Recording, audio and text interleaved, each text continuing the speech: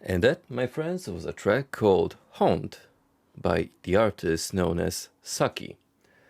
Welcome back to Bible class. Hope you Kiss all my half-angel ass. are prepared for what's to come. Frosty, thank you, my friend, for your continued patronage.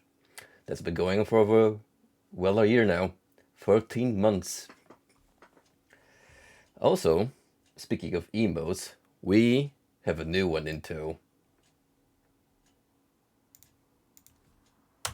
Thematically appropriate, I call it.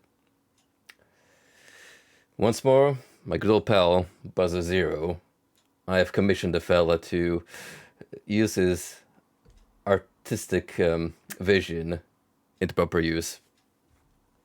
No, really, give that guy a follow on Twitter if you can. He's really tight when it comes to artwork. He's got a very good style, and he'll gladly draw you shit posts if you pay him well enough. Almost makes you want to forget that he's French. Almost. Anyway, Time for Faith, Part 2. And would you know it, we're going back to Part 2, which I've started last time. So, 2 for 2, baby. Let's freaking go. How are you doing, Frosty, tonight? Hopefully that flu is coming to pass. I haven't been on that much of a good health streak myself. The past few days, I've had some serious stomach problems that have been giving me the time of my life, let me tell you. I've basically had to put my diet away for the weekend. I'm probably gonna just refrain from it in a good chunk, because I have a feeling that my body, after 4 months of continued infusion, almost entirely based of proteins, is finally had enough. And it's like, please, just a bit of carbs, just a crumb. And so, I shall provide my body with the craving it wants. Just a crumb of breadcrumbs. I actually had pesto-infused pasta today, and boy, did I miss eating macaroni of any kind. It's a guilty pleasure, but then again, I did not feel bloated after eating a whole ass plate of it, so, you know, maybe that diet did pay off. Anywho, we return to Capitulum Duo, which is a fancy way of saying Chapter 2.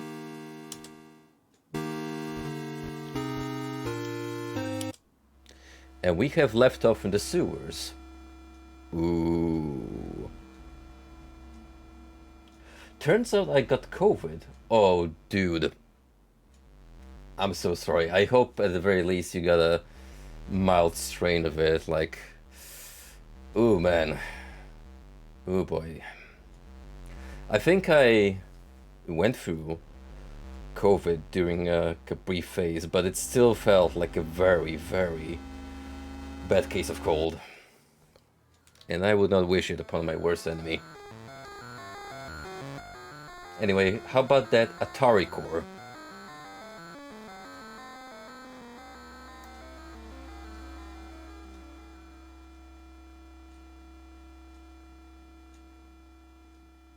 Atari Soul, you betcha. And there's a particular reason why I'm pausing right now. That is to pull out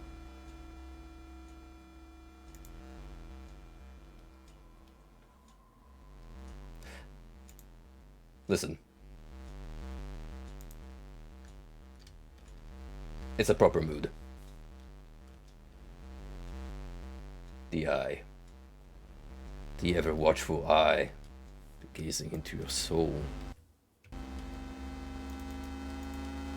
Can I get out of this? Yeah.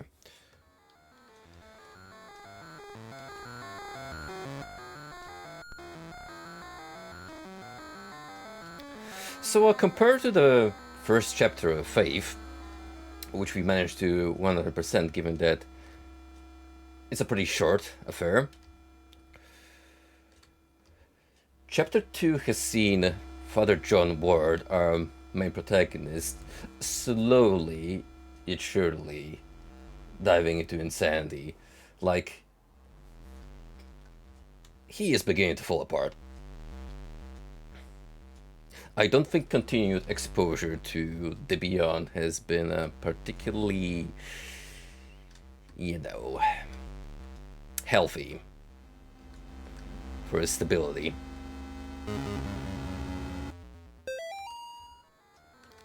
Two more dead discovered outside Candy Tunnel near Sterling. Two more bodies have been recovered from the drainage ditch under Snake Meadow Hill Road outside Sterling.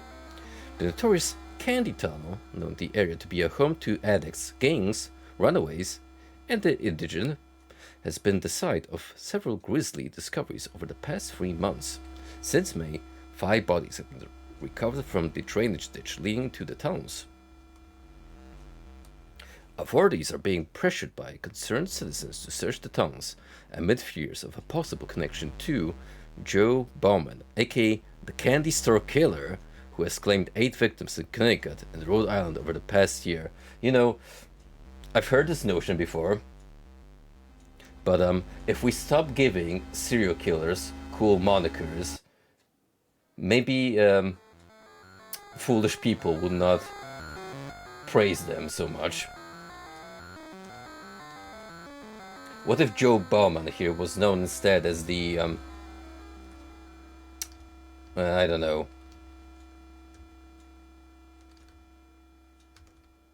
the Lego Butcher?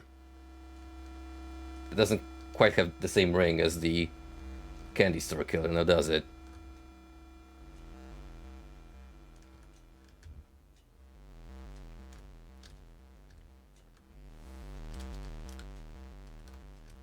Satin lives.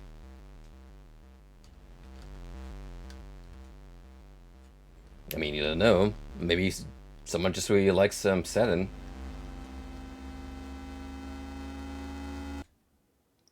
I saw that. I saw that silhouette behind the grates. Neko. Away with thee. Weep filth.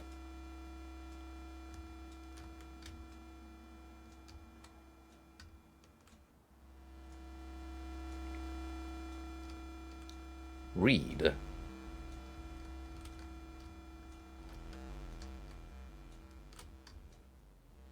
As in what, the pillars? When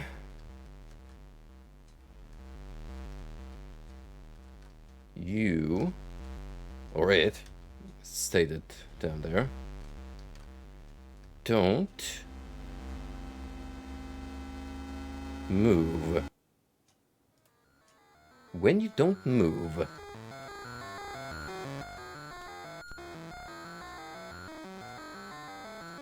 something appeared just here.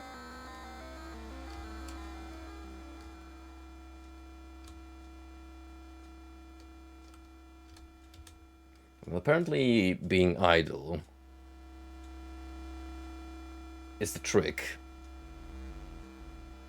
Somewhere with something.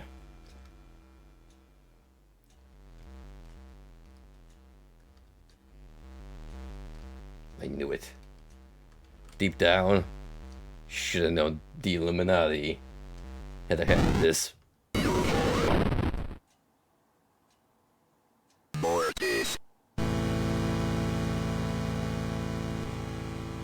I moved. And the Demogorgon didn't like that. Oh, jeez. Puts you all the way back here, doesn't it?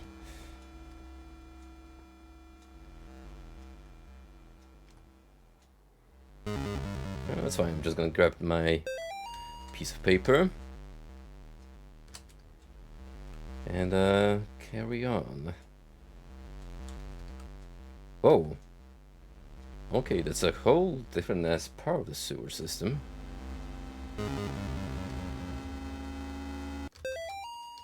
Multiple officers wounded, one dead, in sewer tunnel shootout.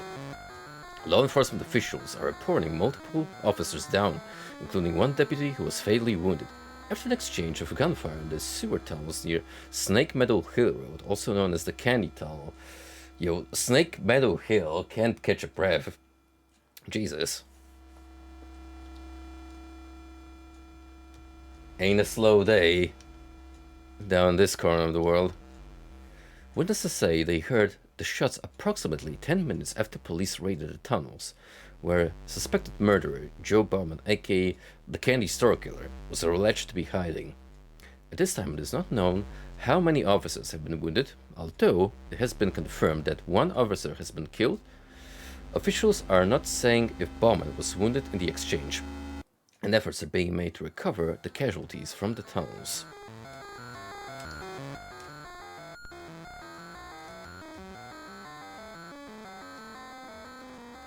Well, I can't say I envy anyone who had to actually dredge these tunnels. See?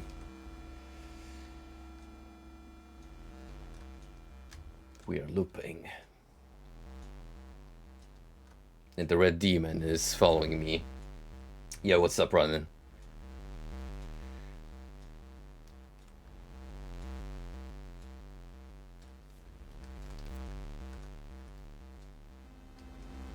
Alright, so I'm guessing the moment the Spooptober appears, I'm supposed to stay firmly in place.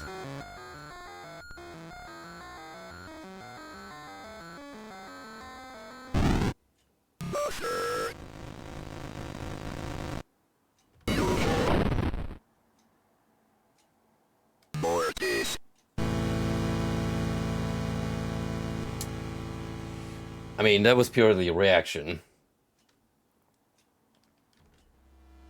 But, fair enough.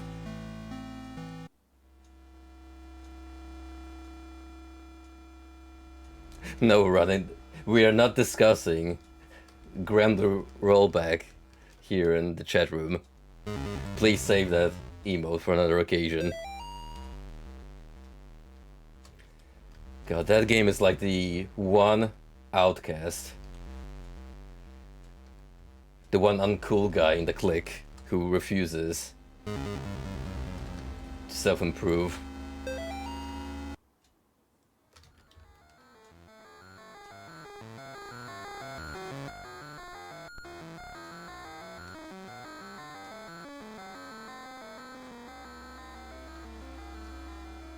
Alright, so new strat.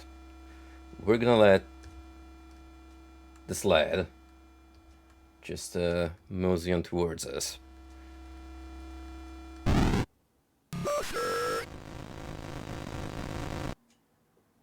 Hello, friend. How do you do?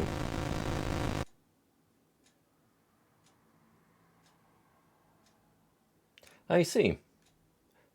You have a good day too, pal. Christ be with you.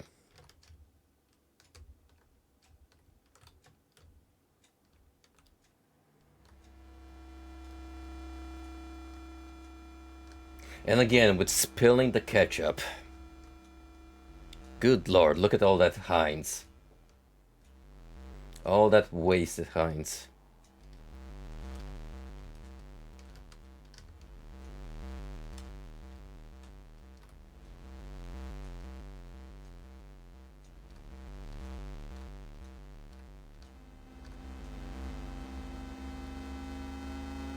Hey, now I get to be the background character. When I was a boy, my nana used to tell me old legends about the dragons, trolls, and demons that lived up in the mountains of Norway. In these old tales, the people were never strong enough to kill the monster, so instead they would sacrifice one of their own to appease it, keep it satisfied. It was like a deal with the devil. One sacrifice per year, so that the beast would not come down from the mountain and slaughter the entire village in one night. There was no candy store killer. What we're dealing with is not even human. When I got separated from the other officers, I saw the damn thing dragging what was left of Jenkins down into his lair. That's when I understood. The bums and the tweakers, the ones with grid, and the child prostitute runaways. They'll eventually come back to the tunnels. They always do. It can have them, for all I care. Nobody wants them around, except maybe that thing. And I tell you what, I hope to God it never gets tired of him.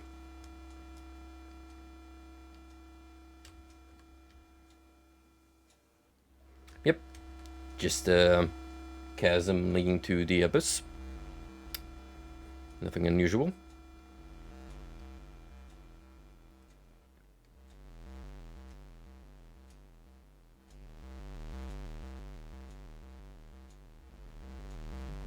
Any other secrets that I'm sorta kinda boundary breaking?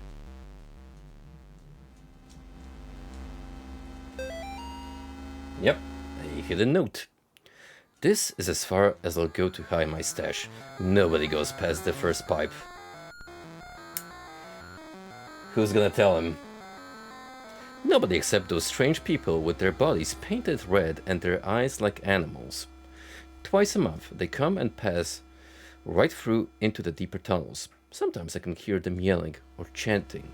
Sometimes I hear something like an old woman laughing. Sometimes I hear things that aren't even human. Whatever they are, they sound really, really big.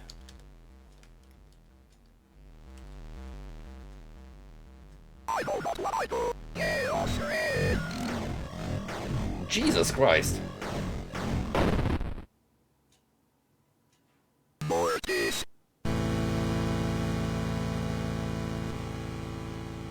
Red man jump scare.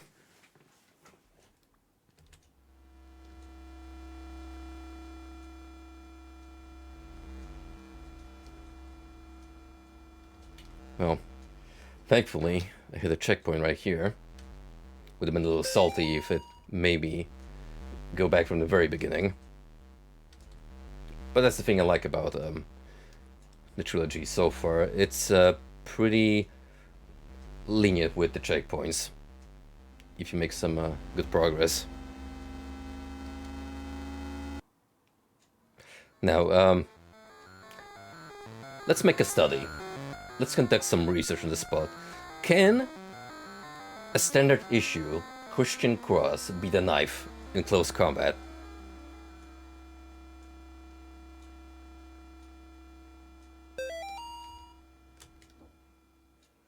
I will bless you, child.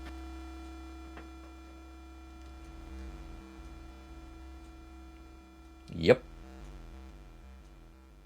Remember, if you're gonna get mugged in the streets and someone pulls out a pocket knife, you know what to do now.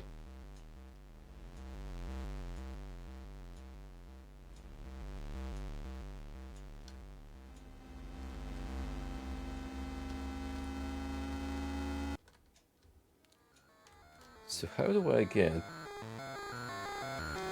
over yonder?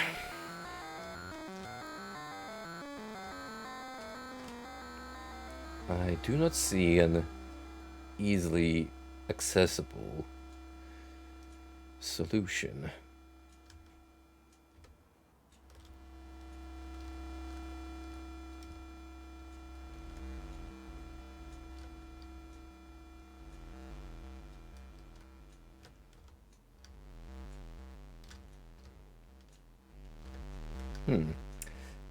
I guess it's down to exploring further.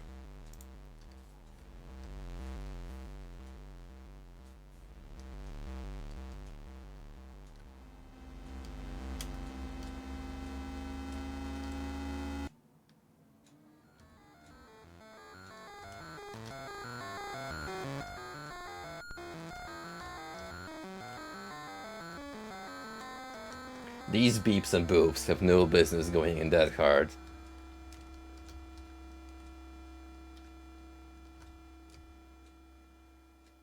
Comes to show that even with the simplest of sound systems, You can do a whole lot if you leave it to capable hands.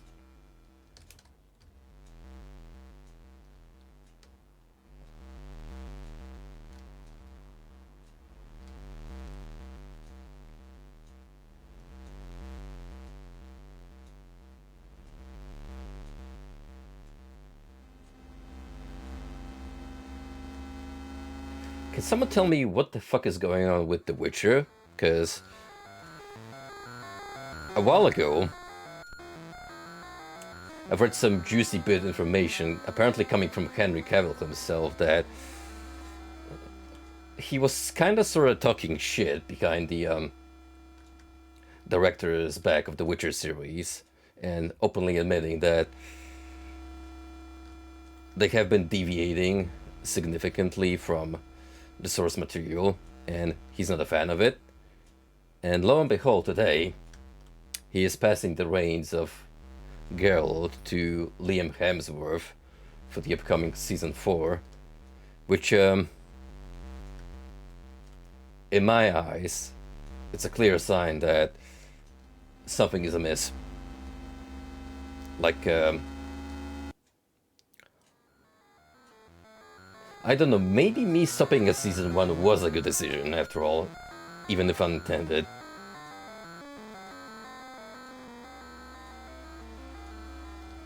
Because for all intended purposes, I did like the first season of The Witcher, and even from a very vague memory at that point, I found it to be, I mean, pretty on point when it came to interpreting the novels. I know there have been complaints starting from season 2 that they've been straying off the beaten path, but I still wanted to give it a shot nonetheless. But now, I don't know. I don't like where it's going, honestly.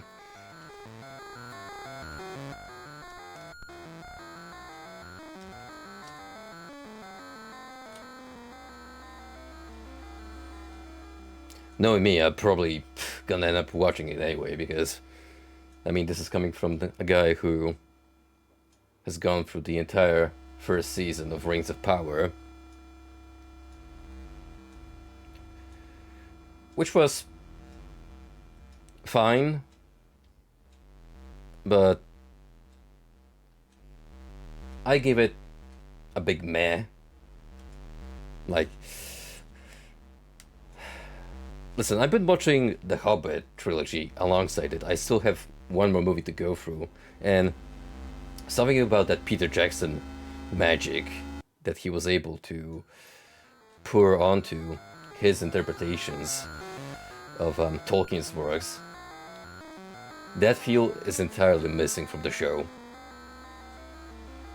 Like, you actually feel immersed in the fantasy world he's putting into life.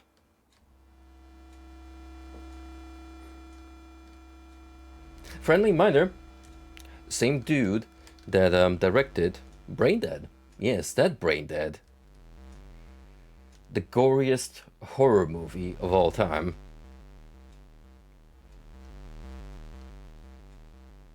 It makes me wonder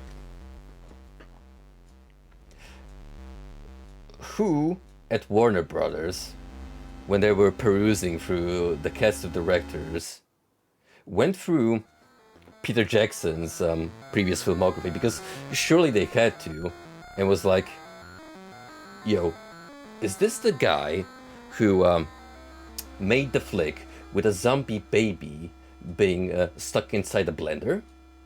Yeah, I want him for my Lord of the Rings adaptation.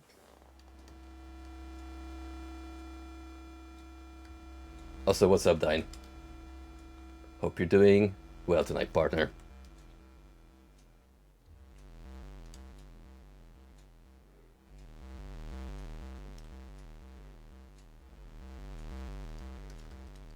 I'm kind of getting lost in these sewers.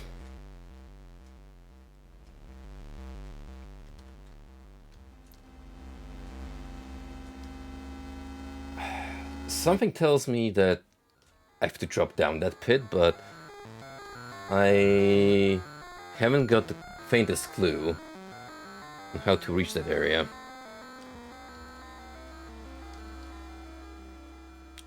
And I end up just walking in circles.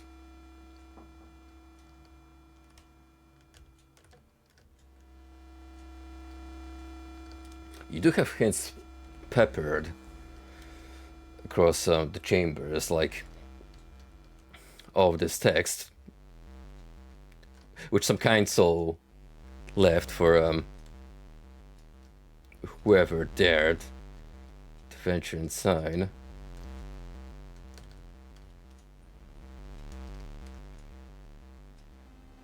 I don't know, maybe I should sit still over here?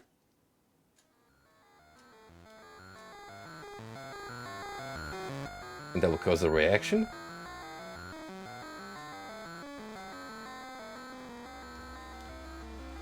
Nope, the cross ain't working either. Okay, what if I move here and just wait? Is something gonna crawl out of there and open up a pathway?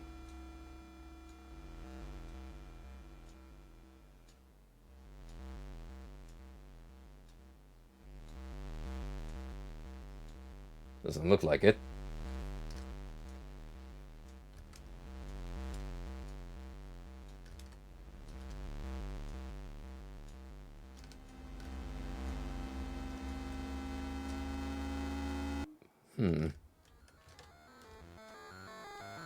Feels like I'm missing something.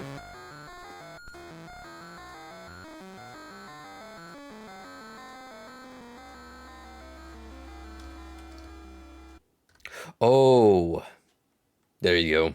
The arrow's pointing up.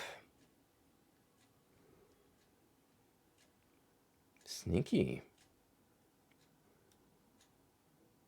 Now this, my friends, is peak Atari gaming. Just woke up a hallway depicted with 2 straight lines.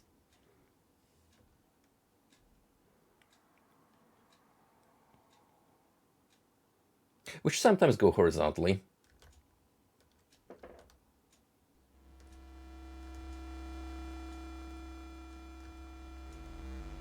Any secrets this way? No. But we got the candles with us again. Meaning Grandma might be around.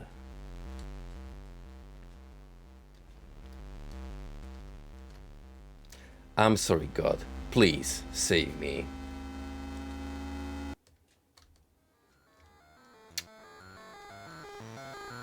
I think it's a little too late for that in your mortal life, at least.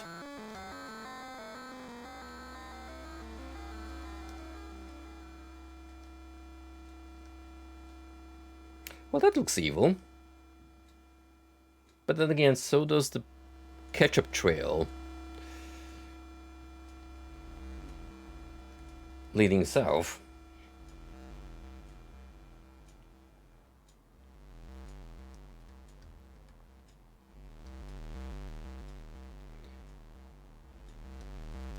Flashlight mode? Huh.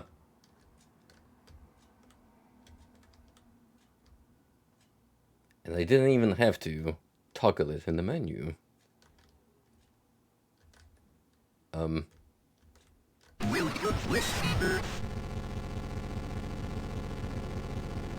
Be gone. Oh my god. Oh shit. Oh jeez. Where is he?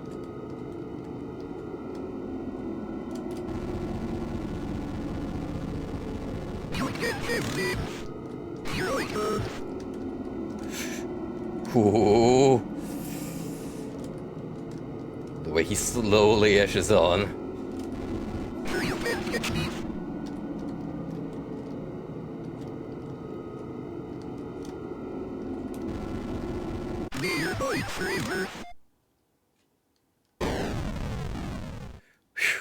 That was pretty tense. All you have to do is take away at least some of your vision, and the game becomes much, much more intense.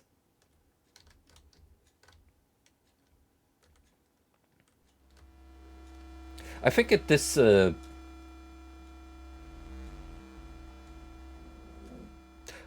okay then.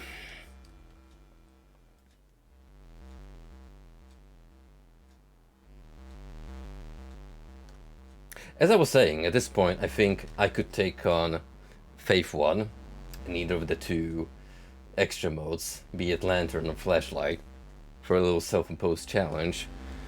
Now that I have to not worry about notes or extra endings.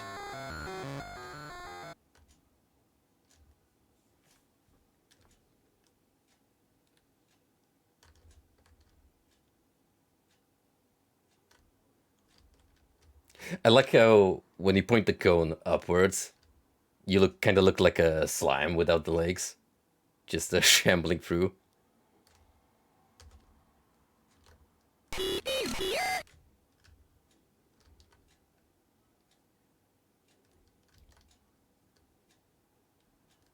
Alright, you jokers. The jig is up. Put your hands up and praise the Lord.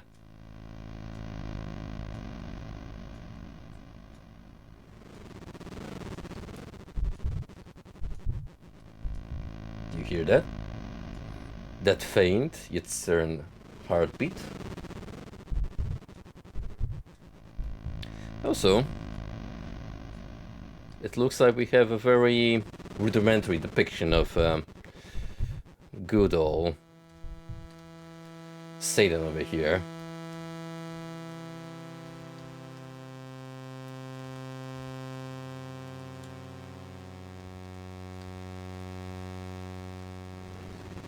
They hate the light.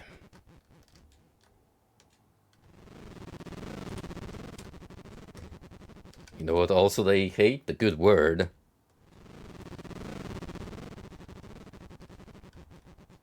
Because they're a bunch of heathens.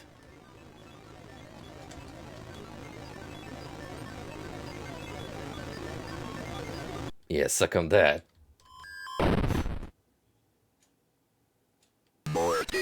Well, that's what I get for talking shit.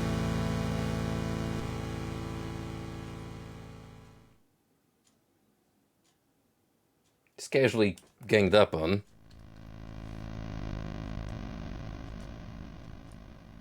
It's locked.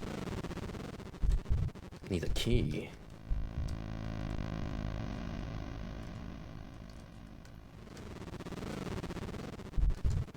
Oh boy, there's a lot of these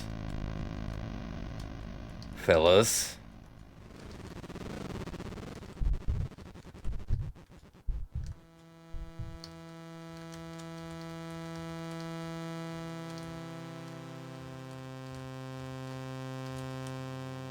Away with thee.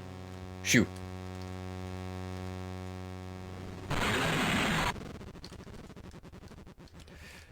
Whatever that did, I call it progress.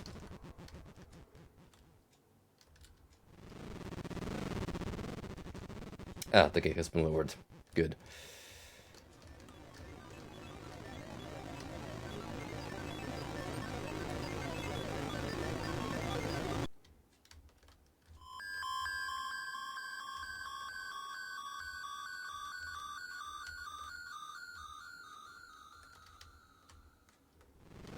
Oh boy, who put the Halloween music on? It ain't even Monday yet.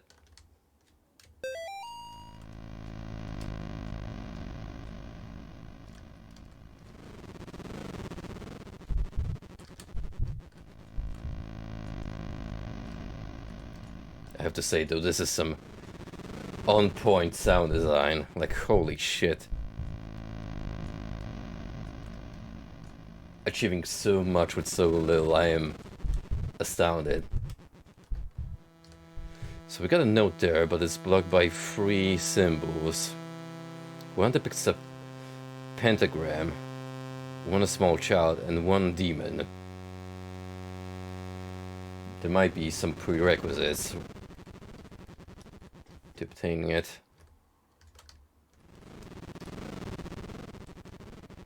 Do they see any of such iconography? I mean, there's been plenty of kids just casually roaming this satanic temple.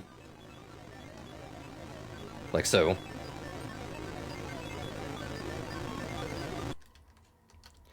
Now that I think about it, aren't those the twins from Chapter 1 that have gone missing?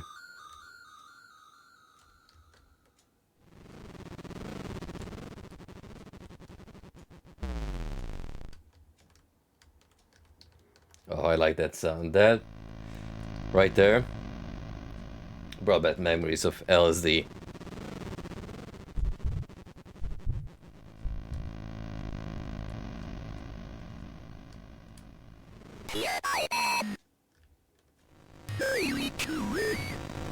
Oh shit, it's the nun, TM. Look at this.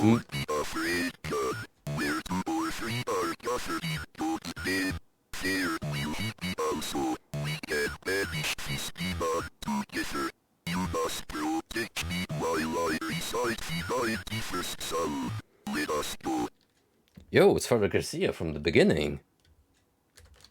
Let's go, brother. We got ourselves some demon ass to kick. Yes, it's true what happened to Amy. You are no murderer, God. There is not much you could have done. But maybe now her soul is at rest. Let us go. Yeah, as we've established, the first ending that we have obtained in Chapter 1 is the canonical one that carries over, meaning Father John did indeed pick up the gun and shoot Amy because he had no other options left.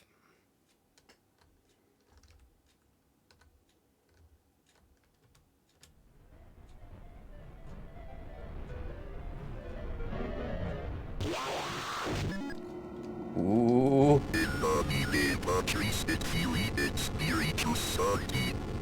I will say of the Lord, He is my refuge and my fortress. My God, why can't I have the cool blink class? afraid of the terror in the night, nor the evil that walketh in darkness.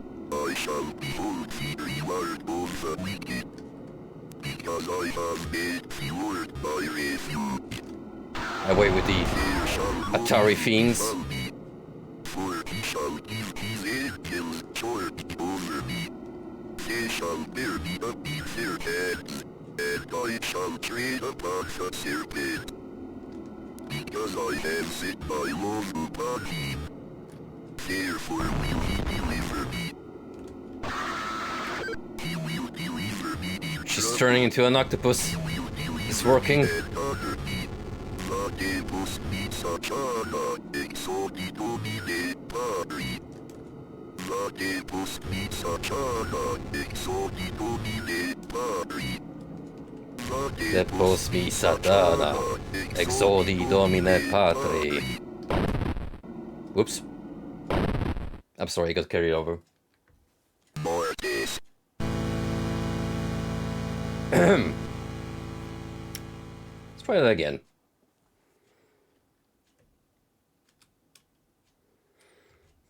You know, Dine, that's kind of one and the same, really. But hey, at least you're not playing Strive for once.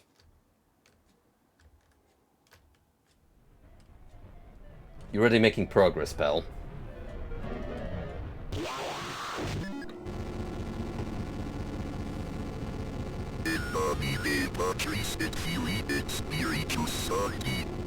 I will say of the Lord, He is my refuge and my fortress.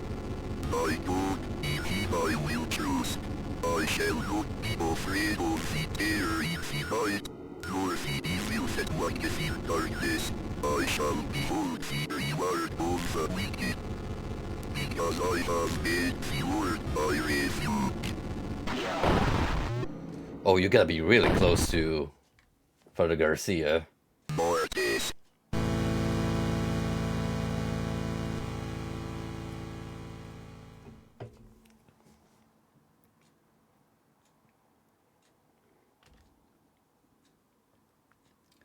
I get the sentiment. I mean, I've kinda put away fighting games for the most part. Like, I'll boot one up every now and then, just for fun, at random, something that I'm feeling like playing, but I don't feel like getting too committed anymore, because, for one, I don't really have the time for it.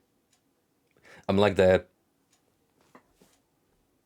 It's like that meme format that's been making rounds lately. The 30 plus dude that's got a full time job and jumps on fighting games casually for a couple of hours a day, and then this kid that's not even in school but with access to a bunch of wikis kicks his ass. Yep, that's totally me.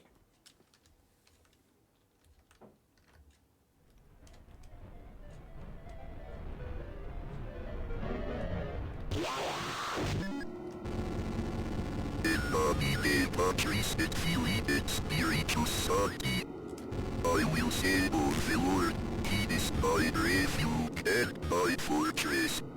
My God, in him I will trust. I shall not be afraid. I don't know if fighting games are a good mindless grind medium though. Unless you're really engaged in the learning process and going through trials and stuff, which the more... No, I was not pointing at him.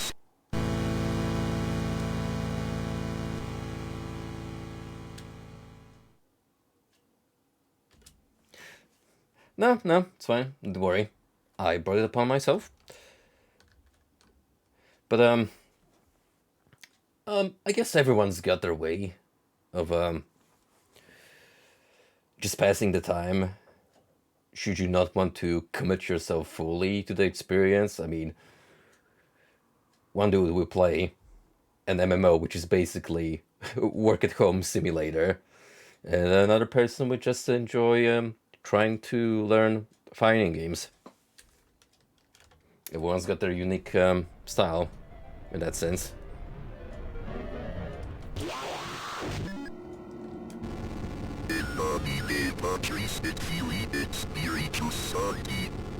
I will say of the Lord, he is my refuge and my fortress. My God, in him I will trust. I shall not be afraid of the terror in the night, nor the evil that walketh in darkness. So make sure to stay close to Father Garcia and point across directly at your enemy. There shall no evil befall me, for he shall give his angels charge over me. They shall bear me up in their hands, and I shall tread upon the serpent. Because I have set my love upon him, therefore will he deliver me. Just two bros hanging out, embracing the love of God together. Soli Domine Patre, Vade pos mi Satana, Soli Domine Patre. Vade pos mi Satana, Soli Domine Patre.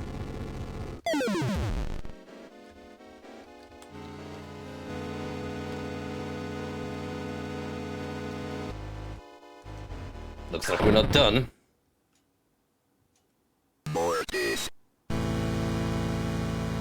Nope, once that boss music kicks in.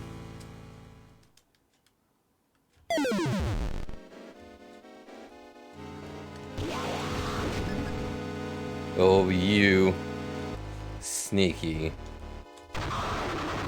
cunt.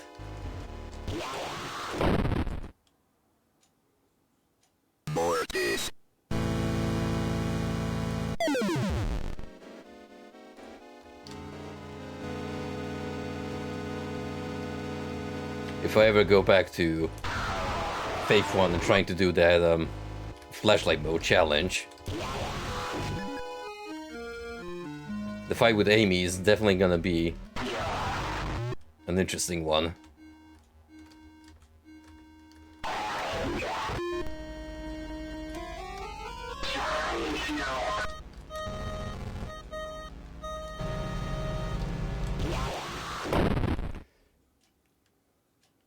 Mortis.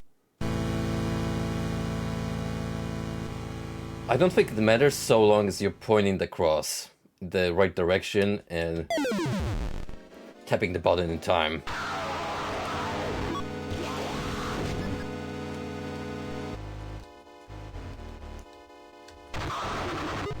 Just gotta be quick on the draw.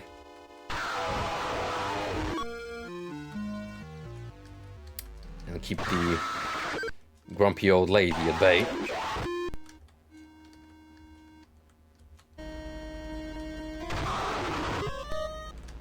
Yeah, I will not go sideways given that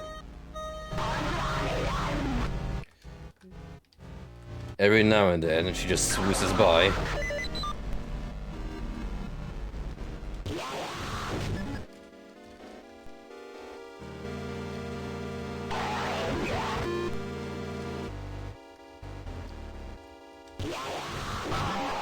Gotcha.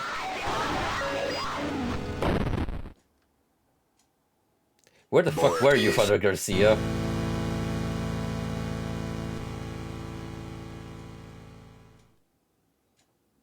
Medusa, yeah. I keep telling you guys. I keep telling you, I don't trust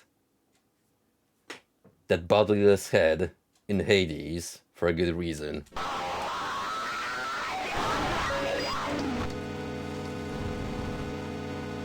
Hope you got some invul frames, Father Garcia.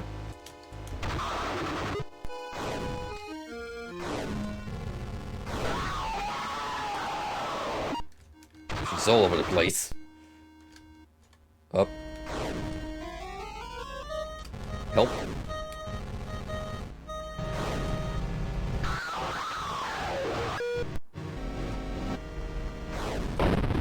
Ooh. I don't think I could have prevented that. But now she's totally repeating the Amy fight patterns.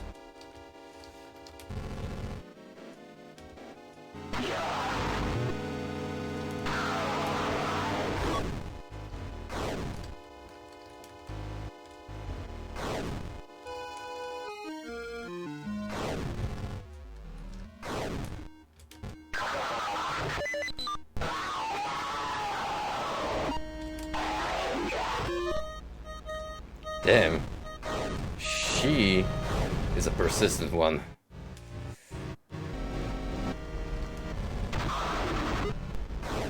I will avenge you, father.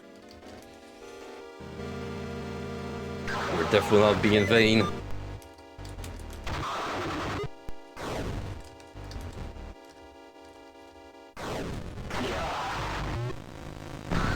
Perish.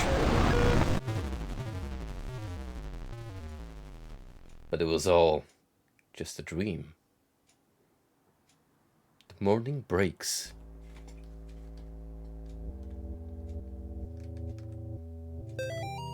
John, I can't do this anymore. I'm sorry. I will always love you back. Molly.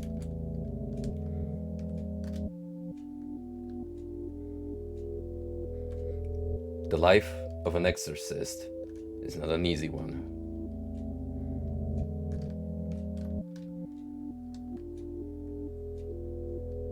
I'm not going in there. I wonder why. I do wonder. John, it is not too late. Your soul can still be saved. All is not lost. Please wait for my next letter. For now, I have many questions that need answering. In the meantime, be careful. They are watching you. Father Garcia. I survived the nightmare, but did I really do the right thing? I don't know what is real anymore. My faith is weak, and I feel a dark shadow over me. If I can save the boys, maybe I will find what I'm looking for.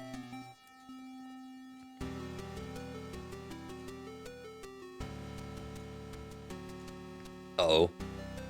Someone's hot on our trail.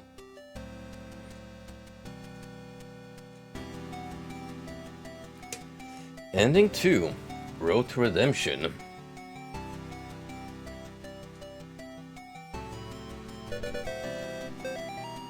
New chapter mode unlocked. Huh. So that was the finale. Well, one of them. For Faith 2.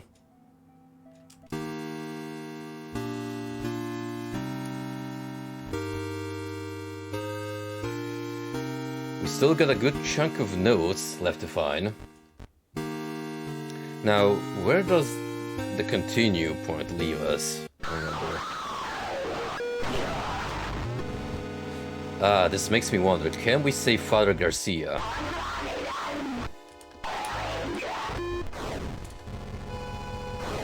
Can we prevent his death in this fight?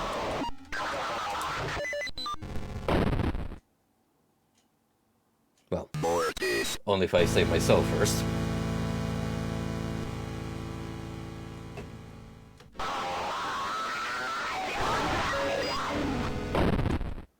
Whoops, I got Medusa again.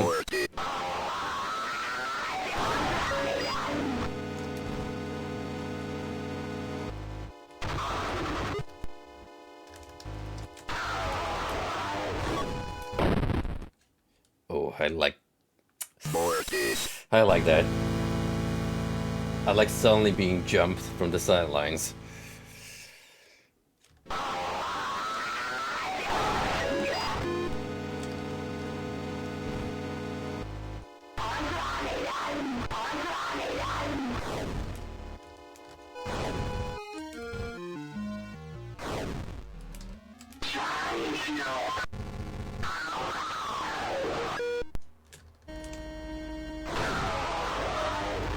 Try to keep her away from Father Garcia, which won't be easy.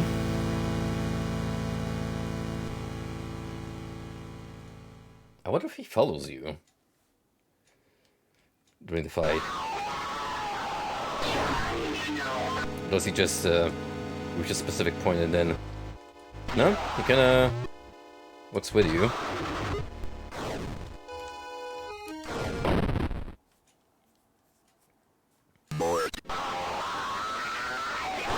So we're gonna have to try and babysit him.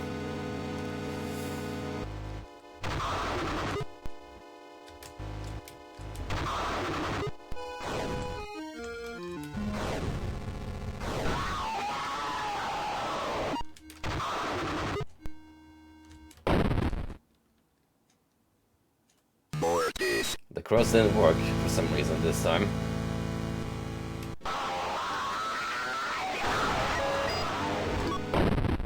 Fuck, that always gets me.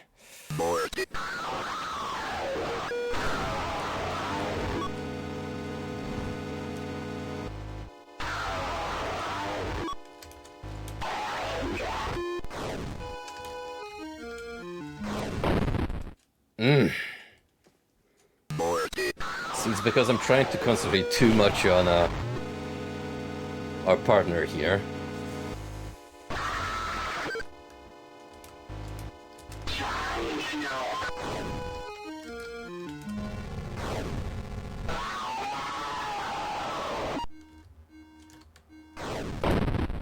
Ah, damn it.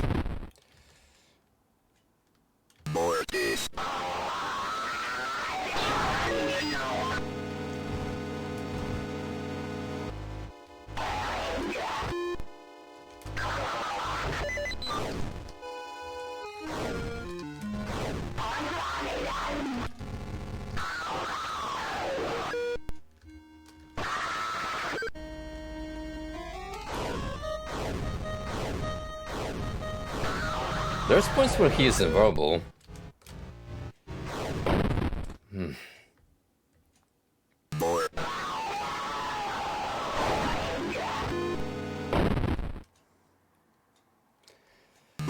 So apparently she can only kill Father Garcia when she does that little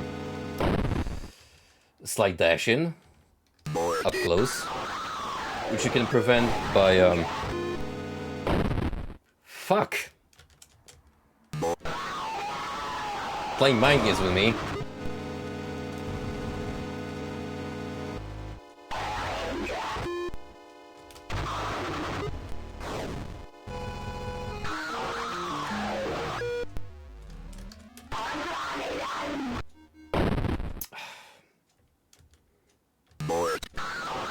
I hate that. I hate that a lot.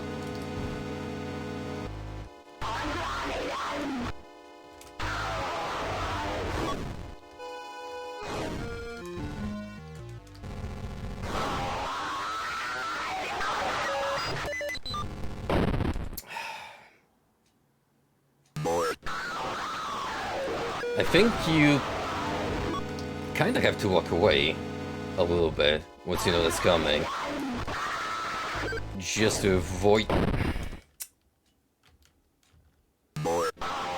Yeah, this is pretty difficult when you have two people to worry about.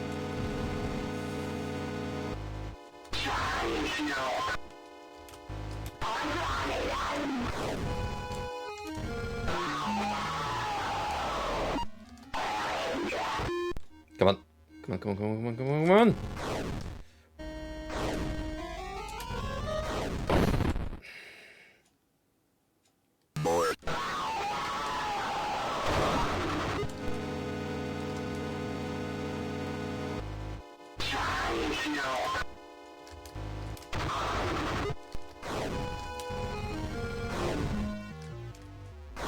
At least she's kind enough not to murder him every single time.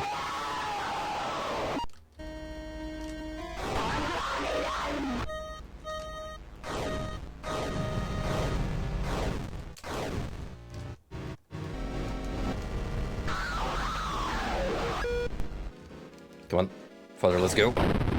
Ah! You cunt!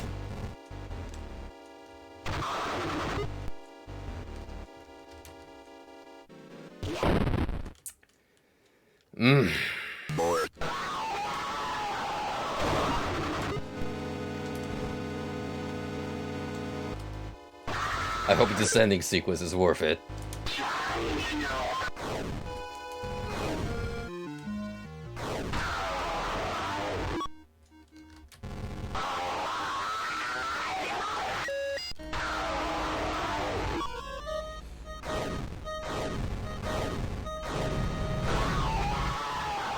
Let's go, father. Ah, you...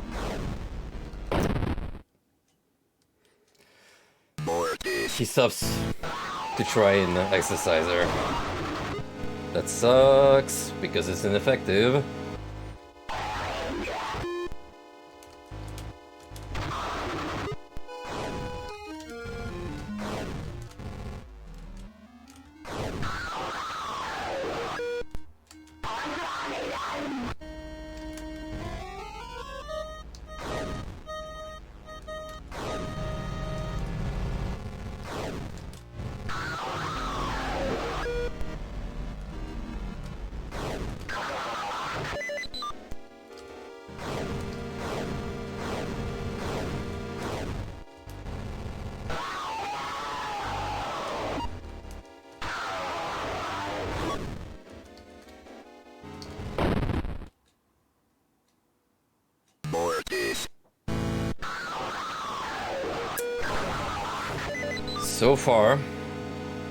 So far away.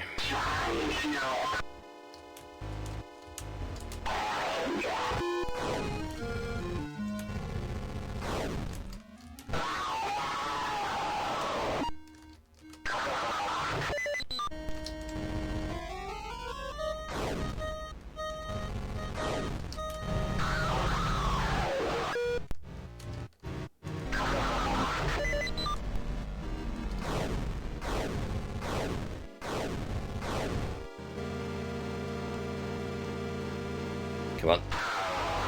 We can do it, father. Just gotta keep our wits.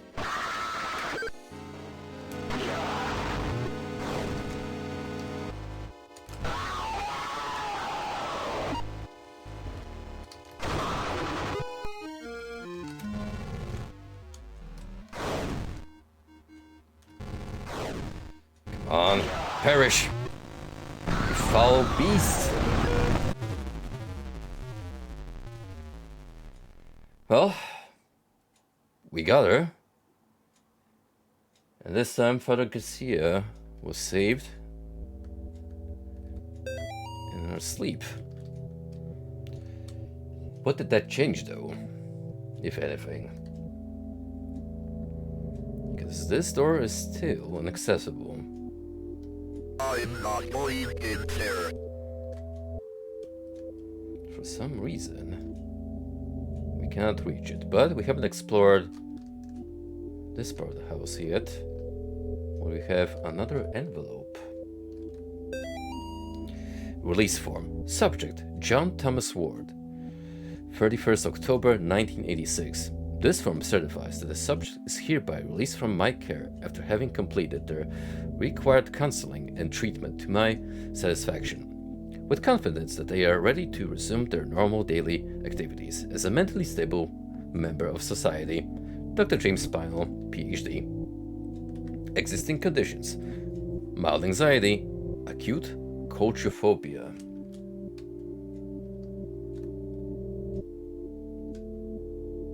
I'm not going in there. I too sometimes get scared of my own home.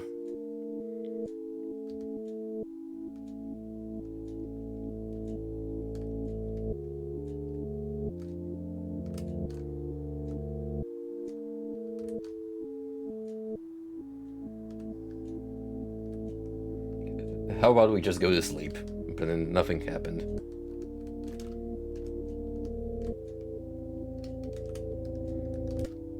No can do.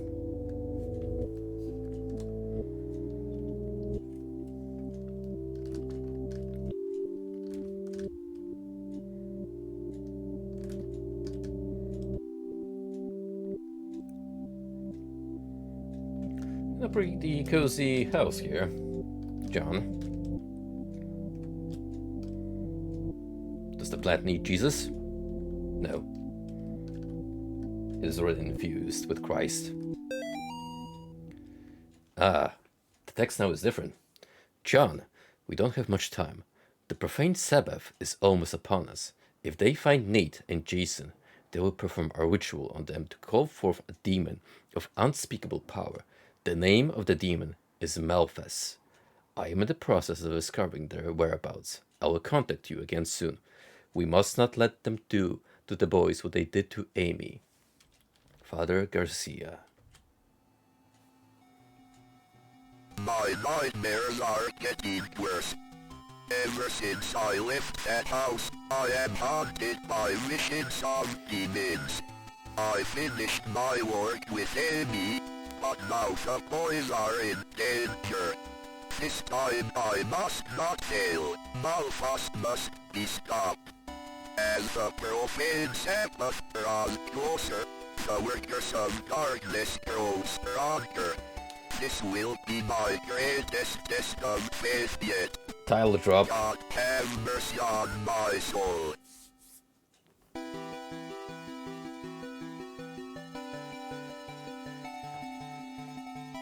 And this time we were not followed by an angel evil. Ending 1. Go forth with faith.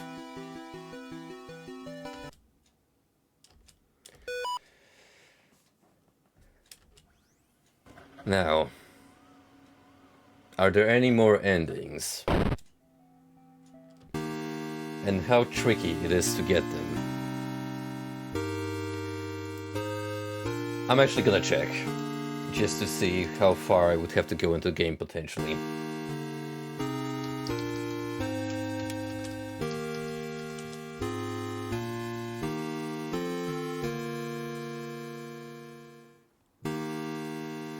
Right, let's see.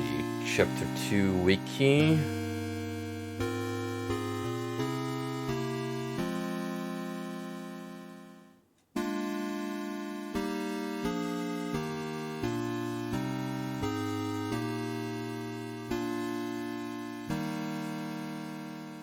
Right, I think there's 3 in total.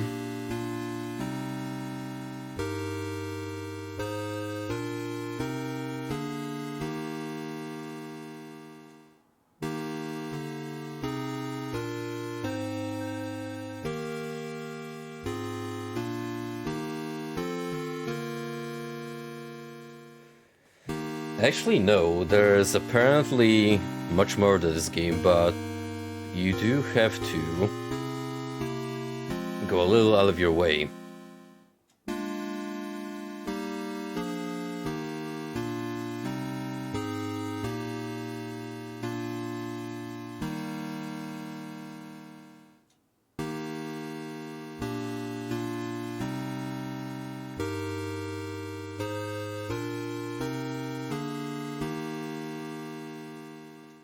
Let's see.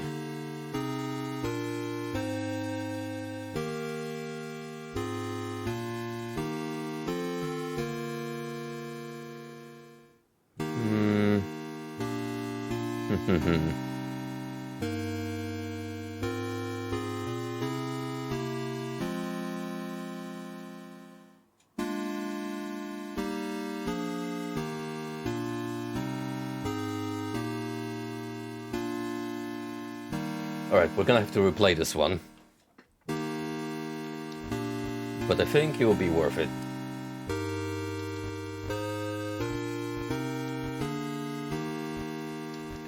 So we will do a new game. We also have the prologue available, which is something to consider.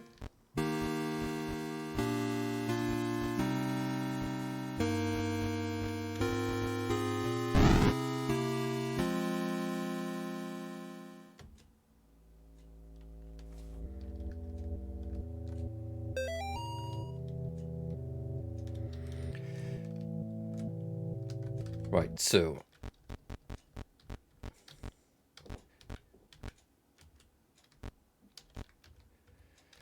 I don't think I'm gonna get for a full note run. I should not know if it's possible when you're going for these alternate endings. I mean, maybe if you get the hidden ones earlier enough, you can retract, but they might lock you out of the other ones, so... How are we doing today, Michael? I like to go home. You can't go home until you get better, Michael. Can I see Mommy and Daddy? I need to make you better first. Make sure she let you get Tony. She'll kill you. If you find them to be people, You know that demon means business when he calls you the P word.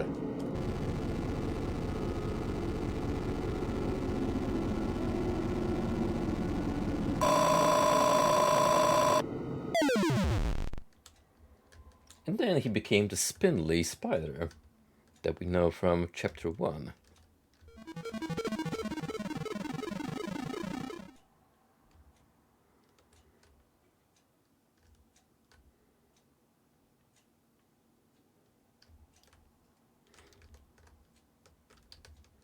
We did look at the photographs last time. They're basically signifying the demonic transformation process. So, yeah, poor Michael has not been doing so well lately.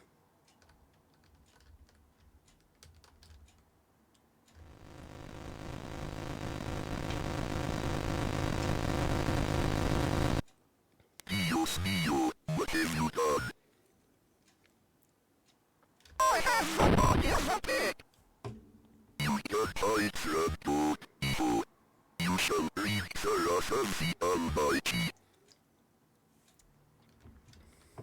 I feel sorry for that cat, dog. That was a rather gruesome death.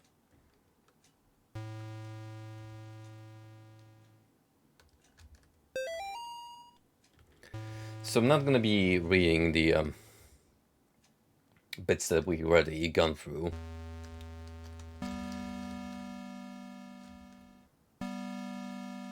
Only gonna focus down on the new notes.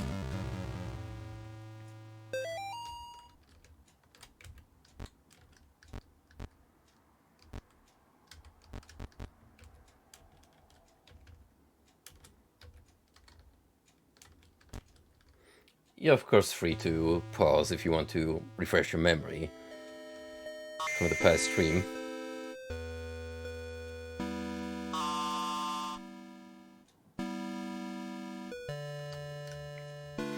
I am gonna be collecting them, however, if I can.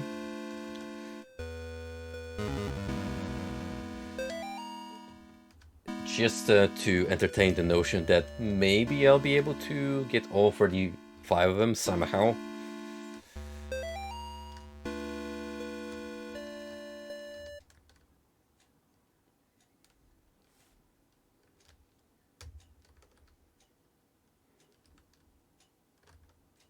There they are. Your next up-and-coming metal band.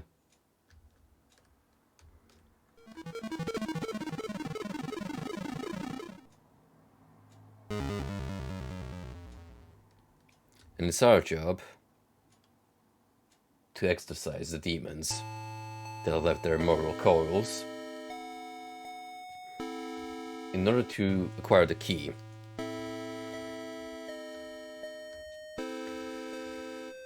I think you actually do that in any order you want. So let's see. That way, up, left, up again. So right, up, left, up again.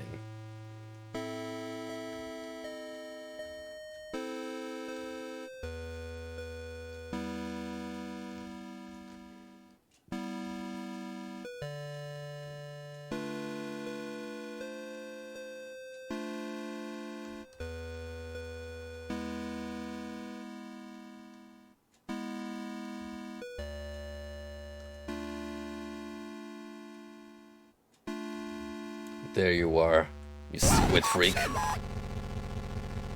Can't hide from me. Power of Christ compels you, fucker.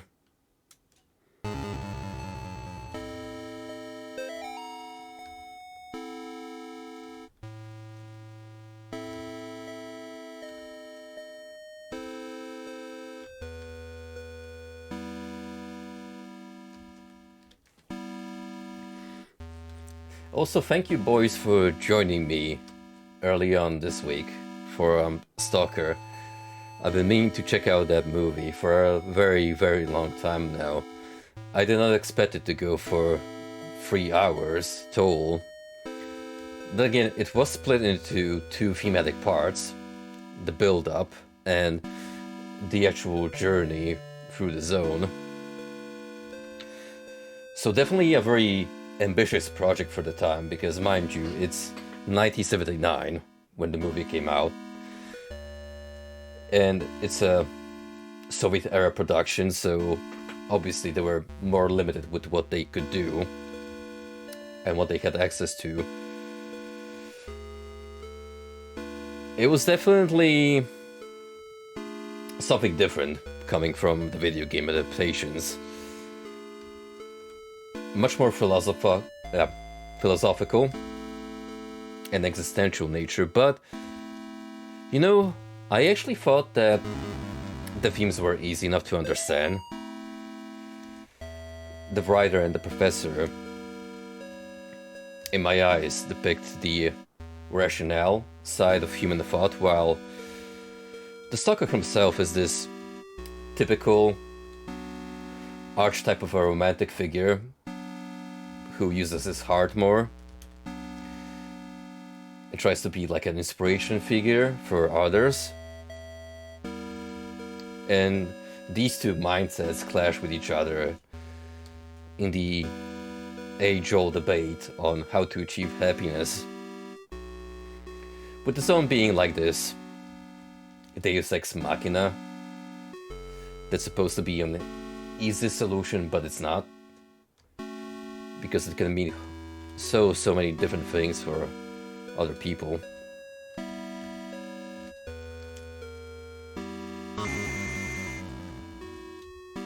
I did find it, however,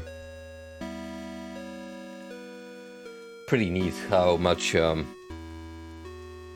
game devs gave attention to detail while turning it into the stalker we all know and love. Like when I saw the main character preparing to chuck nuts in order to probe the area and search for anomalies, I was like, dude, that's pretty rad. Get it? Because radiation.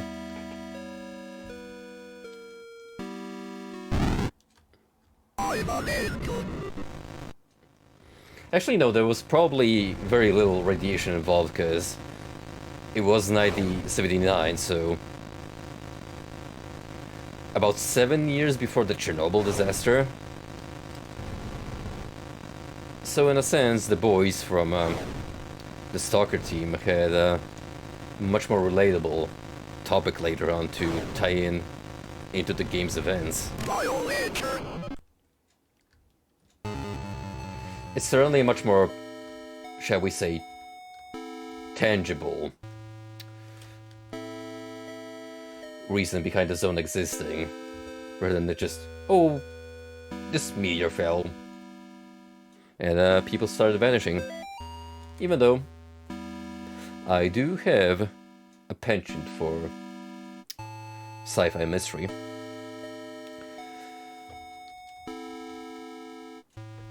So we have this note, which is possibly a subtle hint to Rosemary's Baby.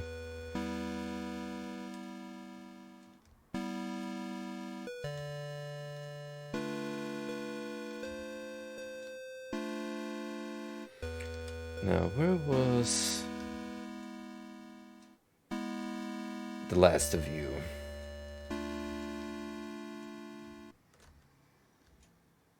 Yeah, one more devil remains.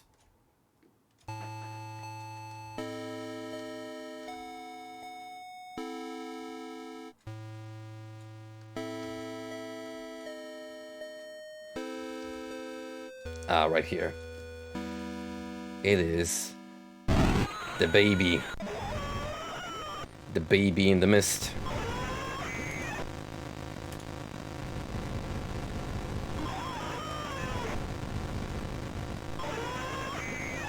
The most evil of all devils. Children.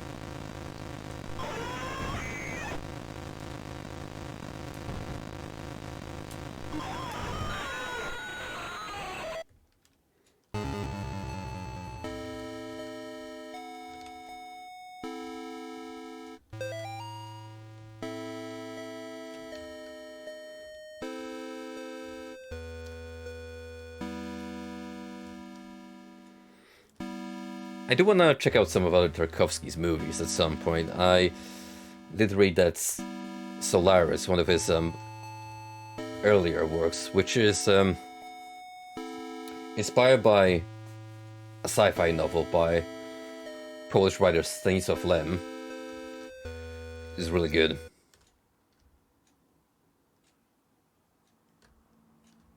Hello, me.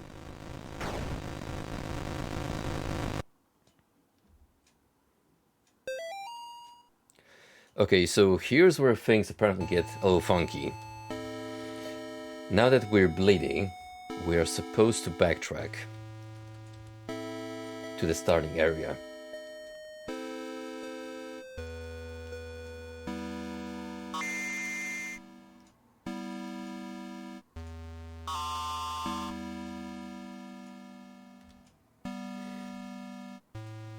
Because apparently something is meant to happen here under these conditions. It does look like an evil summoning circle, doesn't it?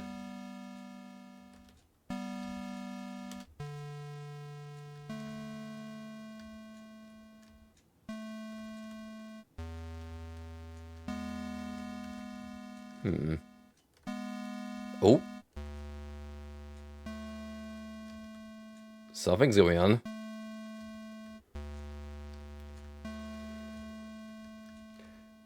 Maybe we're bleeding out.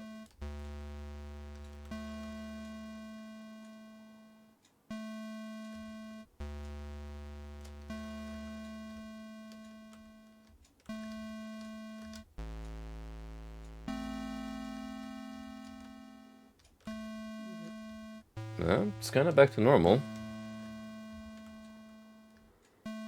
For a while.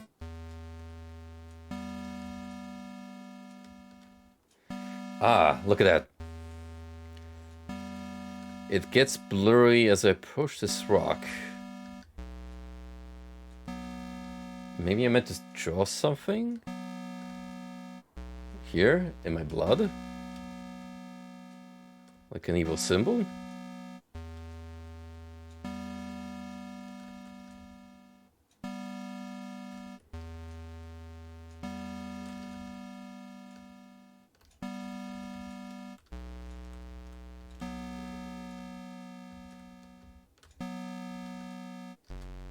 Well, I tried. My best rendition of a pentagram, which looks like a fucked up Patrick Starfish.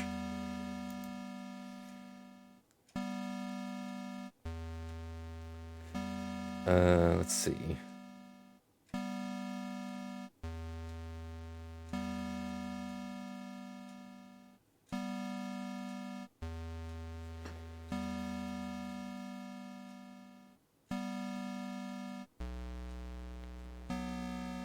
Oh, you have to do it in a specific order.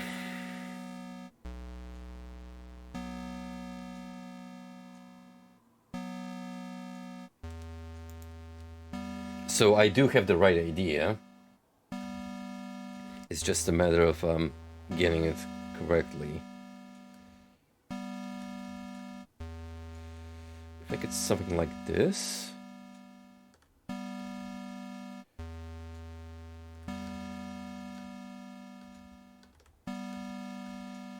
Even though, obviously, I'm kind of messing it up. Alright, let's see. Top left to the bottom, the top right, the bottom left, the bottom right, then back to the top left again. If it doesn't work, try to make the symbol again. You know you've done it when the star is drawn into the ground with thick lines.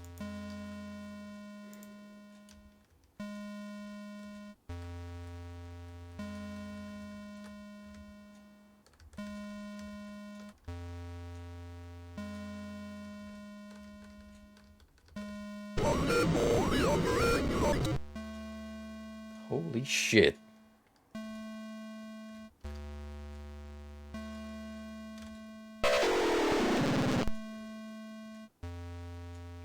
Something's happening.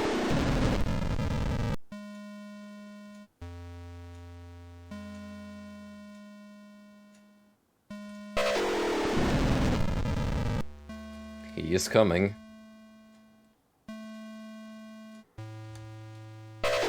He is coming.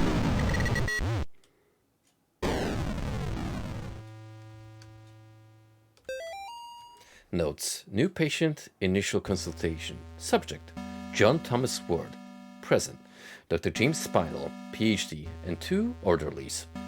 Subject non-responsive for first half hour, followed by fragmented exorcism narrative.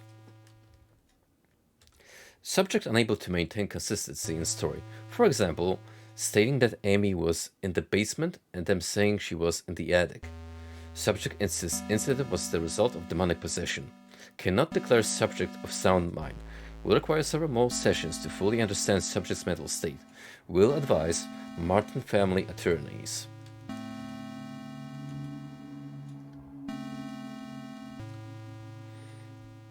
Alright, so we got a note out of that.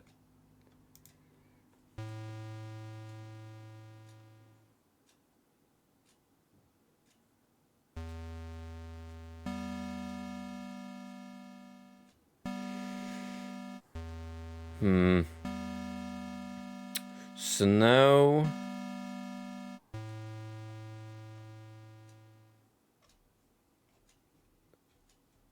So now we're supposed to progress normally. As far as I understand this guide.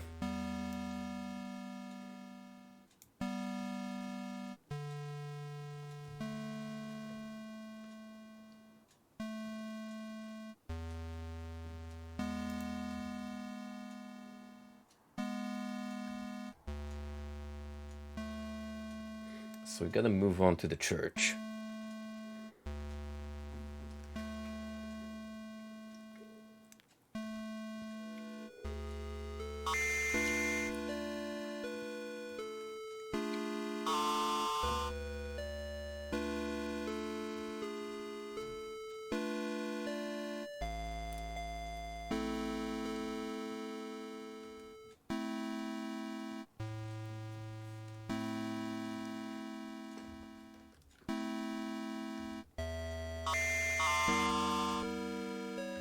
This one, as I understand, requires a lot of build-up and prep work.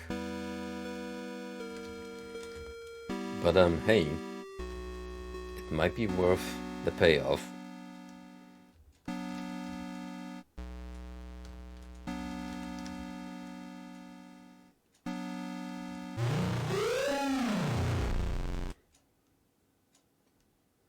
Yep, even the trees be like, I want no part of this.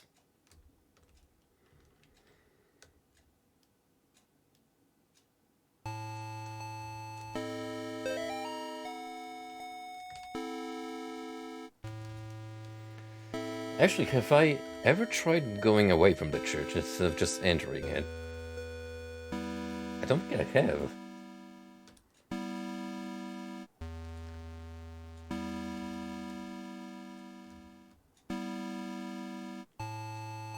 What if we enter the cornfield?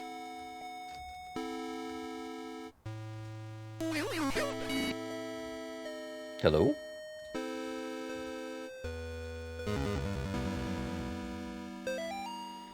I had to come back. I had to walk through the corn one last time. I wasn't sure what I would find. The dogs? The children? The thing that took them? It had been 5 years. I couldn't even find the little graves anymore. I just walked in the field until I found that stupid grinning scarecrow. As I listened to the night wind blowing through the crops, it was like the scarecrow was mocking me. Bringing back scary stories to tell in the dark vibes with this one. I turned around to go back, and that's when I heard it behind me. Well, it was more like I felt it. I didn't dare turn around. We just stood there. Me, the scarecrow, and the doomed child. Finally, I mustered up a tiny bit of courage and turned to look. It immediately fled in the opposite direction, crashing through the rows of corn. I ran too. What little I saw of it drained the blood from my face and made my skin crawl.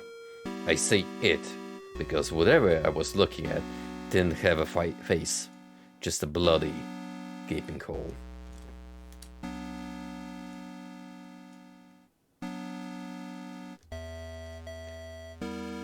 The corn, John.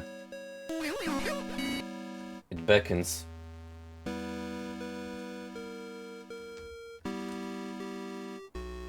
Aw, look at this lad. How could you ever be scared of him? It's just a friendly scarecrow.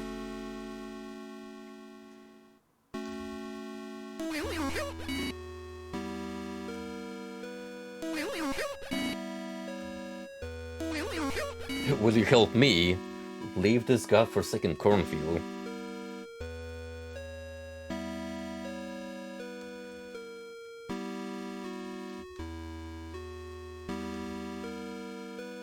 Ah, I see. So I do have to progress through the church. But I think after we defeat the lady, as far as I understand this walkthrough, we gotta return to the cornfield, and that will net us some new outcomes.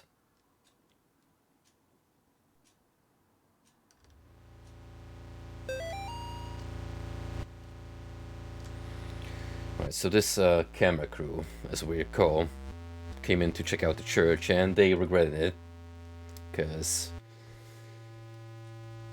the demon infesting it did not take kindly to the trespassing. Yep.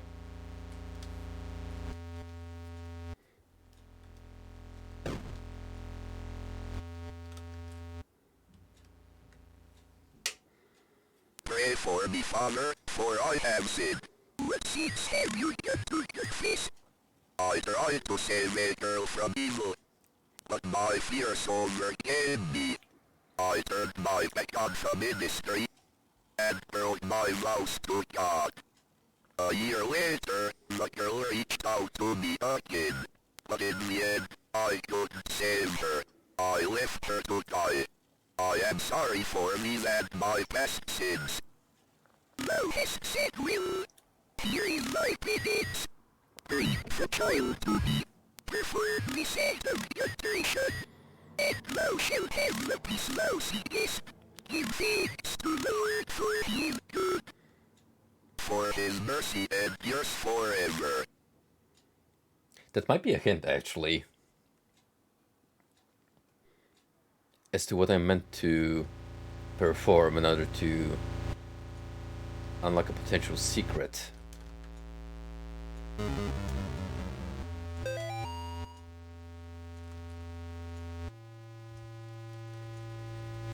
Bring a child to the confession booth.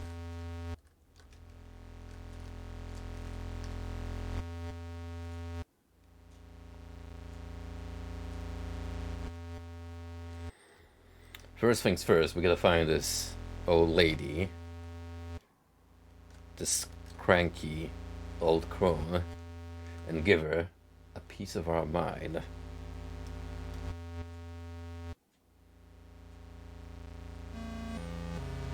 Yo, if it isn't famous Twitch streamer NPC, how are you doing, partner?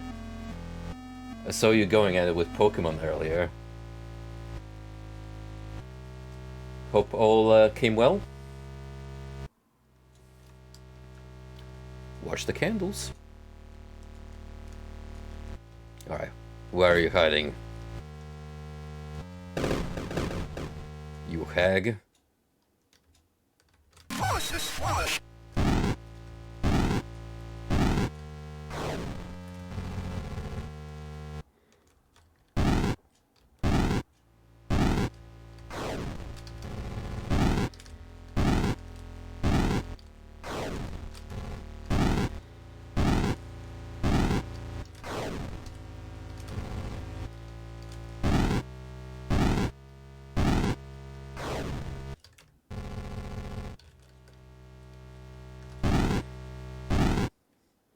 You know the rules, guys. Just stay at the center.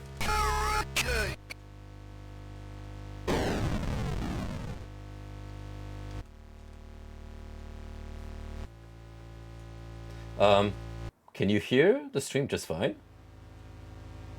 Both me talking and the in-game volume?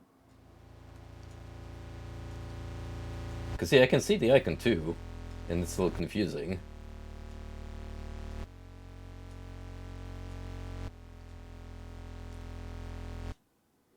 Huh. I guess Twitch is having a moment tonight.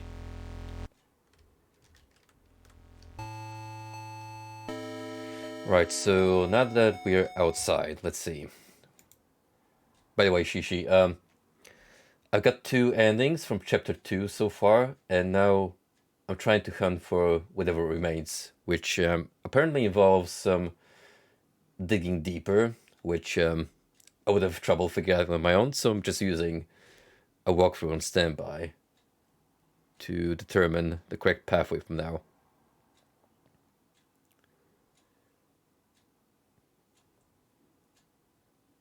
As I suspected, indeed the confession booth did give us a clue. So we have to bring a child as a sacrifice.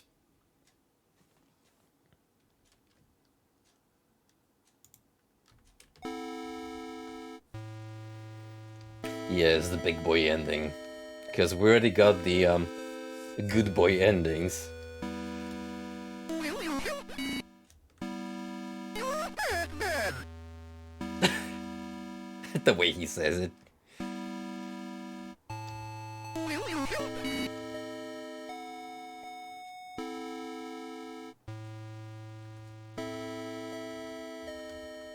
Oh, so if I don't look at him, he will follow me.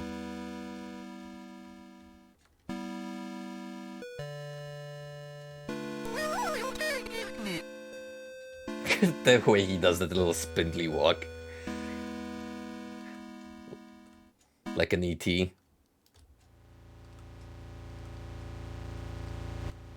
Oh, don't worry, small child. Why do you sin? You are in good hands. Trust me. Source trusts me, bro.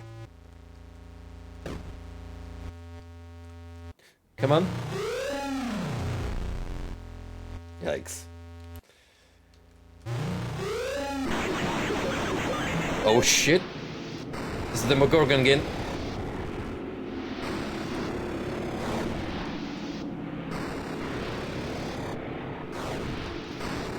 I did what you told me. I'm still surprised I can use my Jesus powers after committing such atrocities.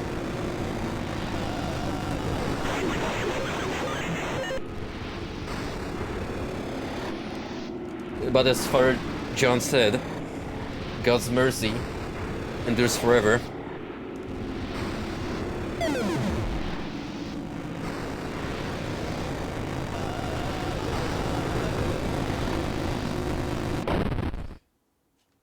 I didn't see that coming. Mortis.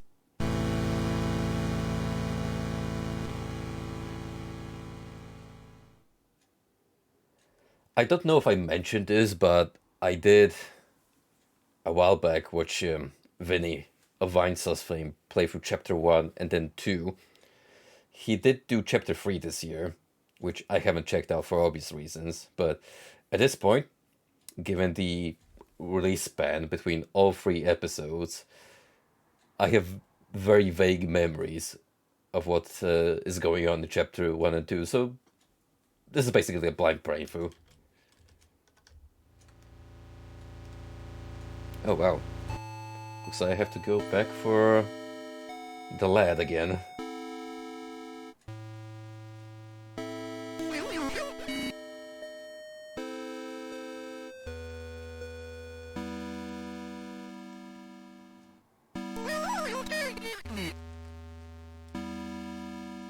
You don't need to know that.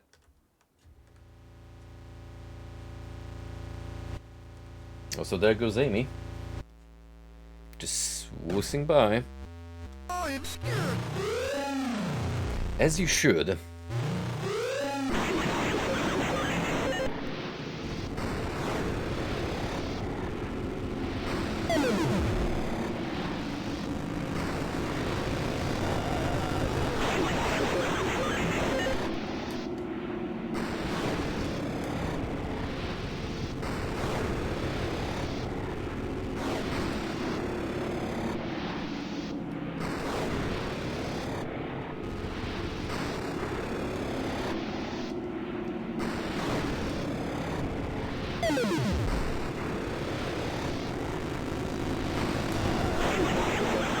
Saw you that time, partner.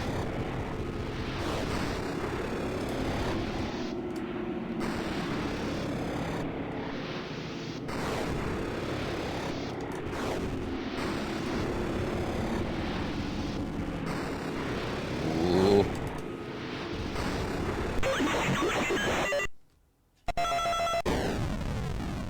Got him. Subject is suffering from delusion. In John's mind, he plays the role of the hero sent by God to protect the innocent. In order to escape the consequences of his actions, he has created his own reality. In order for everything to make sense, he needs to believe in the evil spirits and paranormal occurrences. I recommend an in vivo approach until we can get John to accept the truth.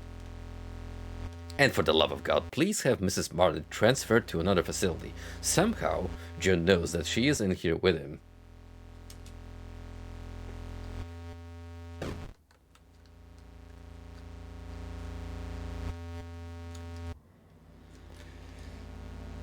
Well, I think with that we're pretty much done here.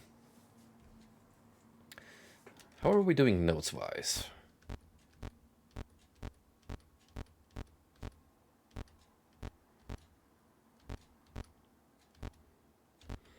We don't have note 15.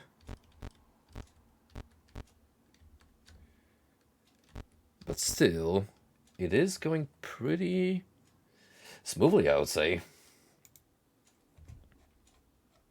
Does this guy have the node locations? Just out of curiosity.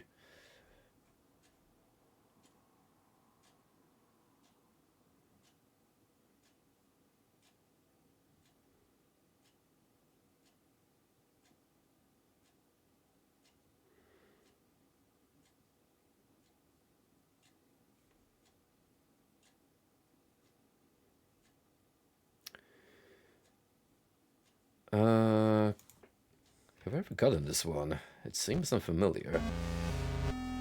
This is chapter 2.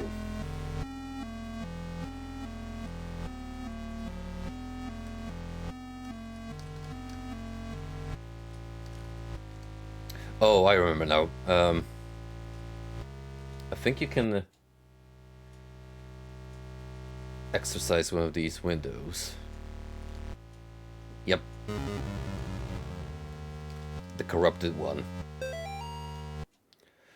Oh, I haven't even done that. It didn't even occur to me before.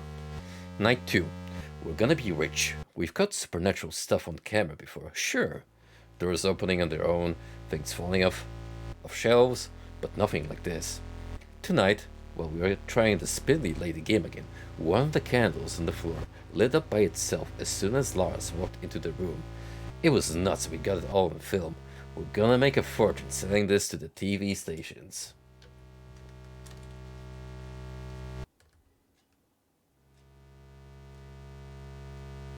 Maybe. Or you could be thinking of chapter 1. That's really short in length, even though it does have some replayability.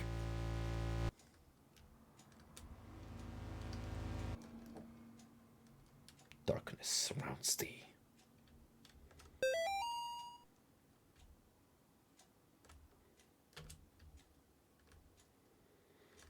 Okay, at this point I should have all the nodes.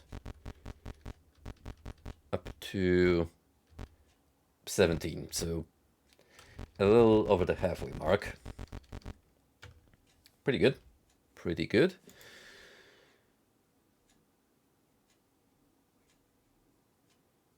And then we pretty much just have to progress as normal until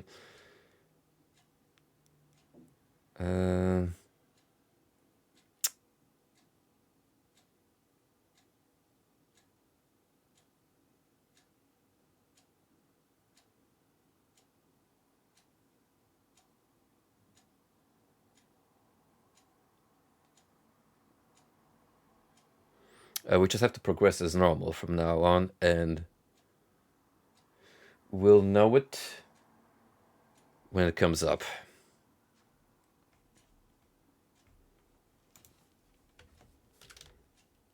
Fair enough. Resumo.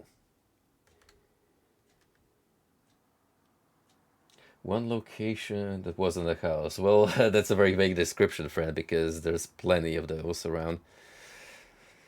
Alright, we're gonna do this sequence again. Alright. Print screen. Open Paint.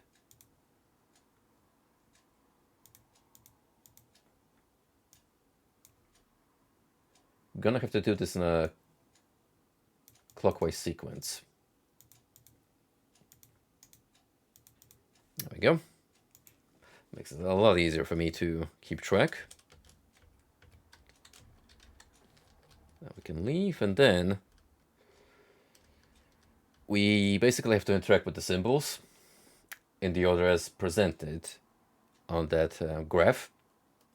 However, if not careful, a very, very mean guardian is going to be upset with us.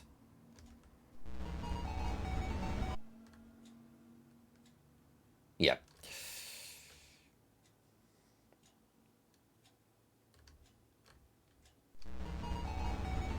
Go, go, go, go, go. Go, go, go, go.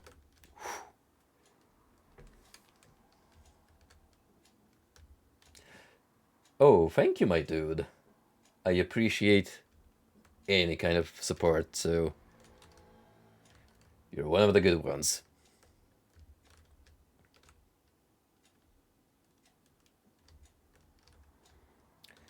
Oh, by the way, Shishi, we do have a new follower emote, so have fun with that one.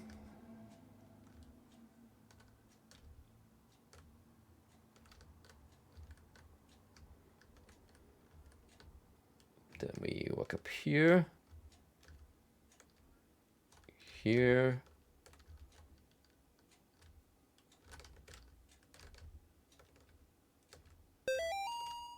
And that's it.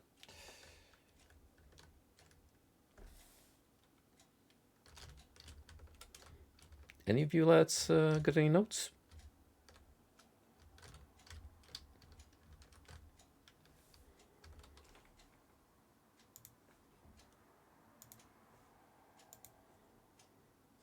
Yeah, there we go. That only took Bozo about 10 minutes to draw. I gave him a quick description of what I want, and he's like, well, I got nothing better to do now anyway, so have at you.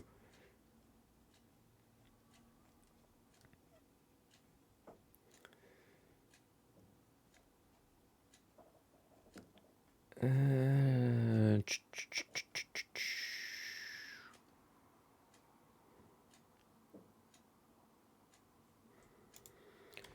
see. Do pardon if I pause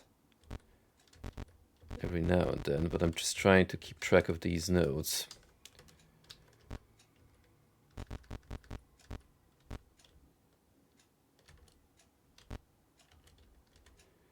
I think I should have another one at this point.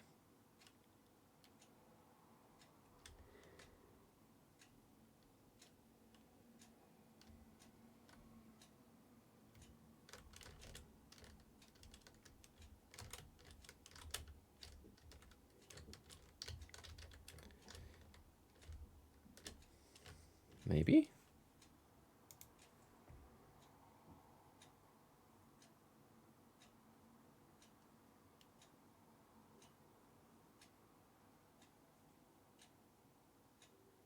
With statues and blood on the floor.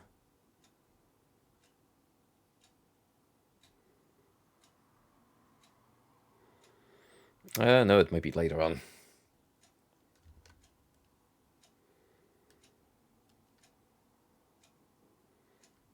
What is a lemon but a follower of lies?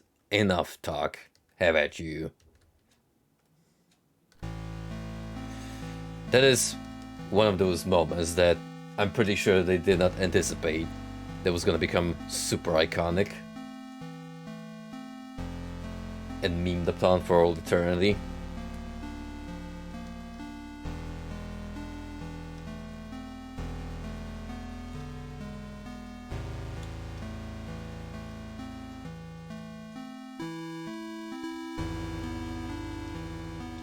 Okay, I'm actually gonna stop to read this note again because it's one of my favorite ones in the game so far, period. The way this one is handled is fantastic. So, let's get in the mood. 3 murdered in latest wave of ritualistic killings. Sterling, Connecticut. The bodies of 3 young people were discovered in the woods outside of Sterling last night, in what authorities are calling a ritualistic murder. Sandra Artwood, Angel Nogales, and Troy Inglis are the names of the unfortunate victims who were apparently stabbed multiple times and beheaded before being killed in a paganistic ritual. Pandemonium reigned. 2 of the victims' bodies were also partially burned, although authorities would not specify who. The bodies were found several miles from Gallup Cemetery, where residents reported a tomb had been desecrated. They also found trails of blood leading off into the woods. Investigators would not comment on whether or not these 2 incidents could be related.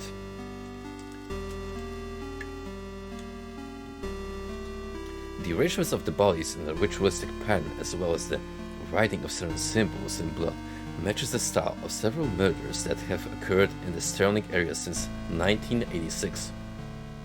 The killings may be connected to last week's brutal slaying of Amy Martin, a 17-year-old girl, by John Ward. Ward had impersonated a priest to gain Amy's trust before luring her into the woods and killing her. Investigators are asking residents to report any suspicious activity to the police. Authorities are urging the people of Sterling to not mourn the loss of Atwood, Nogales,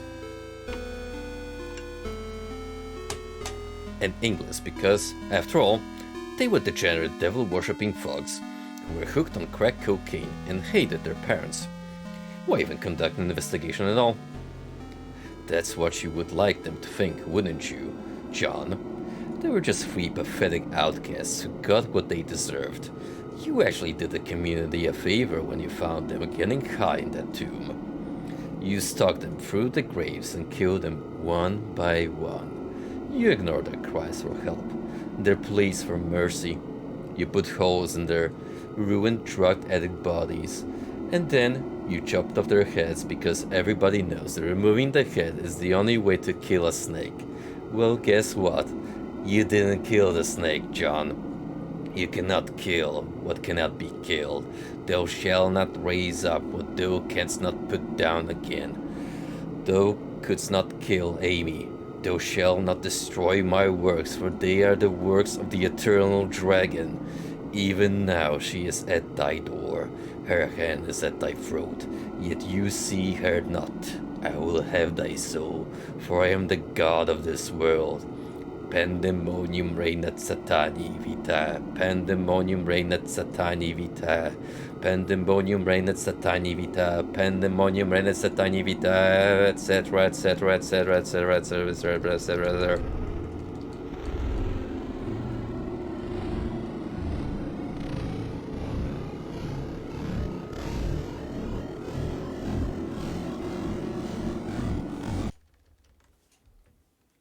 I'm here, John.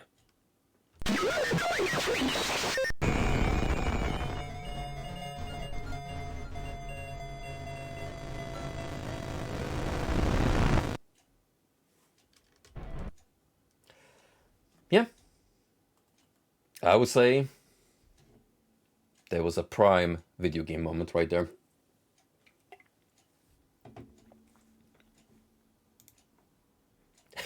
Where is my lasagna, John? God damn it, Shishi. God damn.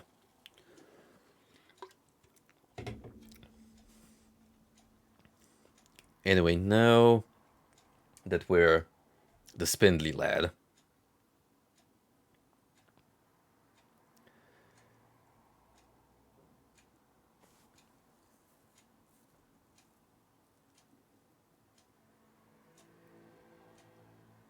let's see.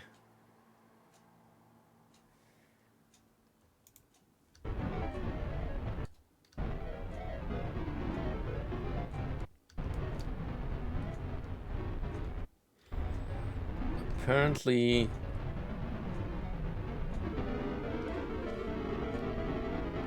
we wanna mingle with those humans up there.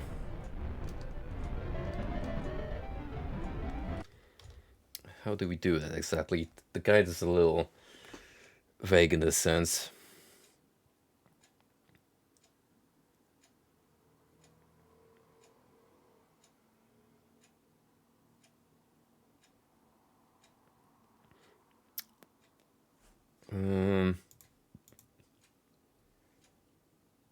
I'm just gonna look up a video just to be sure. Don't we all moo? I'm craving some lasagna right now. Though I had pasta earlier. That's what 4 months of diet will do to you. Now you suddenly crave all things fat. Which is exactly why I'm gonna have pizza tomorrow.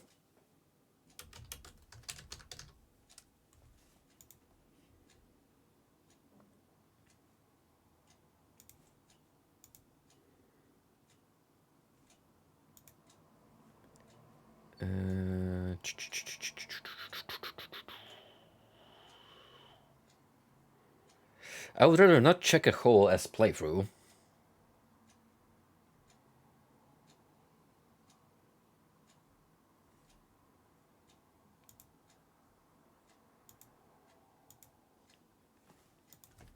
Okay, maybe if I just type in chapter 2 ending 3.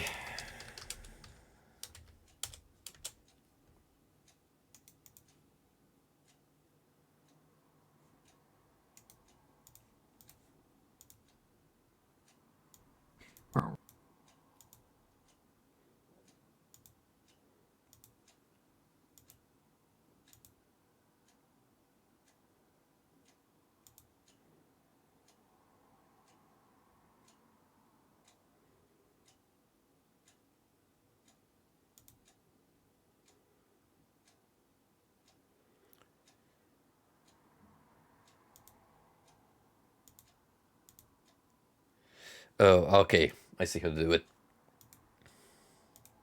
So basically, once we go up here, we can see two people fixing their car. However, if we backtrack,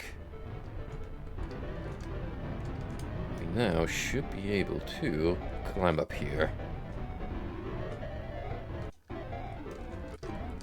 And then, boom. Got him. God damn it, Erdorf.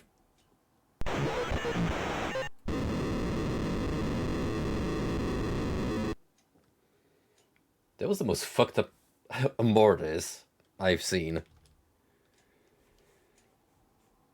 So I guess we did everything required for it?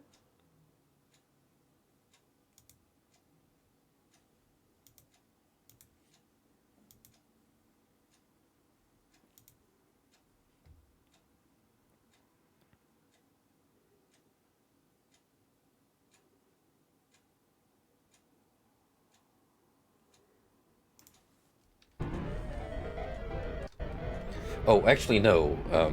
Getting hit by the truck leads you to an achievement that you can get.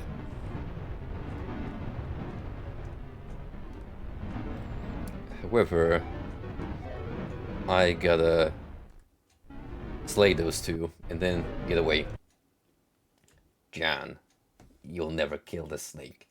My stomach grows ever more for the Italian slice. The red glory, the culture cuisine that runs a scarlet down my throat. Wow, John, I acquire lasagna. One way or another. I made it sound more Italian than demonic, like Boston Italian.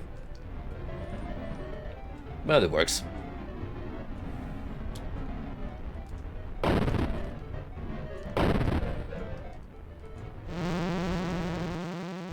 Yeah, screw you, Erdorf.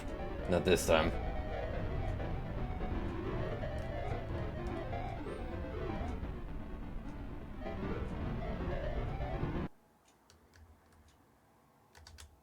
Huh.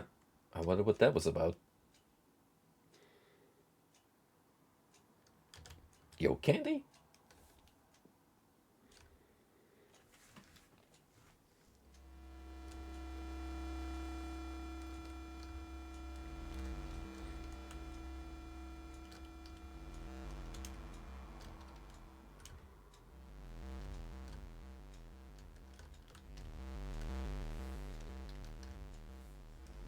I mean, listen. At one point, we did use a gun to kill Amy. So sometimes we don't fear the holy gospel enough. You just gotta use alternative methods.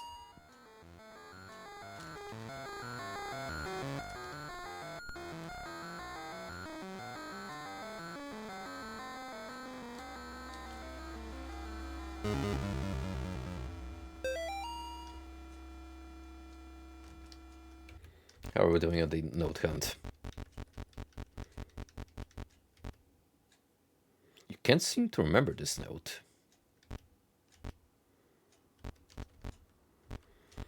Alright, we're on 20. So far, so good.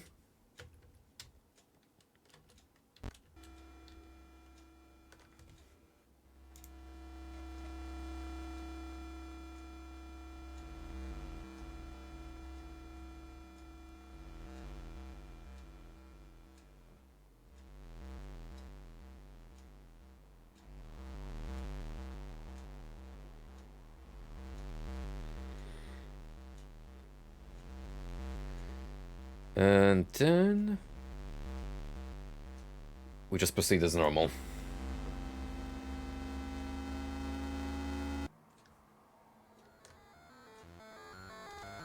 I see you, shitbag. Can't hide from me.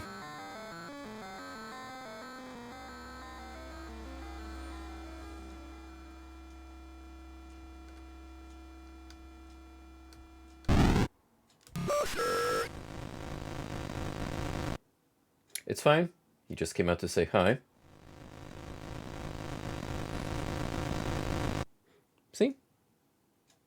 Just a friend. Nothing to worry about. Sure, he might be bleeding profusely, but I'm certain he'll be fine. Absolutely 100% sure of it.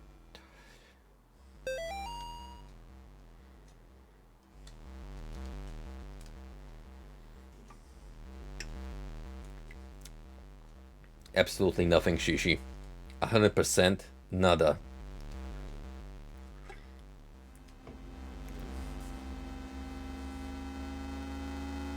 What's the worst that could assault me? Crack addicts?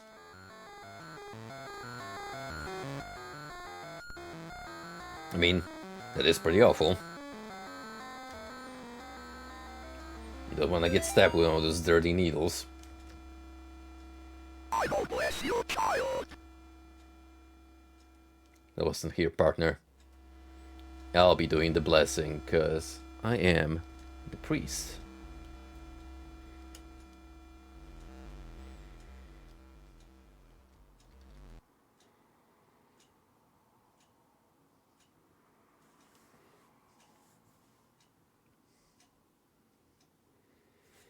Hooray for multitasking.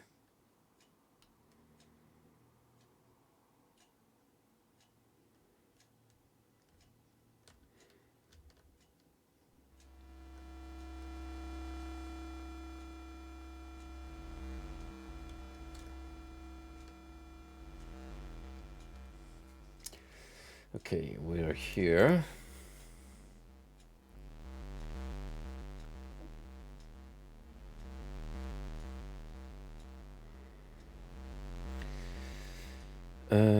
Now we just carry on as normal. So we're gonna have to acquire that flashlight.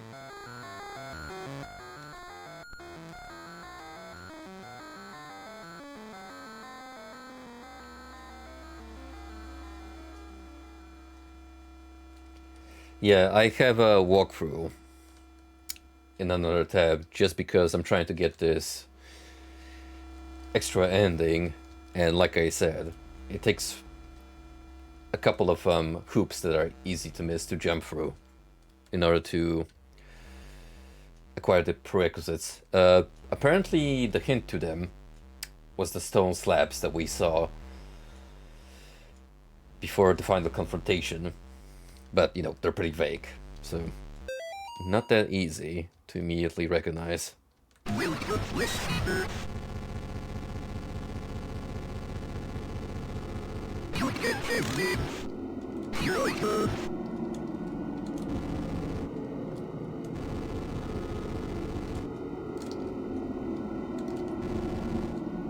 I'm here, priest. Where you at, bro? Suffer the children. Here I come.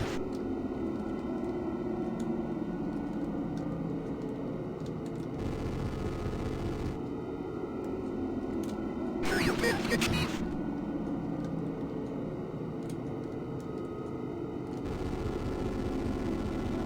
Repent, sinner.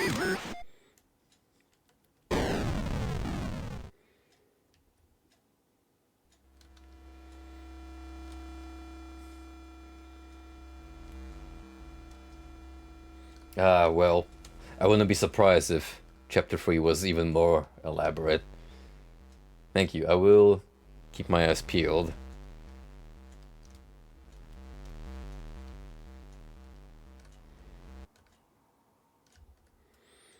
But that's what I like to see. This is surely a labor of love, and with so much attention to detail. I absolutely don't mind replaying this game just to learn new bits of lore and gain new insight into the tale of Father John.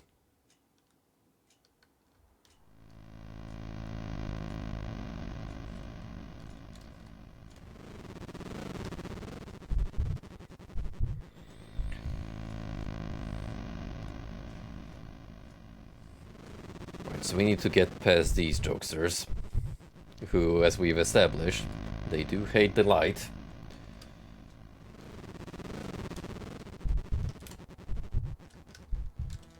Away, scum.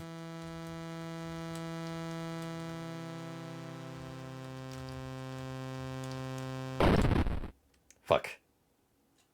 Mortis.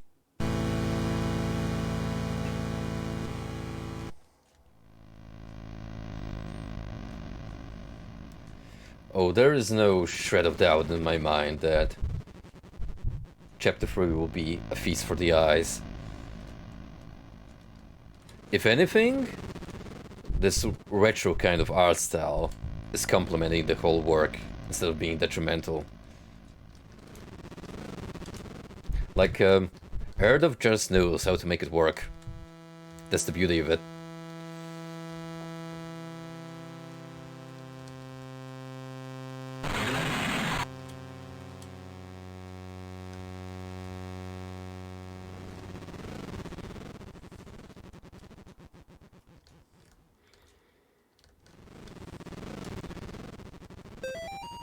Got the key.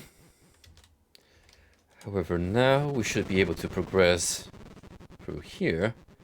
And indeed, as you can see, all of those slabs are now gone. Well done, thou good and faithful servant. We shall visit thee soon.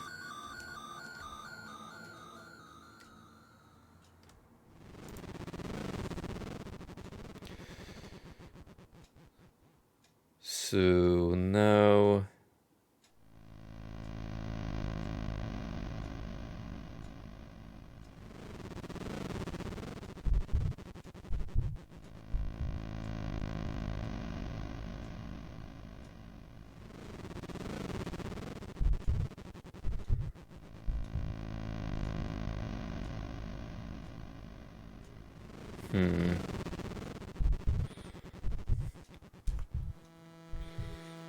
I think I should just go on.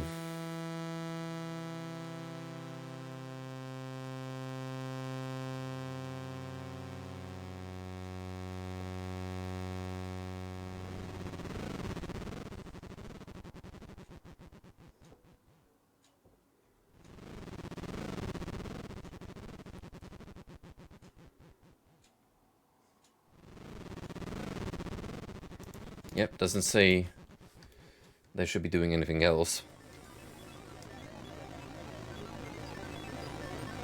So let us mosey on to the final battle. Or what would normally be the final battle. Unless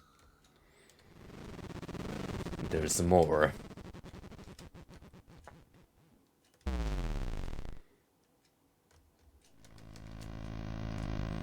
Here I am. Daily to Beast Father Garcia. where two or three are gathered in God's name, there will he be also. We can banish this demon together. You must protect me while I recite the 91st Psalm. Let us go. Let's go. Yes, it's true what happened to Amy.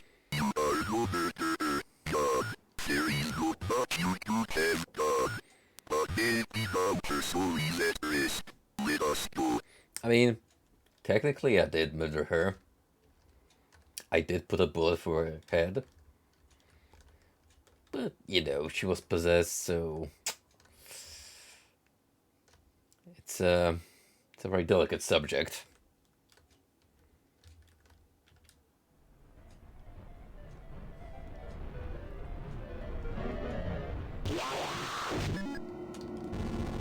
In nomine Patris et Filii et Spiritus Sancti.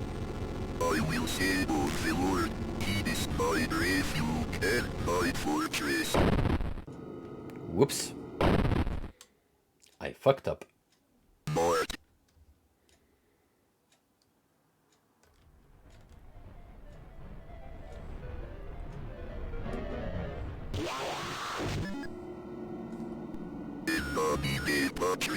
What do I say in the center? Let me just fuse into you.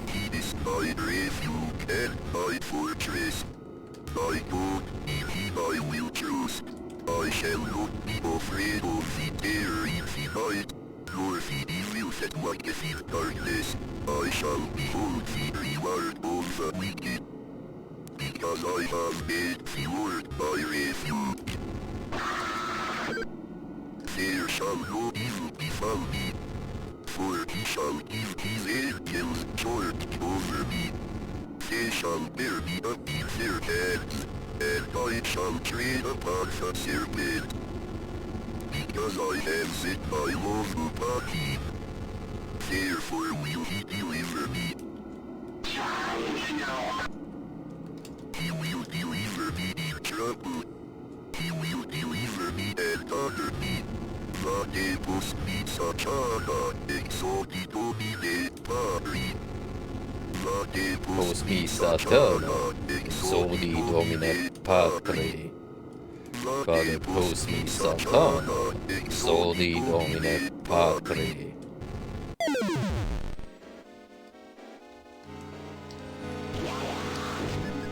And now comes the exciting battle.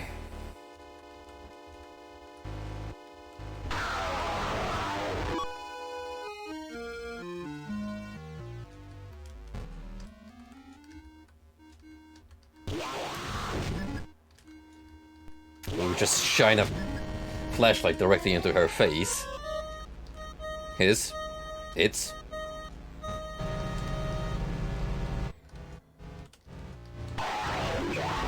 And then add some Holy Spirit for good measure.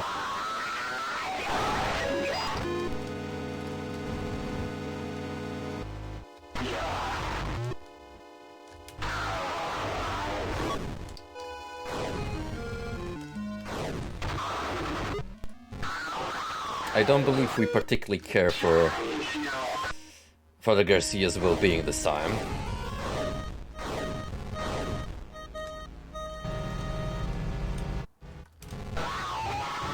So let's just proceed.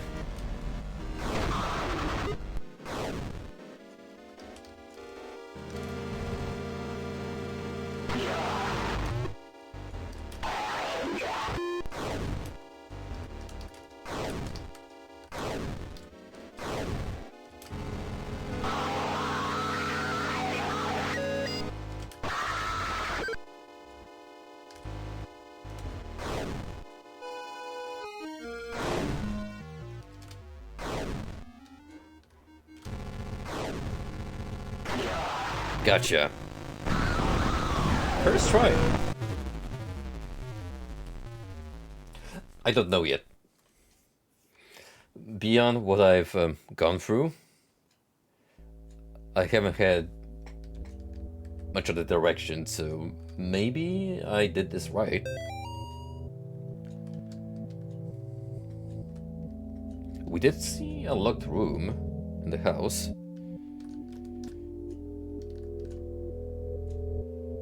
I'm not going in there. Nope. Seems like it's off limits. Ah, but look at that. There's no letter from Father Garcia this time. Him being dead or not.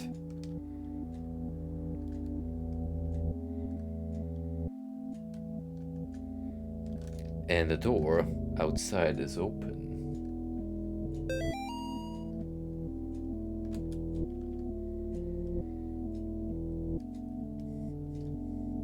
I'm not going in there. Well, why don't you touch some grass instead, boy?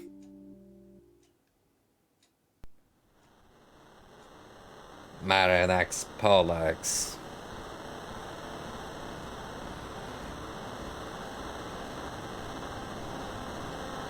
Look, it's the spider lad from before.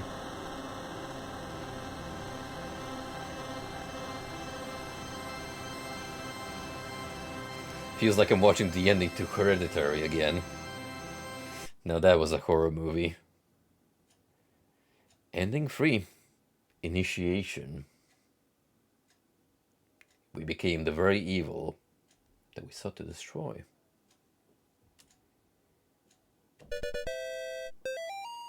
New chapter mode unlocked.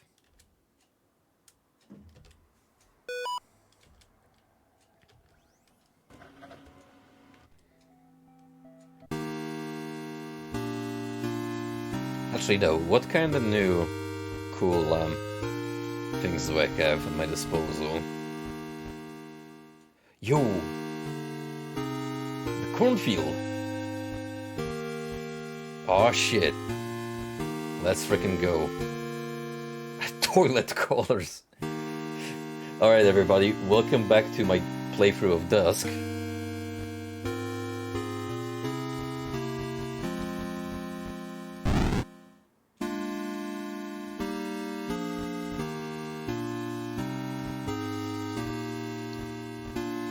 So, what do we have now?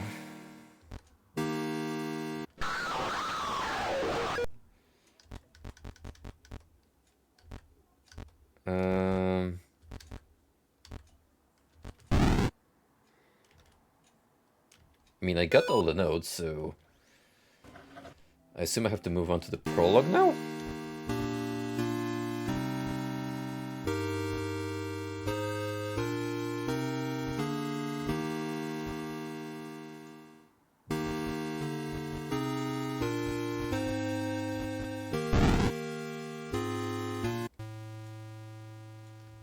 Oh, hey. Car crash.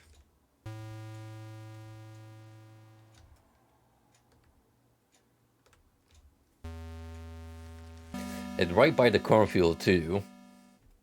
Couldn't have been more thematically appropriate, even if we wanted to. Well, there goes our ride.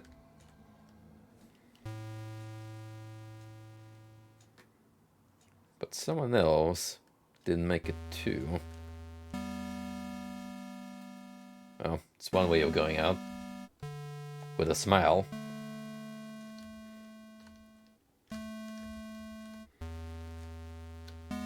I don't trust this tree. This one lone tree.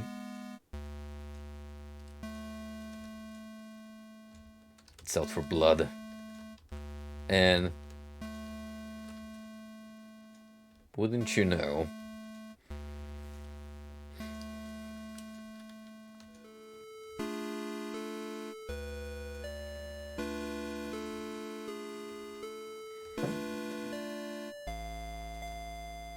Uh-oh.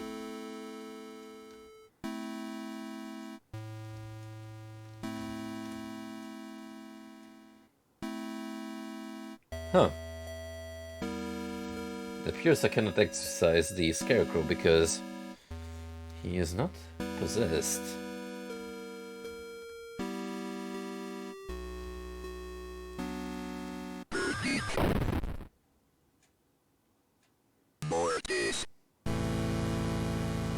I am never again eating corn in my life.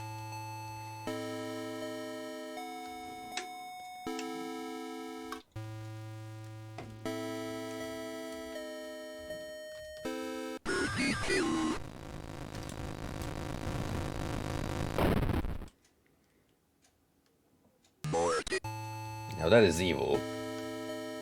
Right there.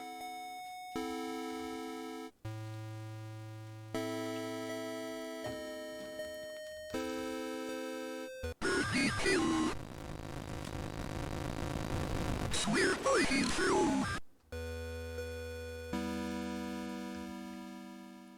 That's what I thought, buddy. Uh-oh.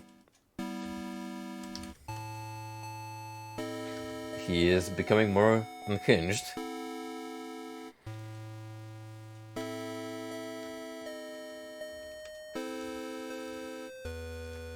This noisy child.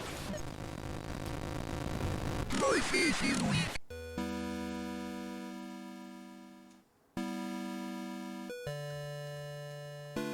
Maybe if we challenge the spider enough times, it would trigger a reaction. We go what you did. Oh, that little beep boop sounded promising. Yep, there you go. The hollow face scarecrow.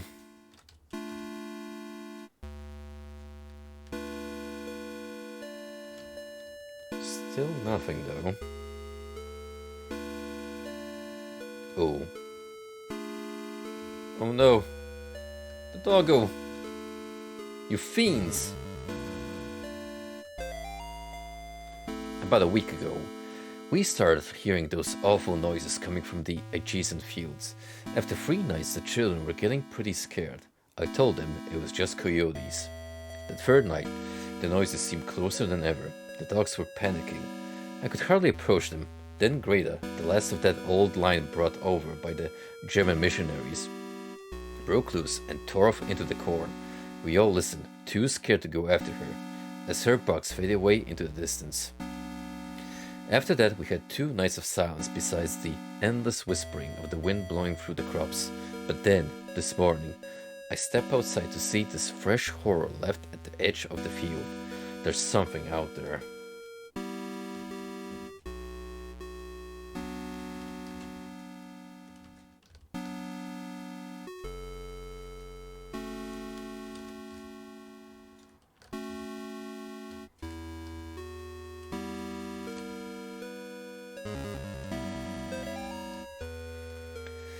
What more could I have done? I warned them not to go into the fields. I warned them against straying too far from the sanctuary. Should I have shut them in their quarters and nailed boards over the doors? Now I am digging 6 graves here in the shadow of the church. 6 little graves forever looking to St. William. Some of the boxes are empty. The scattered remains we found couldn't fill them all. But I know they're all gone. I know their souls were taken by that thing in the field. I will finish my gruesome work and then renounce the ministry. I don't want to see anyone from the sanctuary ever again, not even that girl who stayed inside the house last night. I don't believe in the devil anymore. Whoever did this is much, much worse.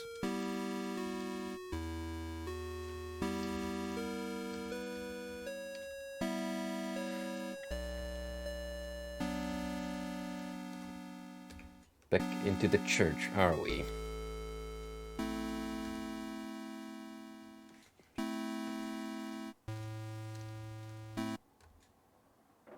Death awaits.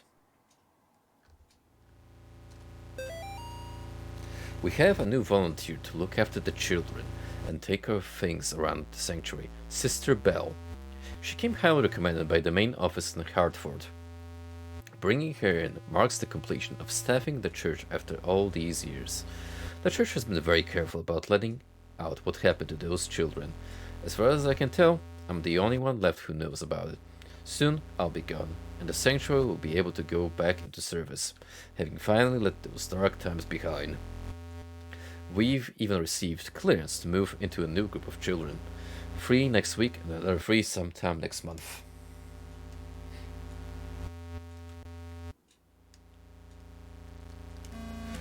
Well, from what I understand, this is the prologue to chapter 2,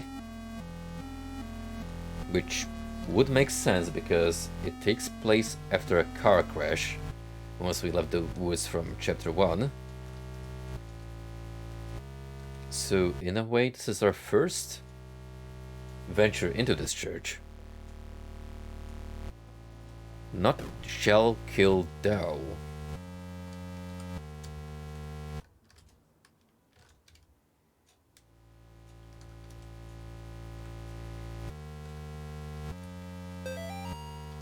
They couldn't have given me a worse last case before retirement. Old Catholic church out there in the middle of nowhere. 1 missing woman, 4 missing kids, and 1 deceased old nun. The brothers and sisters, or whatever the hell the people that work here call themselves, are all terrified and worse. Superstitious. All except Father Clark, who runs the place. Him and I drive along the farm roads at night, looking for signs of the missing people, and he makes for pretty good company. There are 2 kids left. Say they were asleep the night the 4 went missing. They also claim that the woman, Miriam Bell, isn't actually gone. When I ask where she is, they look at each other, then back at me, and tell me to ask her myself. Spooky. Oh, hey everyone. So early to be coming to the mess these days, but you know, let me give you a prelude to the Sunday sermon. Pray hard, party harder, and have a good grill.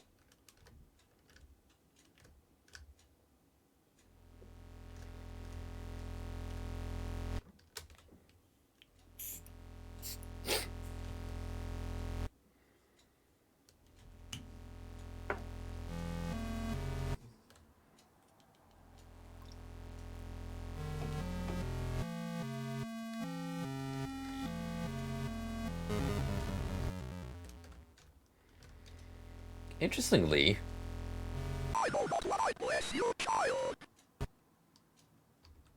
huh. Notice how the layout of the church has changed, and this hallway that used to be behind the confession booth is now here for some reason.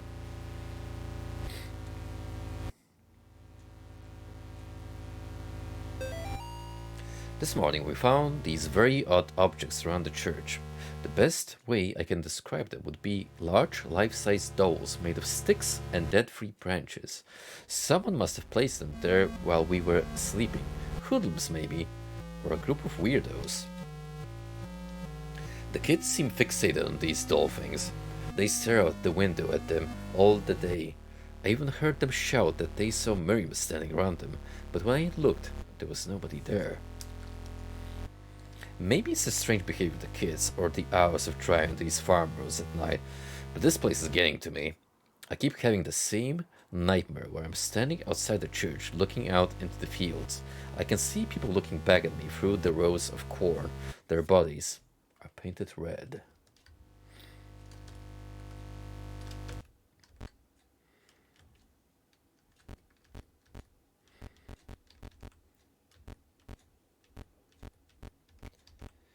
Two notes left to pick up.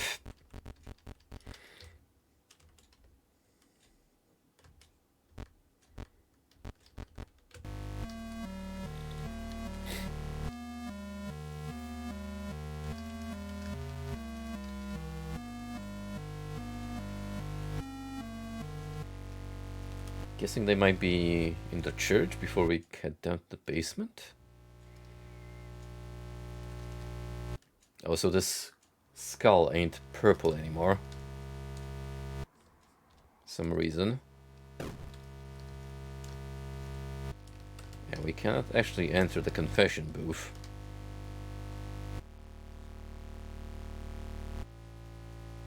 I also expected someone to hop out of it.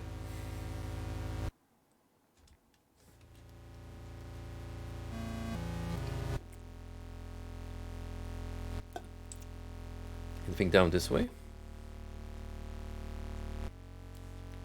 A chalice.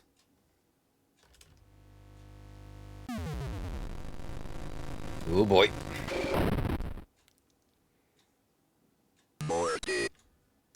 Wow.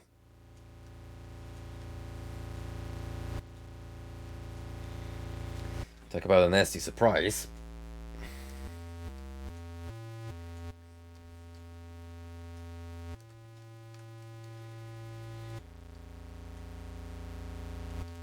Also, I forgot to mention this earlier, but I'm actually using the correct faith tag for streaming this time because I think Twitch finally updated it with the correct one for the entire trilogy. Because the last one I used, which I think a lot of people also picked by mistake, was for a game called Faith, but it's a racing simulator. Which I find kind of funny, but if you look at the results, pretty much everyone is just streaming this Faith. Sister Belle seems like a naturally cheery person, but when the new children arrived, she became positively elated.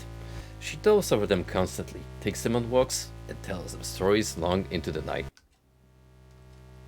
I have seen her engaging in strange behavior.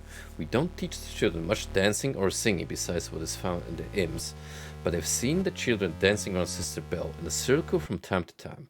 While they dance, she stands still and looks up at the sky as if listening to something. On another occasion, I found all 6 children standing in a line just outside the cornfield. They were all looking into the field, where Sister Belle was standing and talking to them. These odd games don't bother me too much, since she's so good with the children. Heckling is excellent too. As soon as she arrived, she seemed to just instantly know her way around.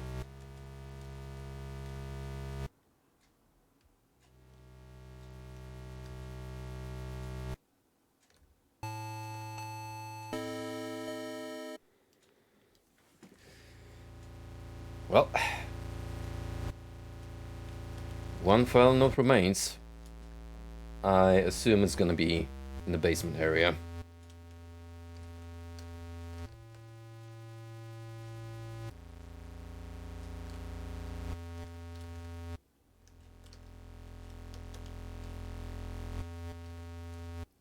Just gonna double check the altar area to make sure.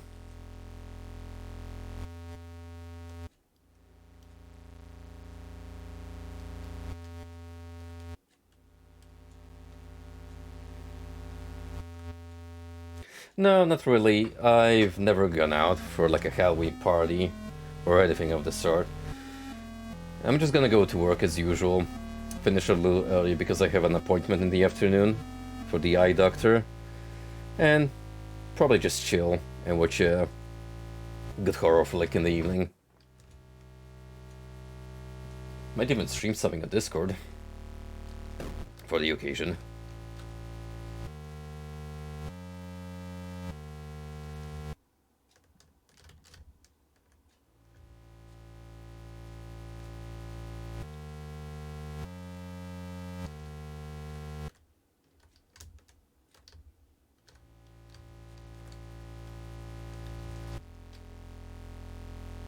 Can I not go down there?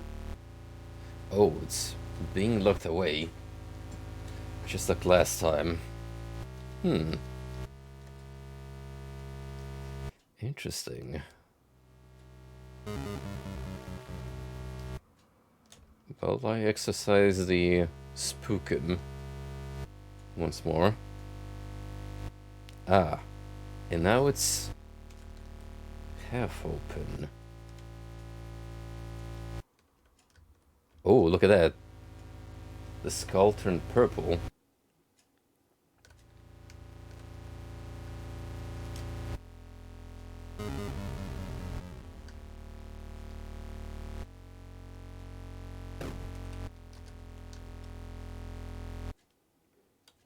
Yeah, Mandy.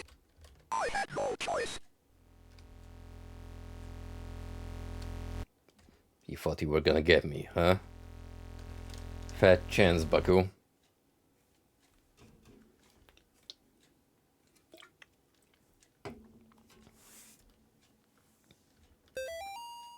I should have known this place was no good. The signs were all around me. The disappearances, the creepy twins, the life-size stick dolls. 4 of them. Around 2 in the morning, we woke up to the sound of an old woman's cackle coming from the hallway outside the kids' room. I know this sounds crazy, but when we got to the hallway, the laughing was coming from a painting of the Virgin Mary. We thought we had lost our minds. Just then, we heard a loud noise coming from the chapel. We got there just in time to see Miriam drag the kids down the stairs leading to the basement. I drew my service weapon, but was stopped by Father Clark. He said something about God's work and headed down the stairs, sealing the opening to the stairs behind him. The stairs don't seem to open from this side. All I could do is wait. I can't describe the noises I heard down there, but one thing is certain, the devil is real. To anyone reading this, please, for the love of God, don't go down into that basement, which is exactly why we're going to disregard this information and go there anyway. As soon as I can open this up fully.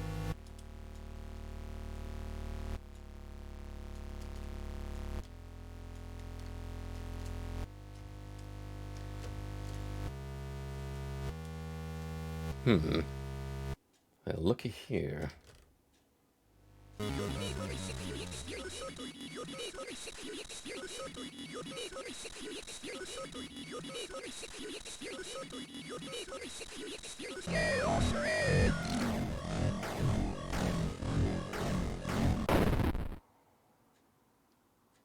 Mortis. Nothing dangerous, he says. Nothing dangerous.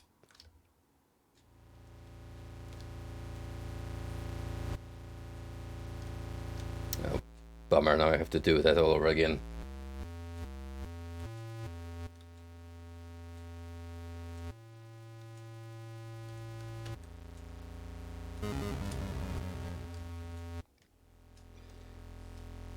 Shishi, did you miss the memo? The cake is a lie. Only on this side of the internet will we revive dead old memes and give them another extra 5 minutes of relevance. We are many. I had no choice.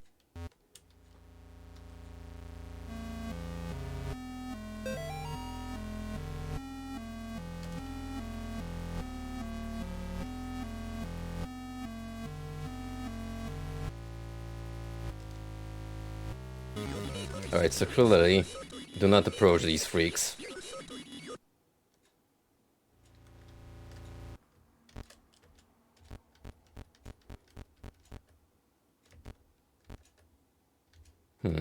This note is missing.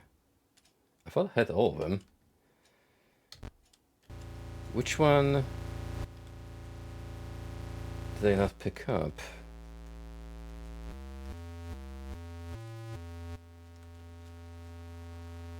Is it the one for the chalice? Right here?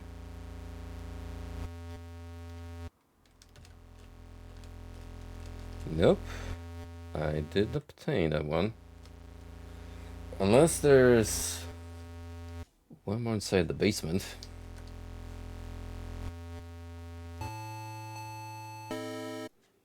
Maybe the case.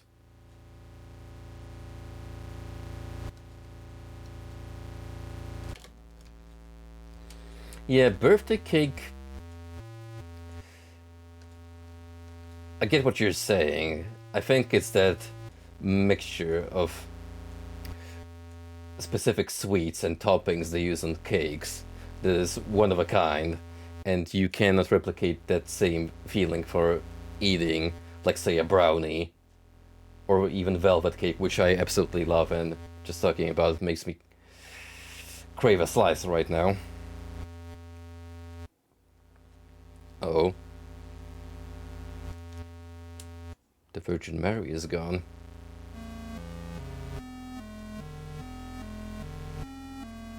Dude, fuck it. How about not only do I gorge on pizza tomorrow, but also buy a tub of Ben & Jerry's ice cream or some velvet cake.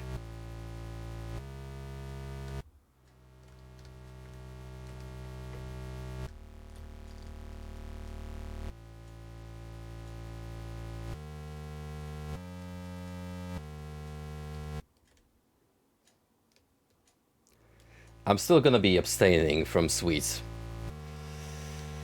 most of the time. However, I think every now and then I can allow myself a little bit of treat from time to time. Because for the most time I've been feeling pretty good. I've definitely lost a lot of fat around the waist, which I can feel just by how loose my belt feels.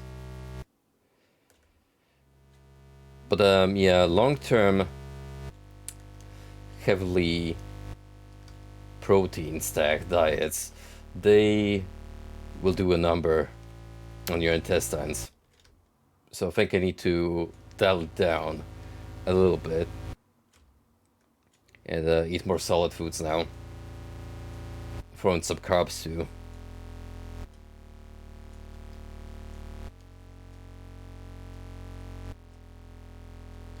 Really? I thought the new flavors that they had introduced a while back, they were pretty good.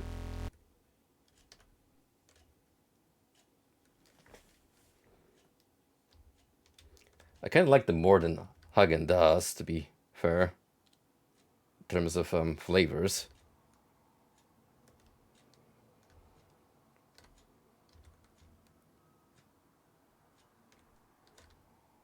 Yeah, they weren't lying. Darkness doesn't need to surround me.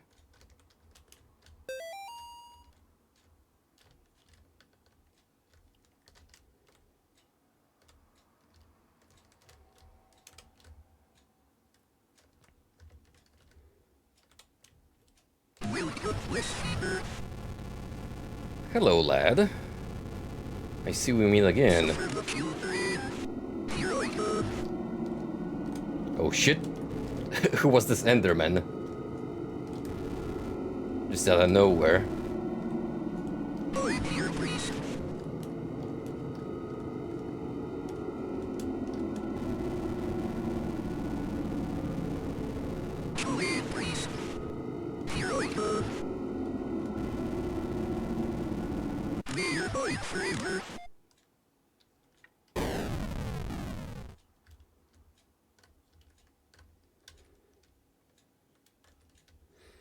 I mean, the one variation of Ben & Jerry's that I definitely wouldn't recommend to anyone is the vegan offshoots of their ice cream, but that's because, to me, the very principle of like vegan ice cream kind of kills the point, because it just doesn't have the same feel and consistency of regular ice cream. Like, I'm sorry, but you can't just cut out milk and eggs from products that heavily rely on them and expect the same kind of result.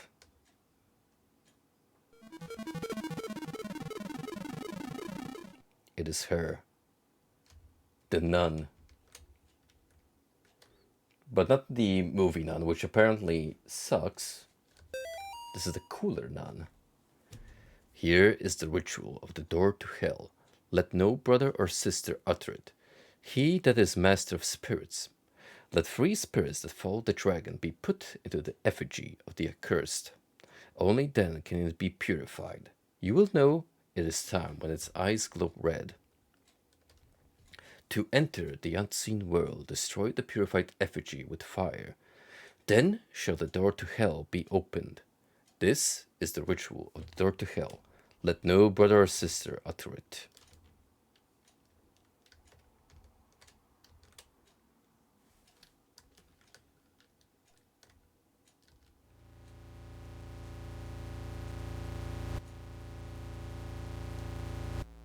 Here I am.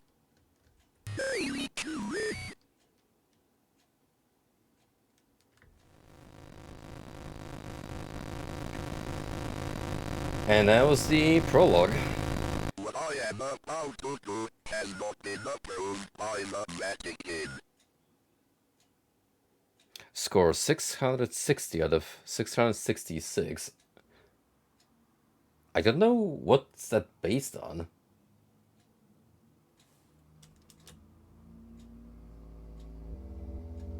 But, look at that. It immediately throws you into the main game. Well...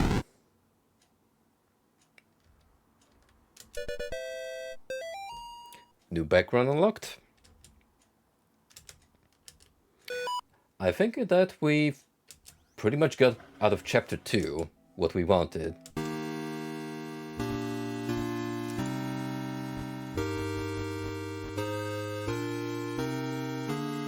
Chapter 2 Splash. Casey?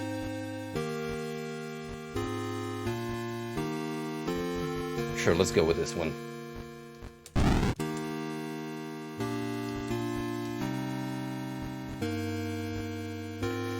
Well, Chapter 3. Here we come. Even bigger, with 44 notes.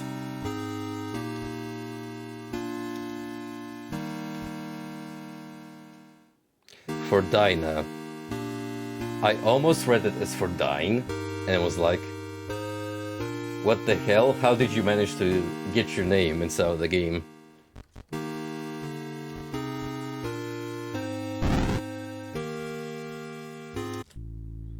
I absolutely cannot be vegan myself. I already had a hard time adjusting to a low-carb diet as is. Cutting even more products out of it, ugh. Anyway, here's Faith, the noir version.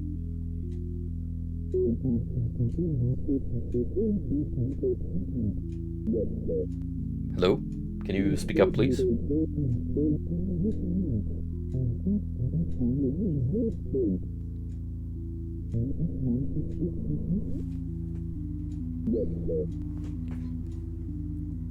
Oh, we were living the moments before Amy's exorcism.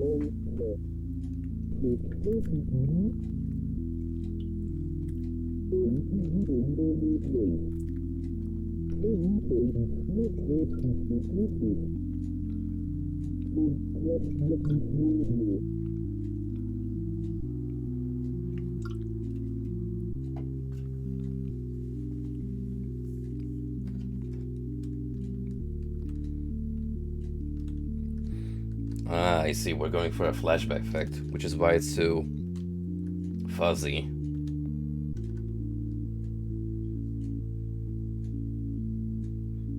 Dude, they're even going crazier on the animation work.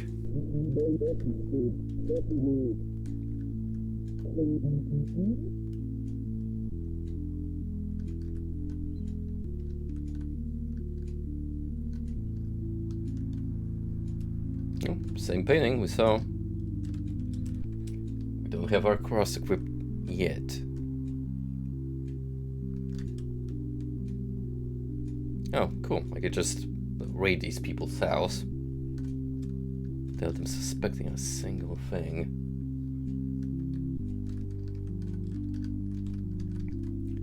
Despite everything that has happened, it's still you.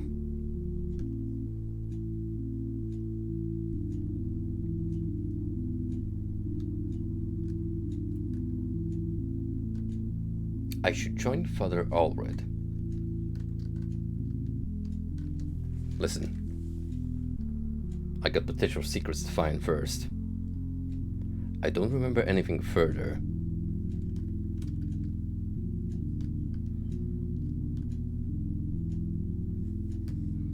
There it is. The mastermind behind all of this. The rubber ducky.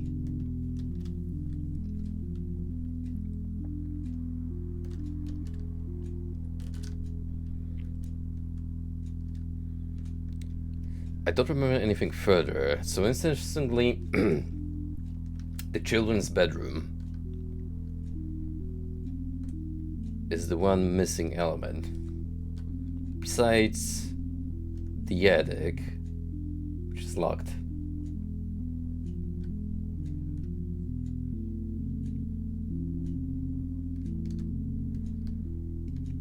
There we go. Sorry to keep you guys waiting, I just had to peep the house.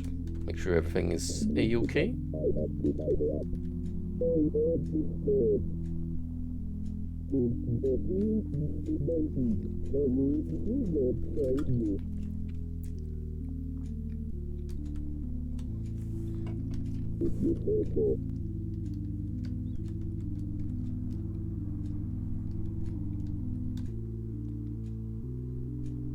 Amy Martin. It's a different painting from last time. But still, we got those familiar looking shapes. Now that I think about it, that might be a Blair Witch reference to the stick dolls that the witch used.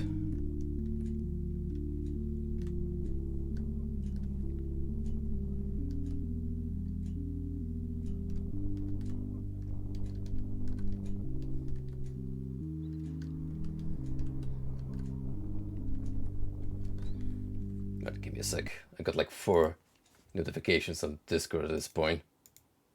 So let me quickly peruse through them.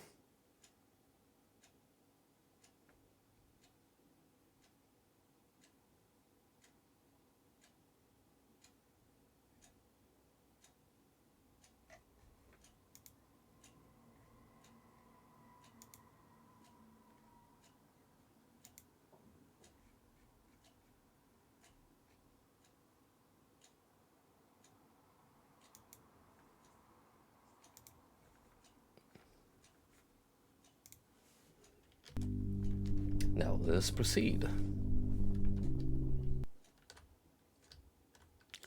Gee, this basement sure feels like the attic.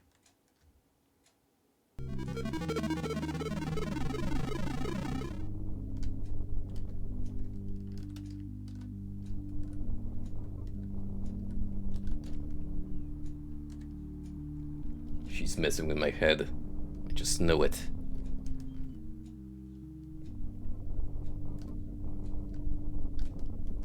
Hello, Amy. We meet again, or rather for the first time.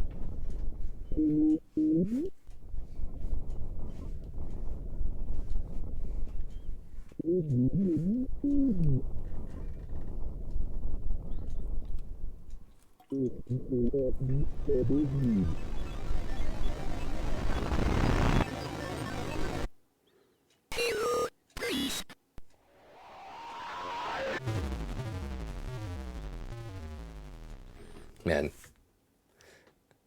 a dude can't have a sound night of sleep. 3 days until the profane Sabbath. 1987, the year I was born. John, we don't have much time. The profane Sabbath is almost upon us. If they find Nate and Jason, they will perform a ritual with them to call forth a demon of unspeakable power. The name of the demon is Malphas. I am in the process of discovering their whereabouts. I will contact you again soon. We must not let them do to the boys what they did to Amy. Father Garcia. So that's the letter from the good ending in Faith 2. Implying that's most likely the canonical progression.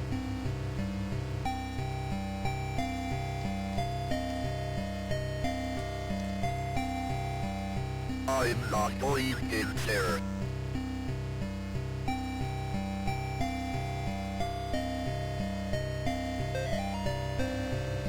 John, I can't find Nate or Jason Martin in the state foster care system. It's possible that, after what happened last year, they went to live with relatives. I will try to find out what I can. Meanwhile, I can investigate the clinic where Amy worked. We must find the place where they intend to summon Malphas and disrupt their plans. Vaya con Dios. Father Garcia.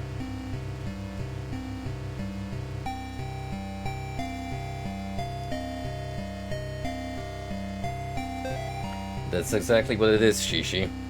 I am an old man, a boomer, playing boomer games or games inspired by boomer games.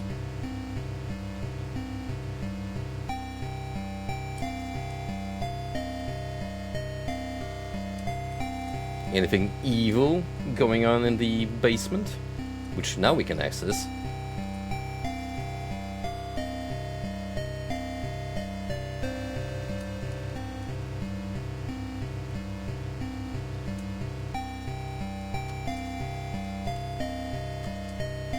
It's a very industrial looking basement.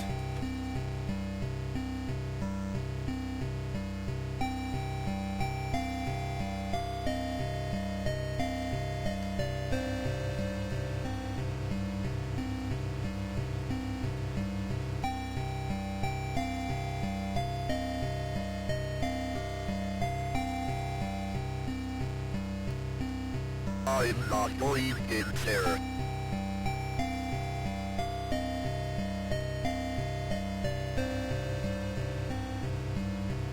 Well, time to go outside.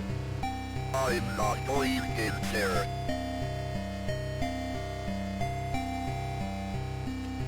Gold, silver, bronze. Oh! Oh, I see. It goes from metals. I was wondering about it because it looked more white to me than silver, but yeah, I can kind of see it now. And the one that Father Garcia held, which is the exact color I have now, I thought that it was like wood.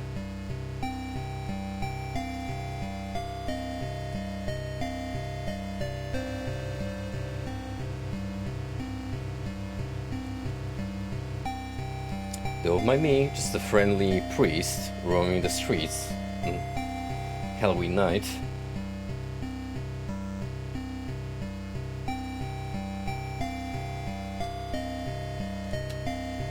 Don't trust the clown living in the sewers.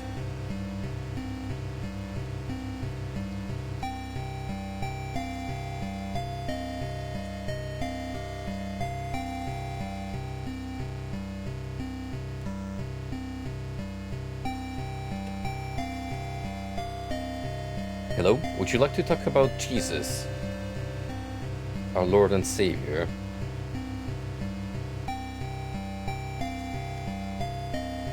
Clearly not.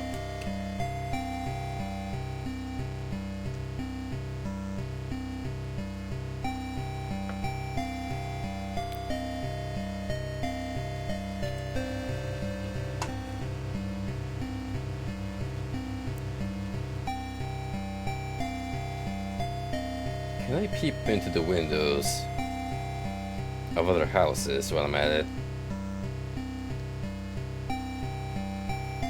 Like this one.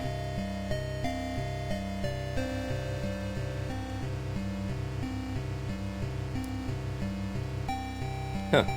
Seems like everyone's having a blast with this exact same movie.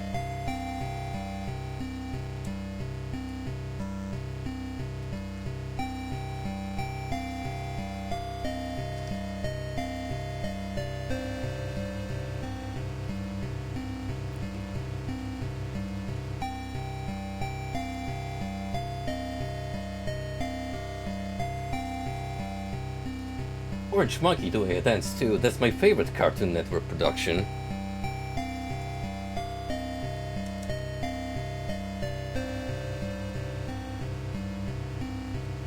Is there anything more I could potentially do?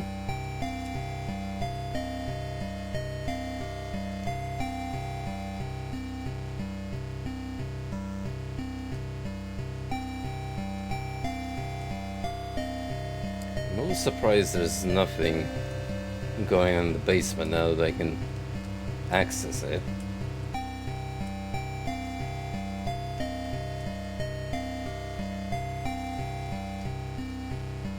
Maybe you can come back here later? We'll see.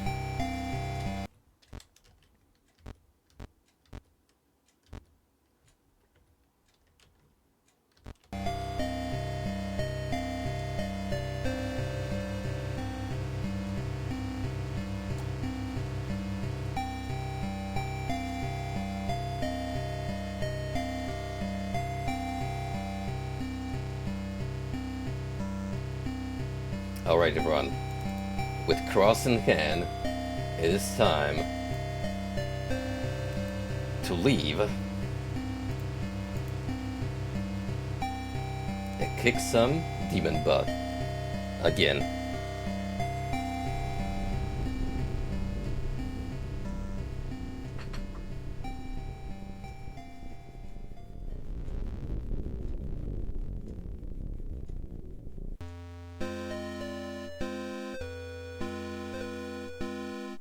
Is that the Vinesauce reference? This little guy right here? I mean, it's not green, but...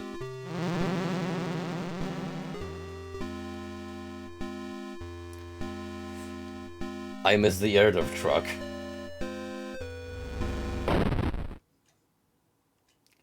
Not that bad, though. Great, how about I get myself run over again by Erdorf?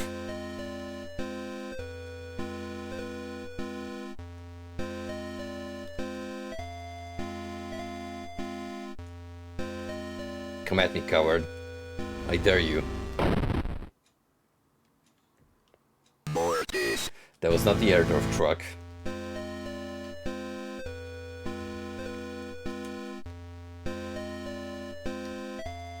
Come on. Where are you?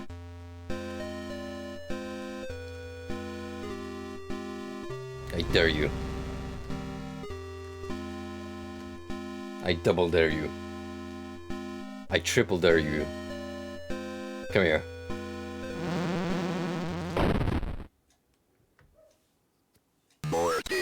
Achievement unlocked. Pendejo. Well, I did get run over by the same truck in all 3 games. So I assume that's what it's alluding to. Officer?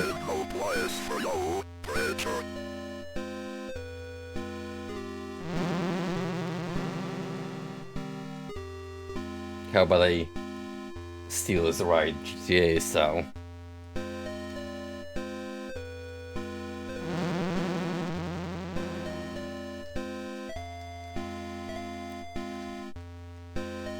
Either this one is a more open world, or at least it gives a good illusion of trying to convey that style. Calling all metal fans. Busa Fest 1987 rocks the hell out of Hartford. Friday night, 10 PM to 2 AM. Featuring appearances by When All Is Said and Done, Trust No Corpse, The Horror Is Dead, Basement 2, Return to Bondage, Among the Bloodied, Lying Still in Silence, Mother of Shadow, and The Door to Afterbirth. Advance sale tickets, $3. Admission and door, $5. You remember when concert tickets costed chump change? Well, it was still a little bit at those times, but comparatively now, it's like nothing. Is that Wang? Is that supposed to be Justin Wang? At this point, I wouldn't be surprised.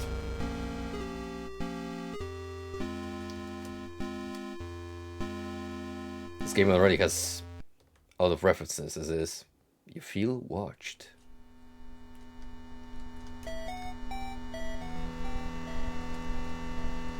Oh boy.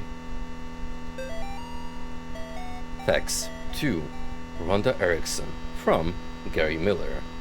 Hi Rhonda. Just a couple of reminders after last week's visit. Please keep your desk tidy. Our patients need to feel at ease with their health care experience. Remember our sales points. Clean, quick, courteous. Do not return any calls from the Department of Health before notifying me first or leaving a message with Tiffany. We cannot afford another surprise inspection. Please do call me on my direct personal line if you happen to hear back from Mrs. Martin. One more thing, keep Jeffrey out of sight. Remember, Gary loves you. And facts.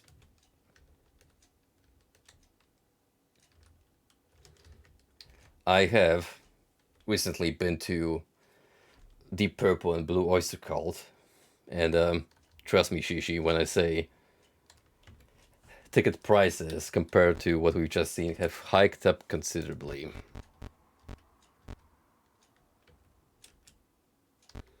But still, worth every single penny just to be able to hear Ian Gillan sing Highway Star Live and all those other Deep Purple classic, which, God, it's just so surreal for me to think that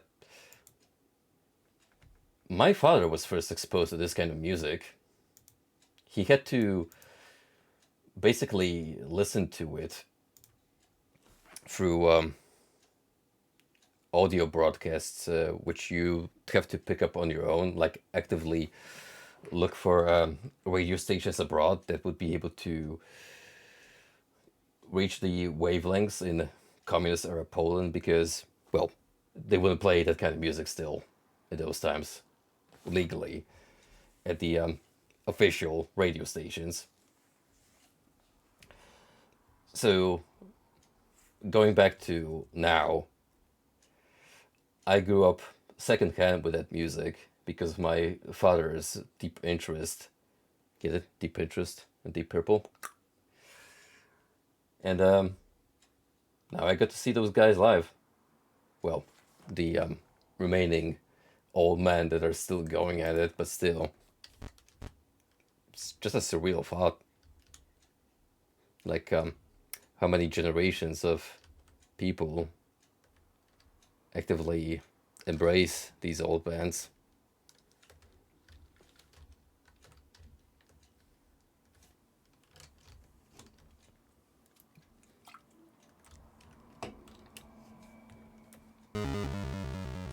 Ah yes, the cursed blood bag. Note to self. Pills do not dissolve in 4 Drip well. 2 week. Patients waking up before process is complete.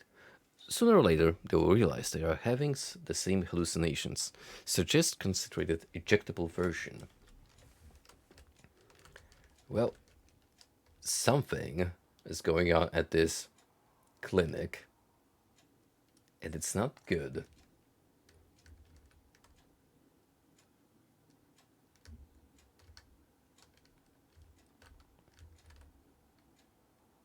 Yep. There's some Binding of Isaac shit right here. In case you ever want to get discouraged from being a parent, just look no further. Imagine if you were actually at the doctor's office, and this is the scan they showed you. I would stand up and punch my wife in the stomach. No second thoughts.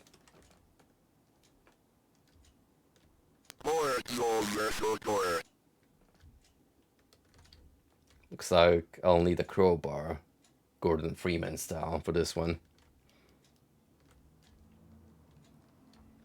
Speaking of, this chair is surprisingly pink, and therefore is evil.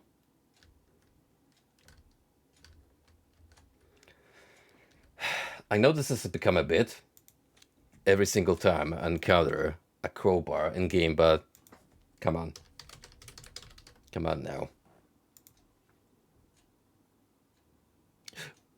What else did you expect from me?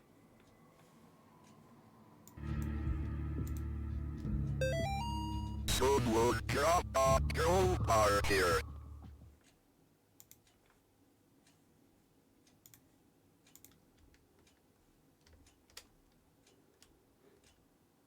At this point, I may as well, if I ever compile a soundboard, just throw that Valve intro on board.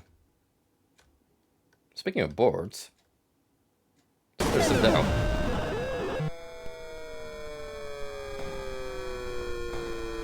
Christ almighty.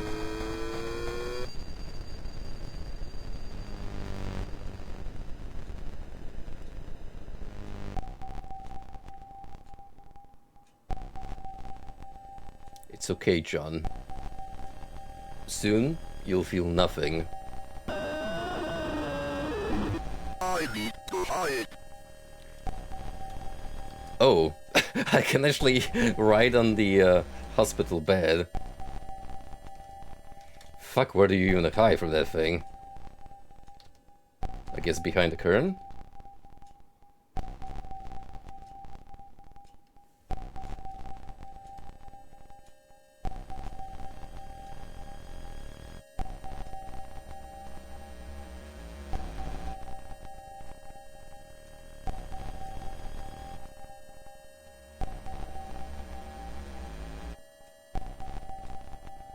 Can you, like, kindly fuck off now? Or do I have to skedoodle while stranded? Easy now. Easy now.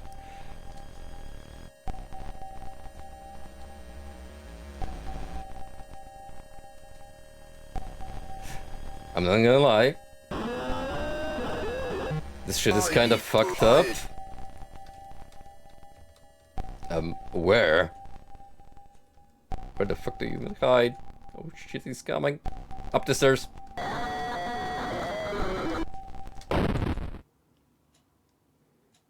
Mortis.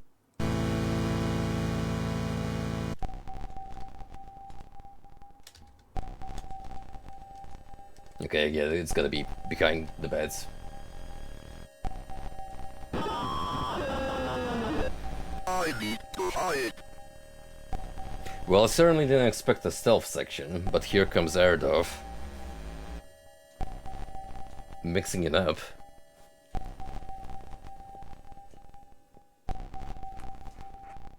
Look at the lines on the left curtain.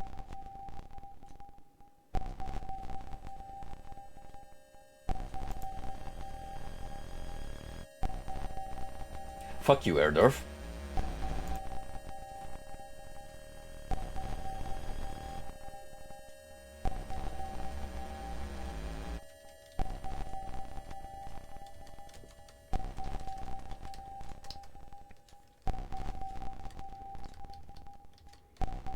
It's just me running away from the long dead memes being resurrected. I need to hide.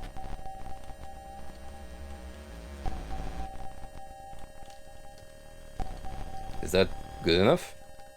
I hope so. To God Almighty.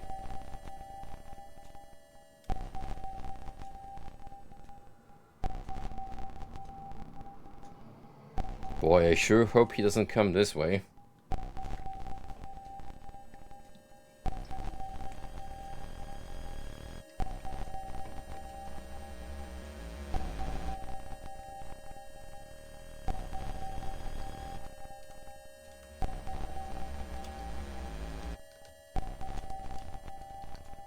Right, cool. Now, how the hell do I get out of this bed?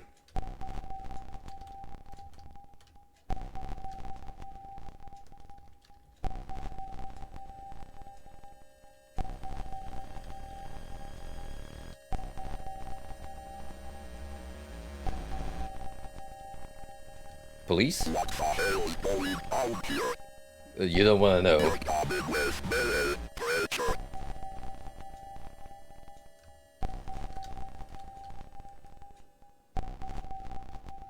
You don't point the gun at me. Sheesh. I have a cross. See?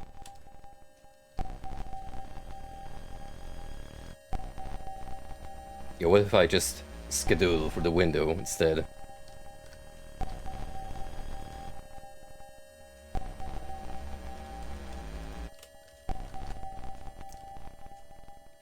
Oh, wait a minute. I didn't think about it. Could we just go with the priest into the room where the big scary monster is lurking?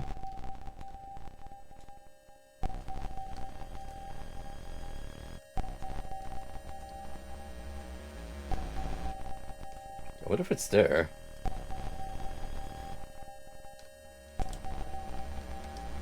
Conveniently, no.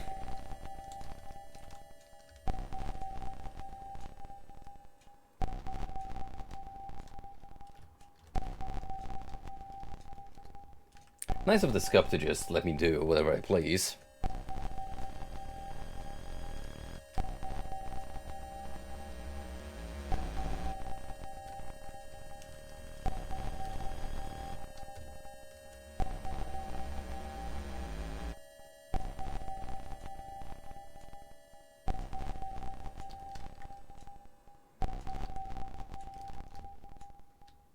I would say I'm disappointed in you, Shishi, but my humor is no better on these streams, so instead I will tip my hat to you, good sir.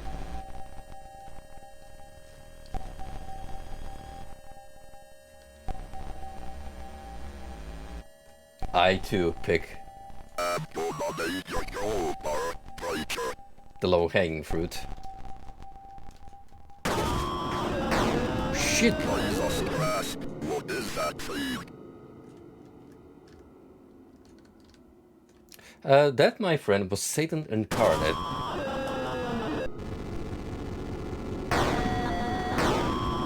You best keep at bay.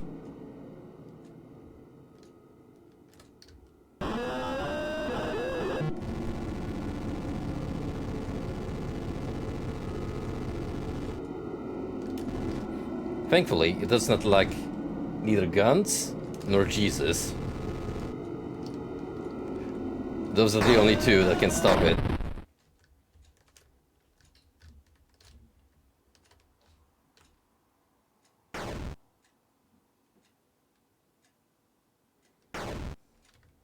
Ah yes, Father John Gordon Freeman.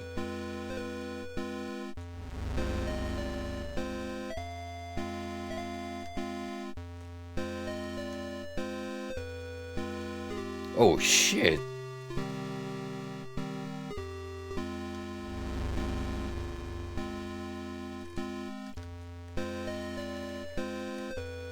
Well, I would say it'll be a good idea to take this gun.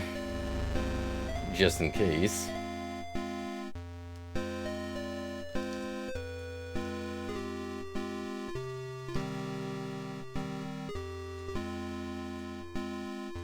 In the balls.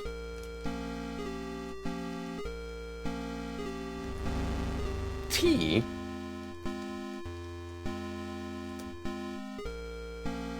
That a TPG reference?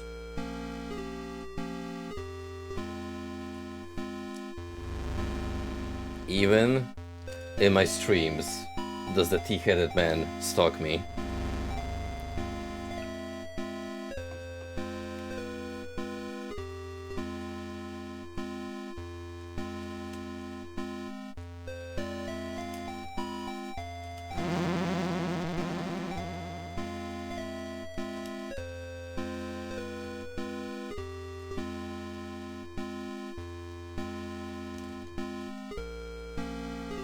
I think I have everything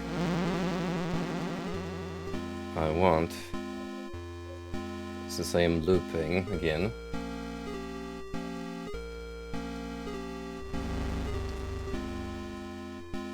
Because I don't think you can go back to the hospital unless... No, you can actually. Huh. Did anything new come out of it then?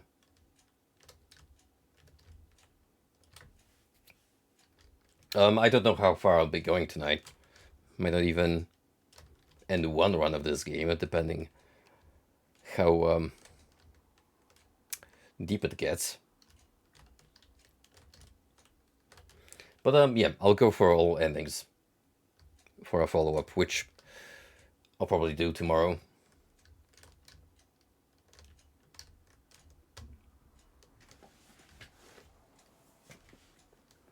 I kind of want to wrap up the trilogy before October ends, just so they have all the games I have planned for the month of Spookums to and get back on. Join us. This seems like a potential secret right here. I don't think it's asking me to hop back on the bed for shits and giggles.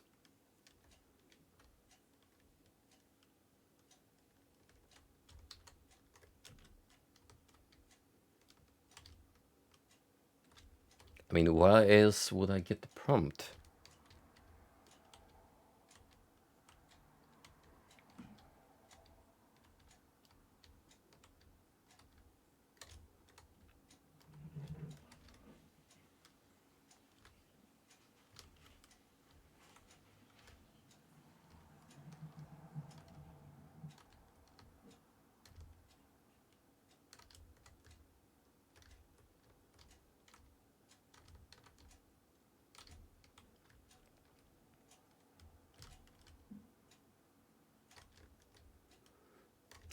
Were the straps necessary this time, though?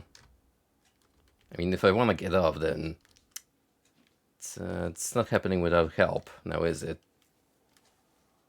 And I can no longer count on the police.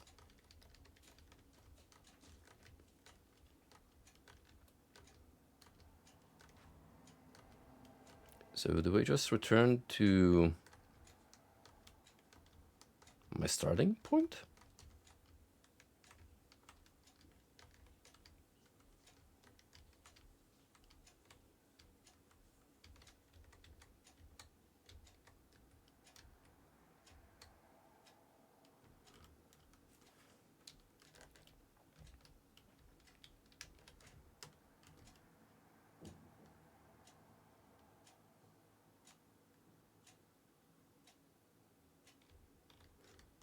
Nothing's really happening here.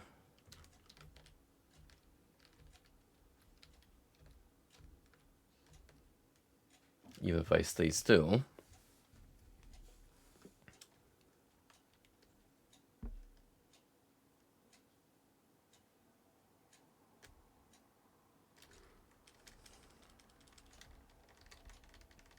There's gotta be a reason to this.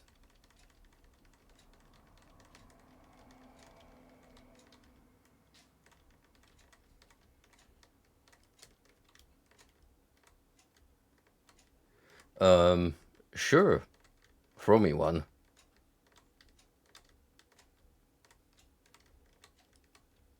Because knowing my luck, I'll be too thick-headed to figure it out. I mean, that was what I was planning to do. Just lie myself here.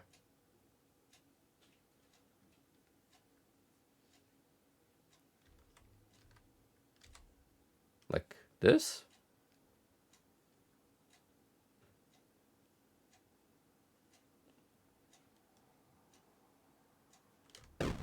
Oh. I pressed space and... What did you know? The door opened.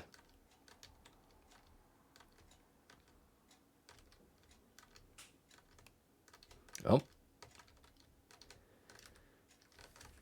And we go.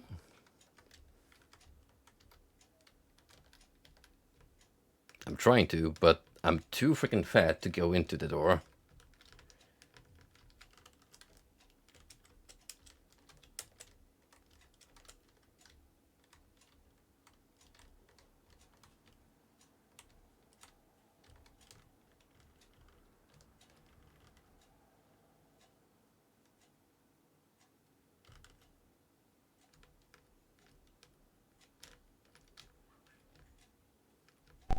There we go, just had to position myself properly.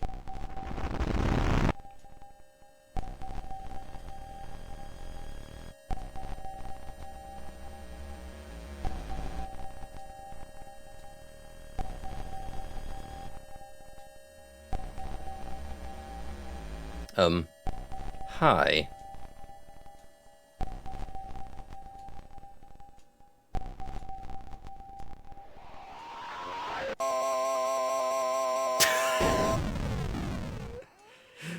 That synthesized scream. That was great.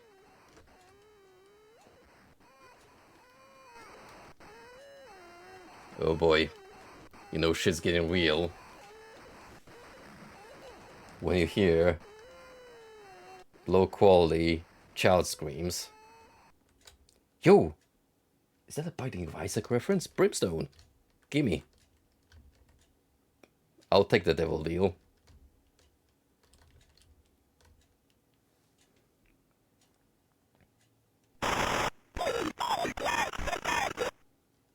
I'm looking for twin boys, Ned, Jess, and Martin. Have you seen them?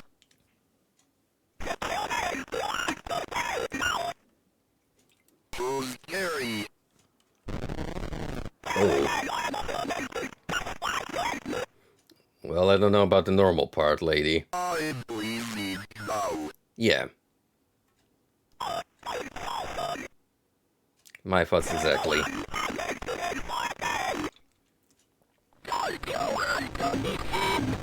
No, I'll pass. Thanks.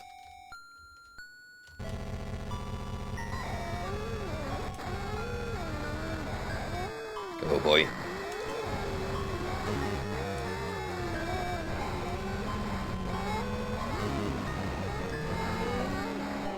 Fuck them kids.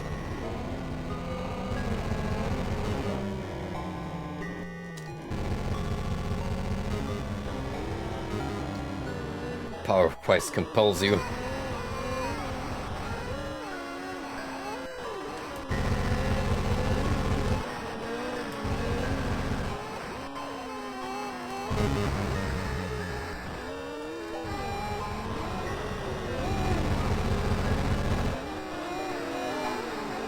So many of them.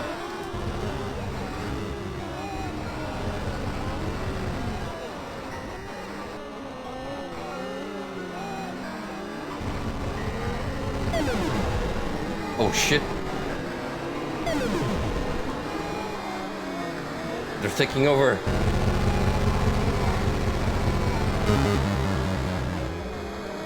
She's becoming a mass of flesh.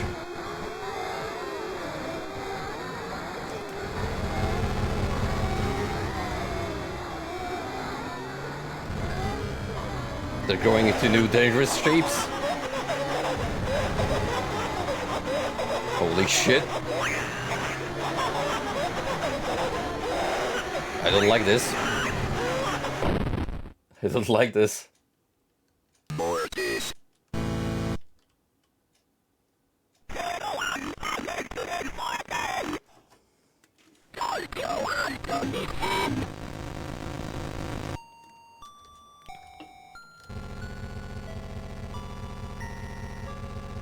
So don't let the babs merge. Because that spells trouble.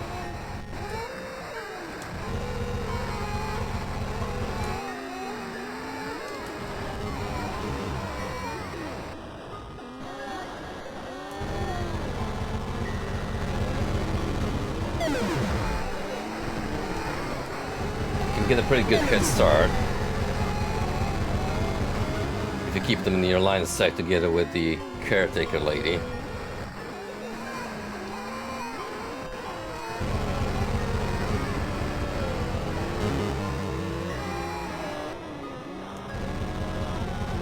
Don't even think about fusing, you brats.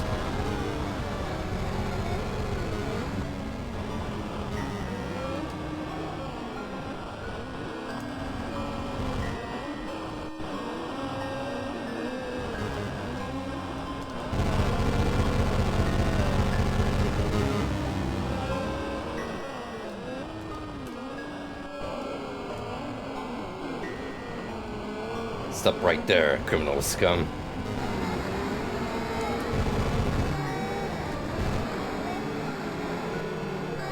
There's one over here.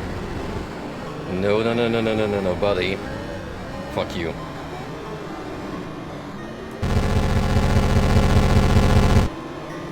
Oh, look at this mass of flesh.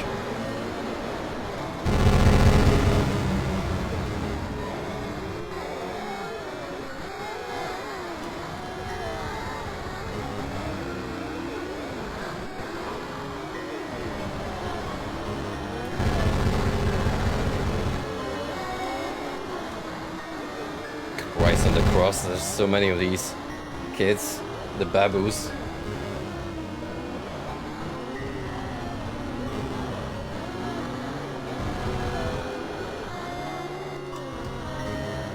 They keep on coming. They keep on coming.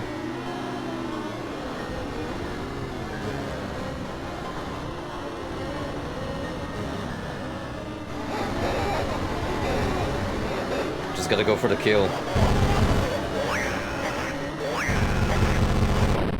Oh, fuck. Shit.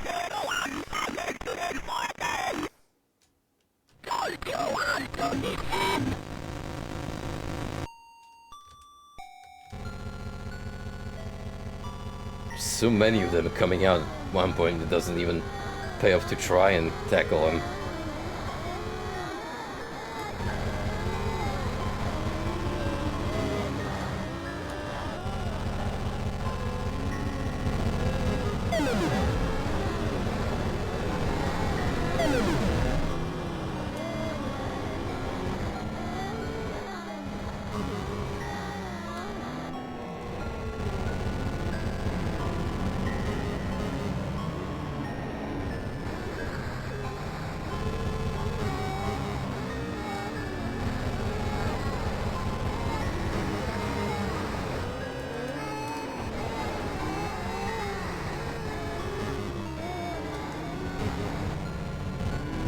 It's Jesus time, you freaks.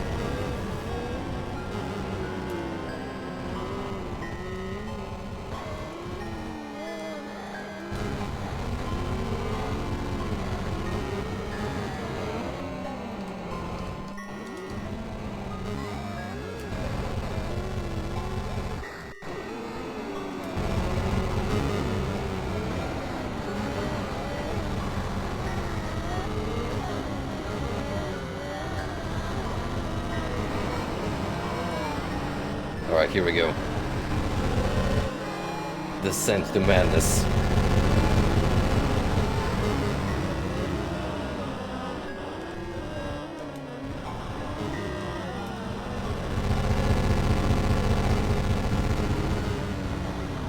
Come on. We can take her on.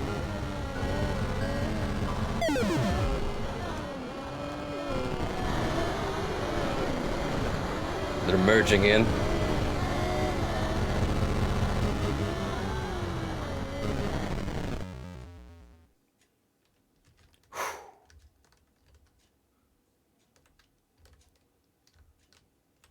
Well, that was tense. And if I was scared of children already as is.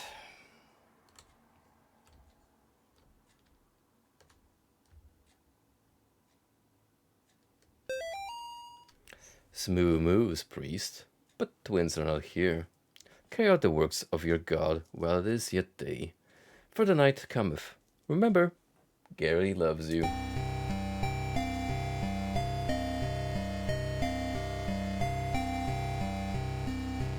Never again, Shishi. Never again.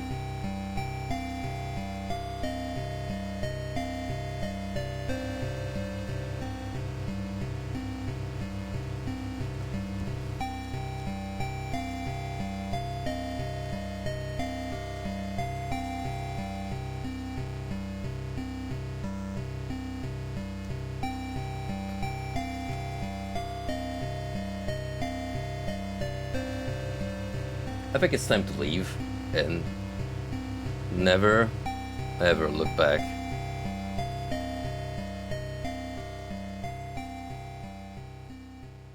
Well, that was a very productive day.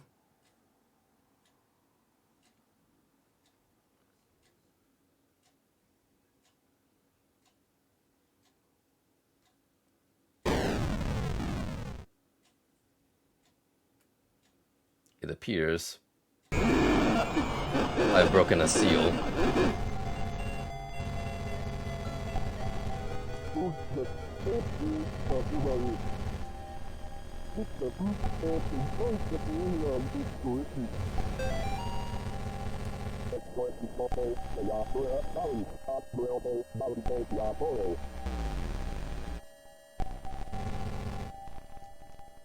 Why does the Bible keep moving?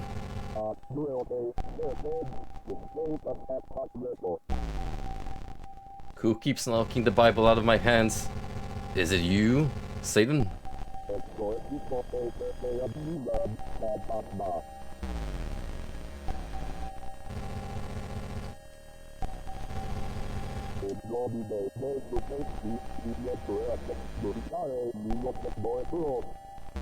I have not yet attained that level of Christianity.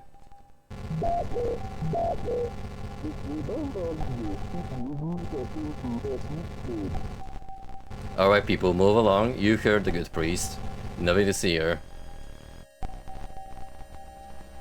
It's just standard procedure.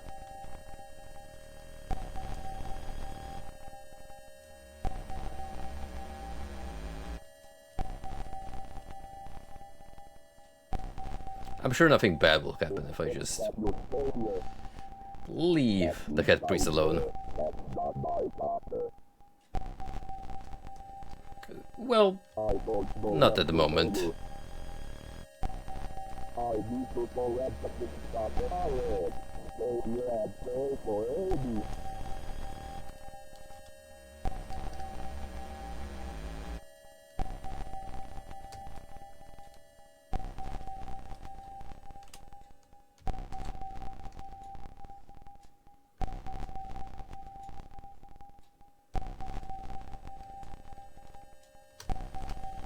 Uh-oh. The mannequins have moved. I told you, whenever there's mannequins involved, weird shit starts happening. Take it. Save her. Weapon acquired. Okay. Don't worry, Amy. I'm coming. I like that little Zelda / Castlevania touch.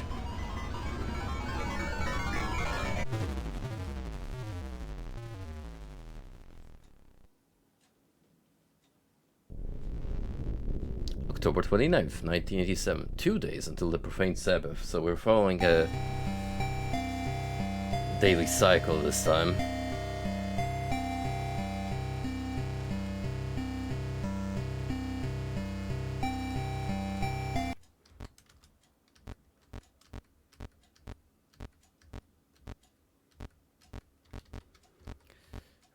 8 notes so far, with many, many more to go.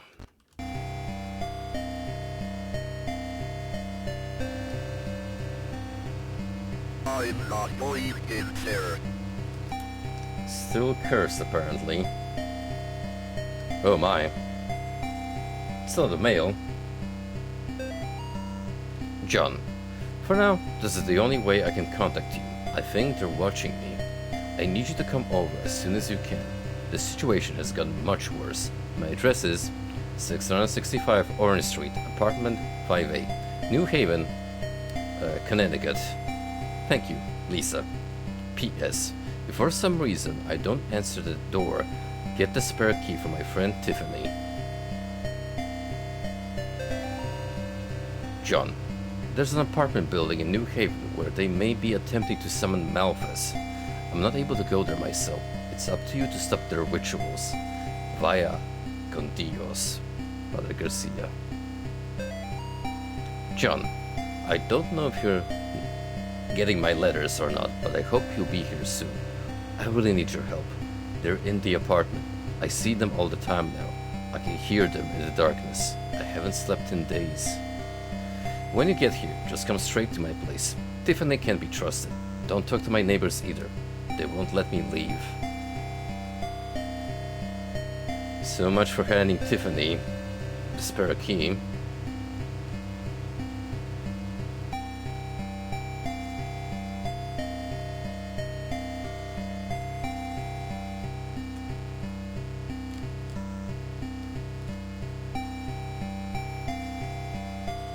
I know one of these days, something funny is gonna happen in this basement.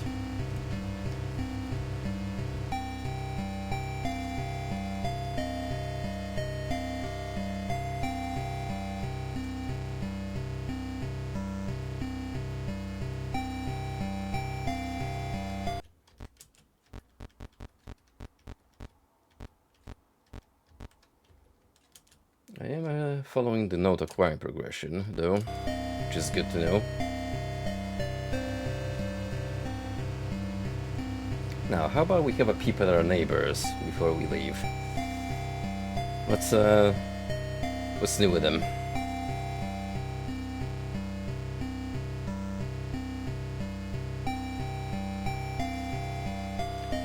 Seems like there's a boxing match going on.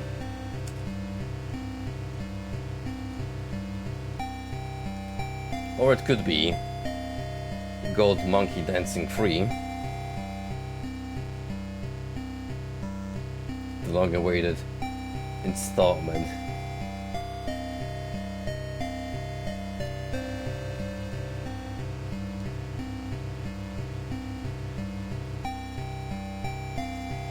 Huh. They're all watching the same broadcast. Could be wrestling.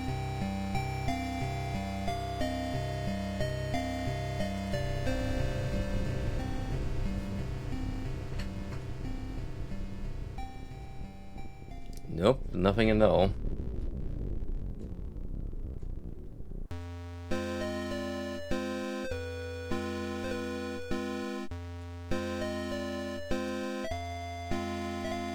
Naturally, I'm gonna walk on the streets first because that's the sane thing to do as soon as you park up at someone's place.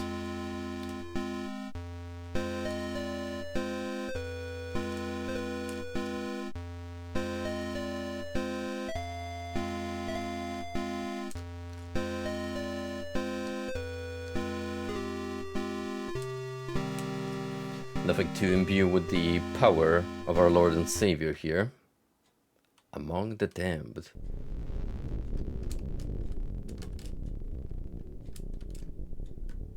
Oh boy.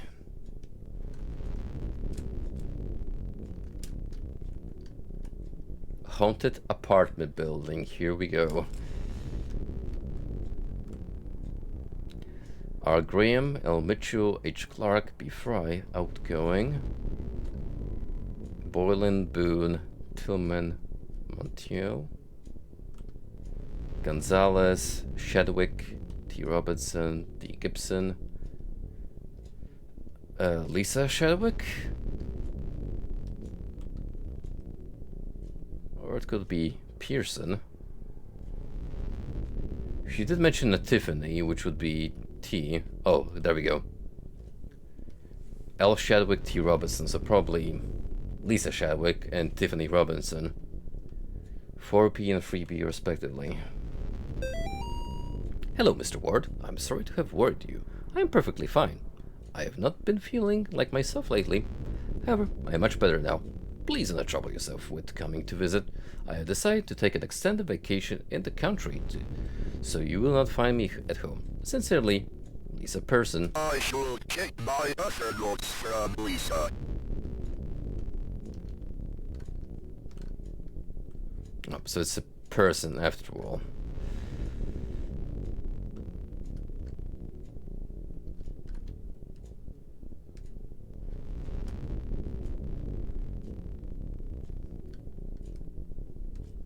So how about we go straight to the basement, to the root of all evil? Inevitably.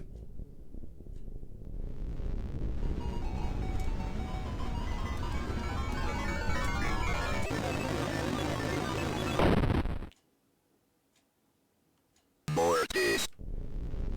Okay, maybe let's not do that. Yet at least. I should check my other notes from Lisa.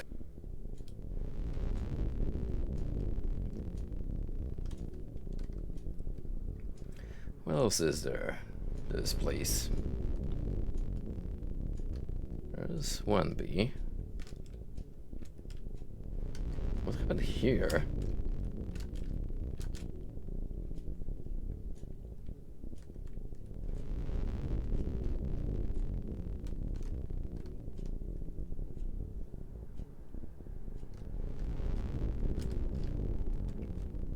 Someone appears to have smashed into light fittings.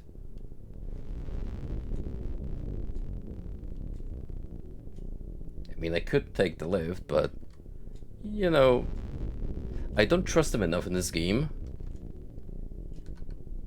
to not follow the stairs instead. Every initiated follower knows that in order to bring about the second death, one must sacrifice 7 by passing them through the something carved out of the impure vessel's face.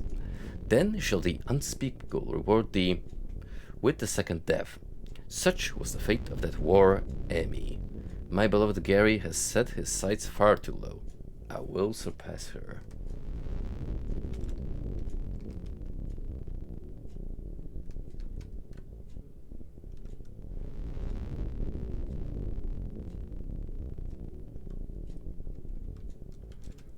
Whatever this ritual dagger is, it sure as heck appears to be immune to my blessings.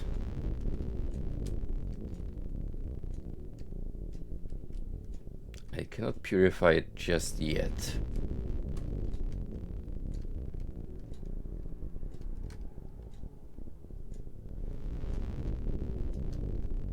They sure don't like windows around this place.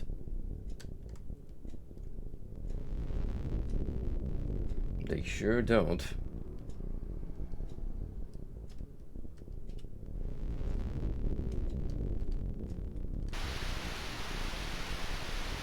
I'm sure nothing spooky is gonna show up on the TV once they pick up the key.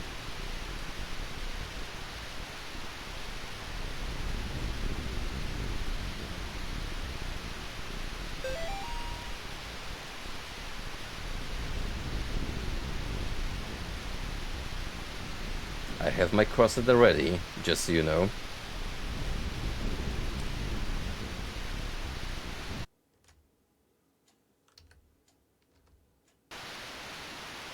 What did you just say to me?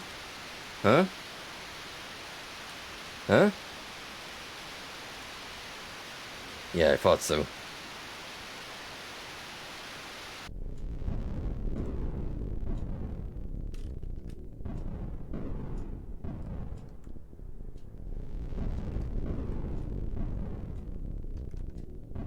There's something very, very amiss in this building.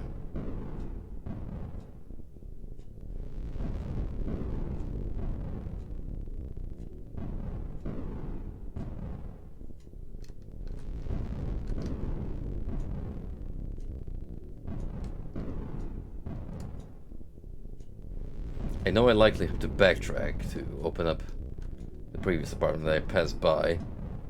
Still. Oh, never mind. Bye bye. Oh boy.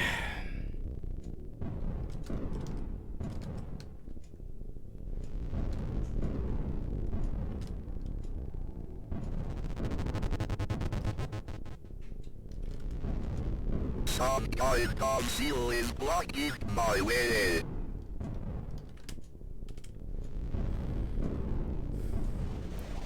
It shows the dagger and what appears to be a mask. If you wish to break the seal of Alu, your answer lies in the blood-stained knife and the face hiding in the deep dark. But only those who have ascended to the highest point can descend to the lowest depths. Remember, Gary loves you. What I'm getting from this, I have to nab the knife and stab whatever is hiding in the basement.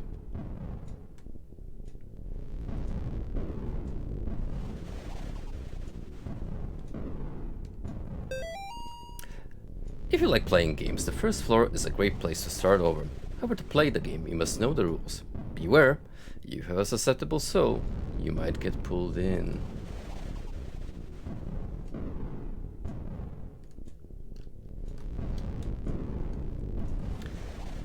Yeah, I sure do like games. In fact, I'm playing one right now.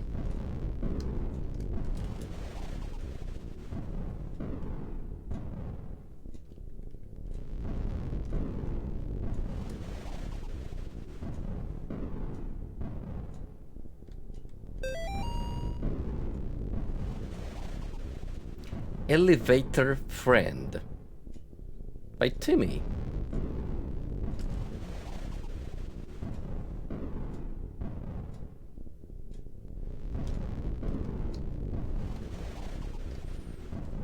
I found a few bits and pieces. I more or less know what to do now in order to carry on. There is no 7th floor. The 7th floor is a lie, apparently. Unless we take the lift. I am kind of afraid of doing so because of the elevator demon.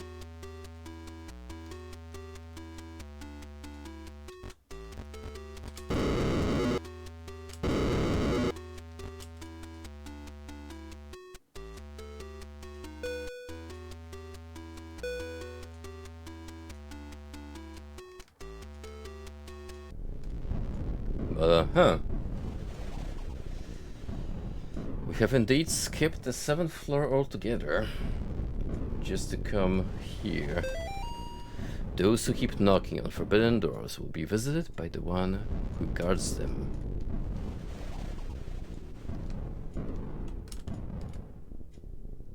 Ominous.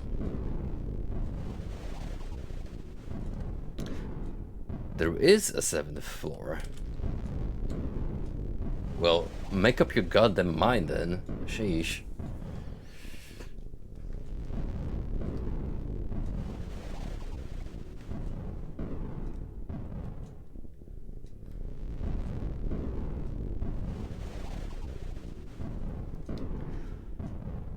Could it be alluding to the fact that I can't go up from... I mean, I can't go there from below, but I can descend. Maybe. But first off, let's see what's at the very top.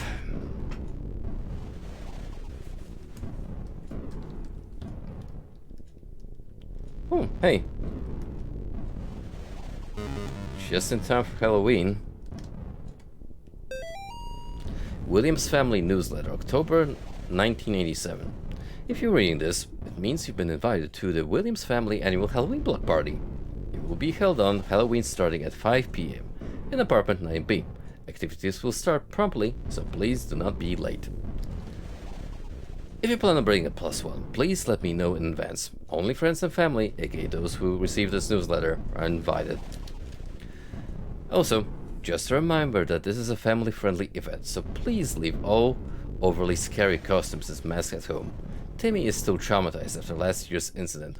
Also, I respectfully ask that you keep alcohol and cigarettes out of the apartment. Also, we do not want a repeat of last year with the power going out, so please, bring treats but no tricks. And just another friendly reminder that anti-religious or satanic imagery will not be allowed in the apartment. Also, please be aware of Timmy's dad and food allergies, and please be aware that he suffers from asthma, so please do not sneak up on him or try to scare him. Again, he still has trouble after what happened last year. You'll also notice he has an imaginary friend. When you see him, please just roll with it. Timmy's therapist says it's healthy for him to have such a coping mechanism. See you all at the party. Can't wait for you all to meet Mr. Miller, who has taken to Timmy so well as has become like a part of the family. Debbie. I'm sure Timmy's imaginary friend is, you know, a swell guy, totally not related to the elevator beast that looks the premises.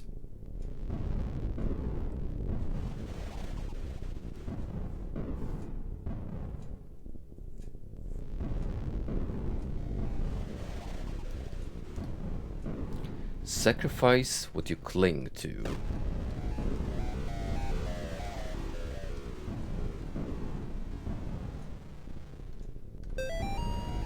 Basement dumbwaiter. How to use. Pull up the handle to open hatch, place item or being to be sacrificed inside the container. Pull down the handle to close hatch. Press button to send dumbwaiter to basement. Light will blink red if done successfully. Please make sure your sacrifice does not just run inside the container. Do not open hatch once dumbwaiter has reached the basement. I do not have enough earplugs and I am tired of people losing them. Please wait for the green light to come on before using.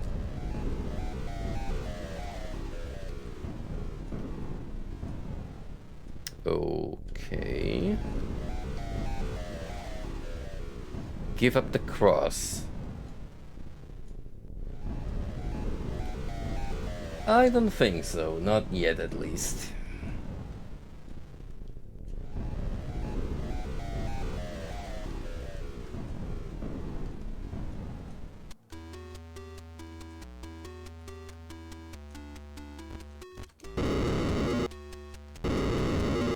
Nope, the 7th floor is still inaccessible. I will, however, traverse to floor 2 where I believe the dagger was stored. See if I can do something with it now.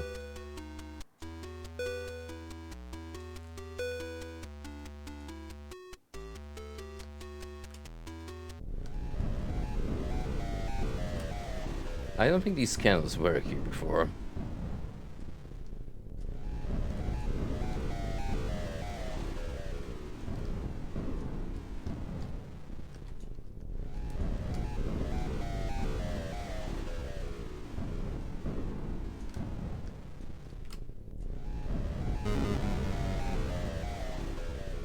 Oh, it's been exercised. And part of the seal is now gone.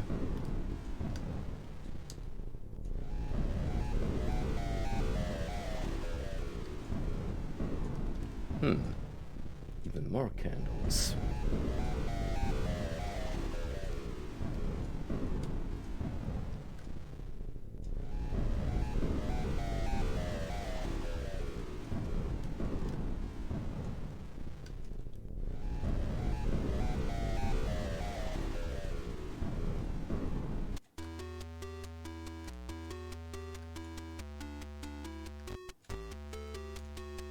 So where would I want to go now?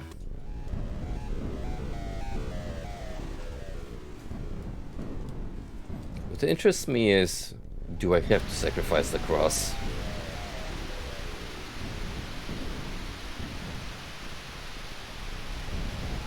It's not clear yet.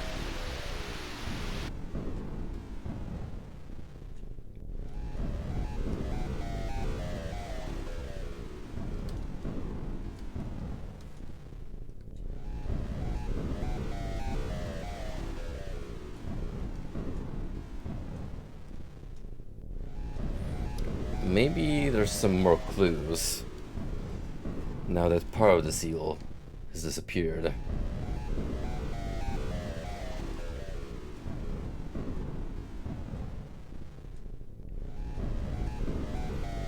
I mean, I could just go to the basement and try to exercise whatever is in there.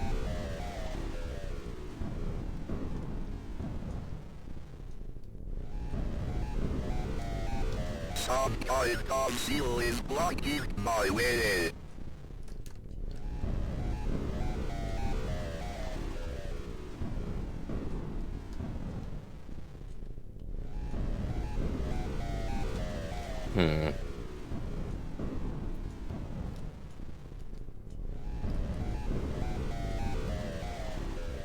I may have to indeed.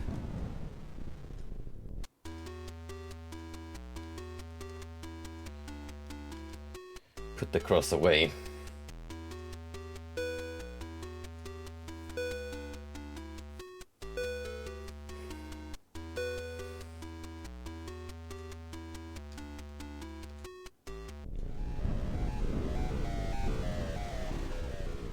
Let me go back down here one more time.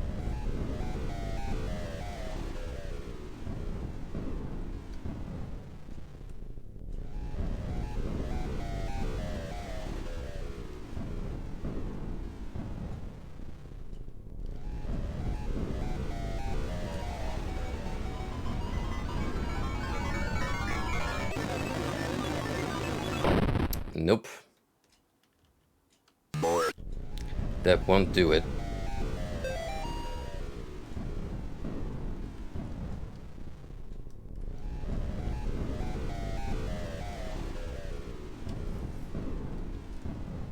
Morty. Gotta throw away the cross, Morty. Stand away, Morty.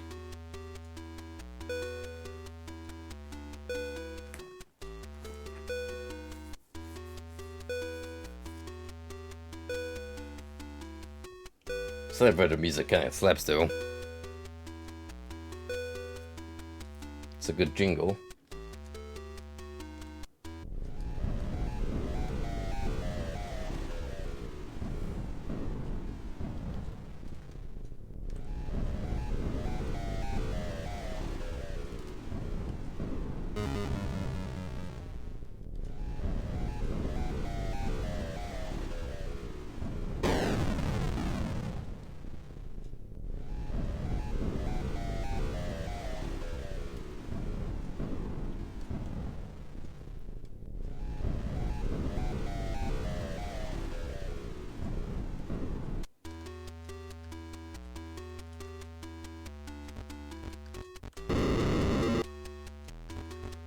Alright, 7th floor is still a bust.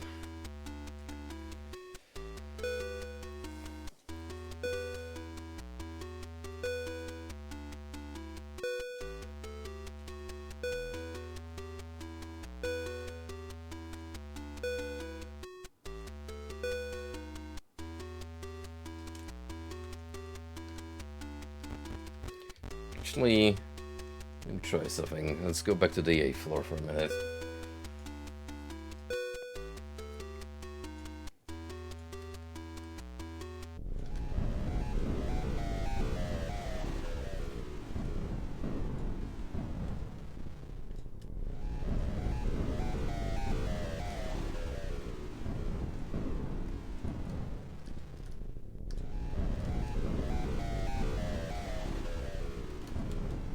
There is a 7th floor, but I can't get to it.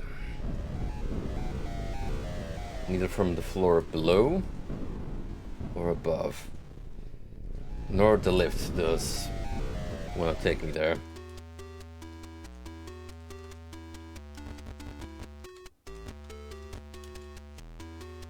Well, fine, we're gonna go with the shoot solution then.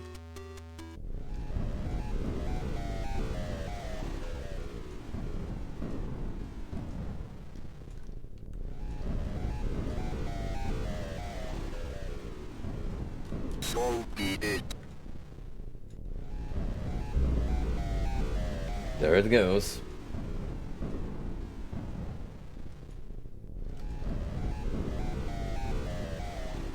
Oh, he's come out. He has come out to play.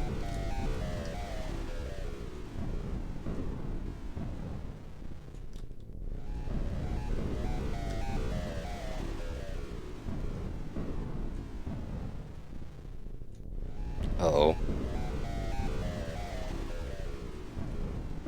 Well, I ain't going that way.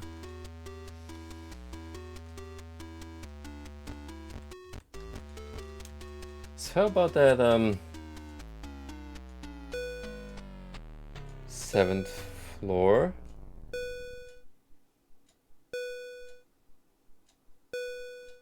Uh-oh. I don't like this. I don't like this at all.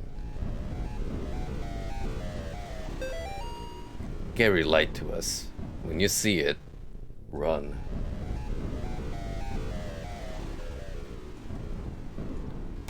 It's like camera. The fuck?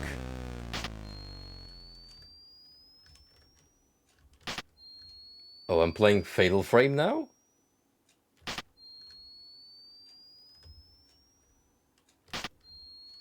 Kinda? Sorta?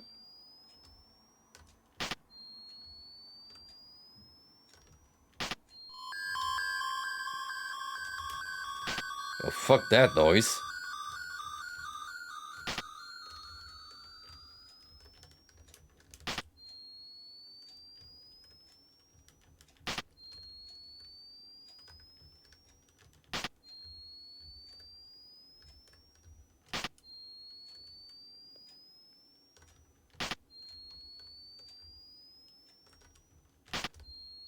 It's not very good in the eyes, I have to say.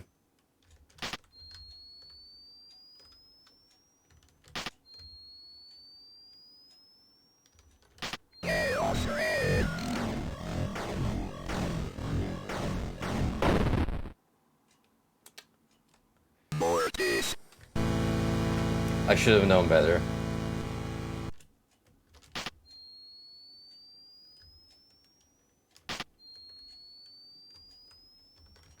I really should have.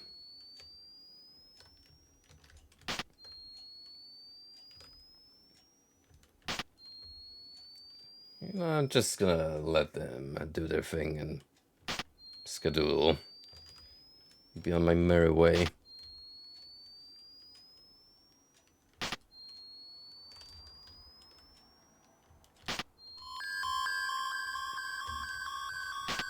Gulp.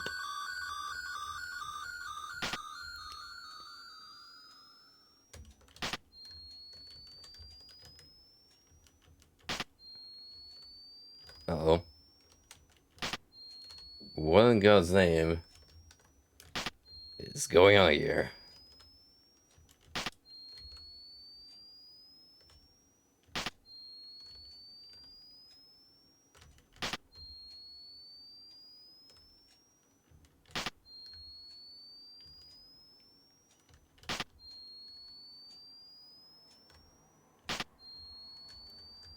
Did I actually miss anything here?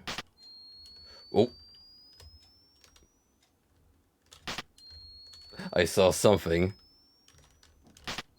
I saw something running towards me.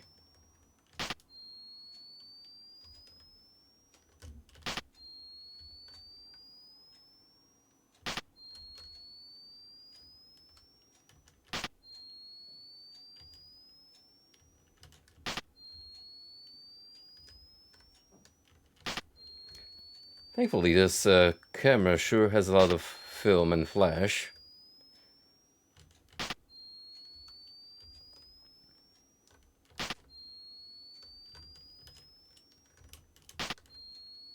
Would have been a good idea to pick up the dagger, you know.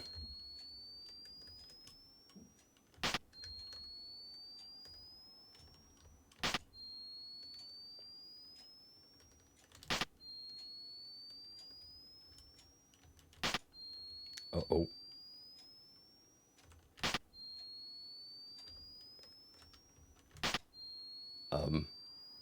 Hi. Go, go, go, go. It's a friend. From the sewers. Oh no.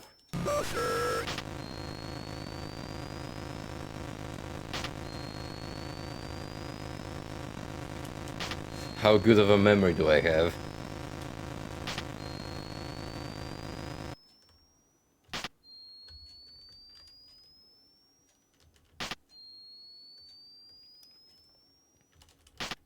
Thankfully that didn't overstay its welcome.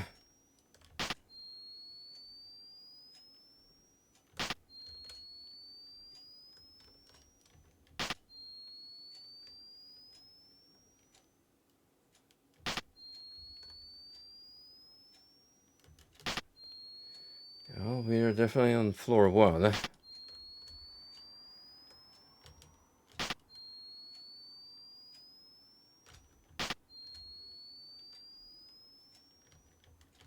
It's pointing us towards the basement.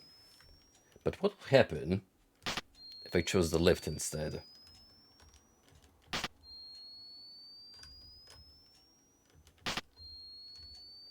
I cannot. Well, spooky basement it is.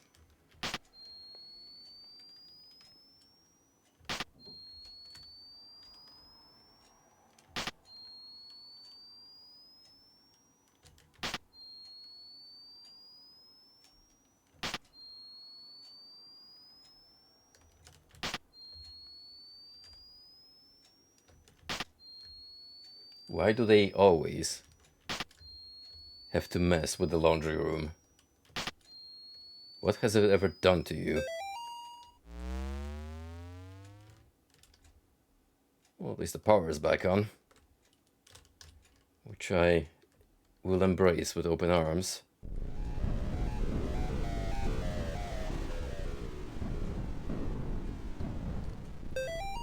My beloved Gary. Alas, the mask is already stained with blood. My blood. The ritual is complete. You will not find me on this mortal plane, for I am beyond. Look for me in the unseen world, if you dare. Tiffany.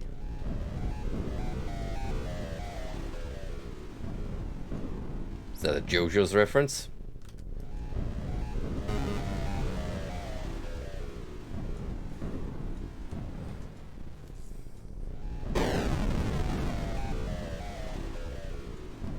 Seal. Status broken.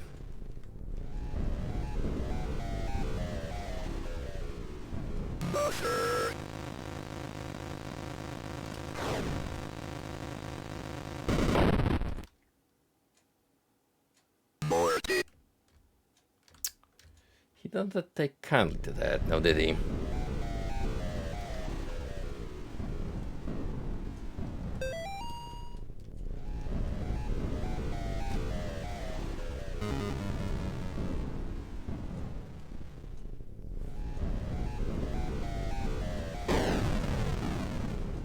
Hug me real good to the point where he squeezes all the life out of me.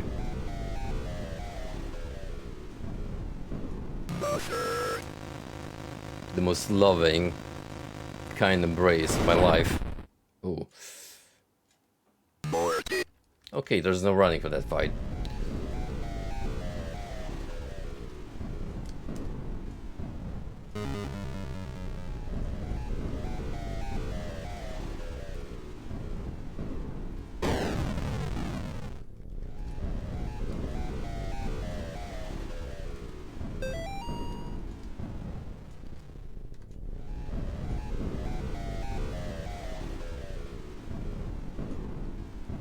sir.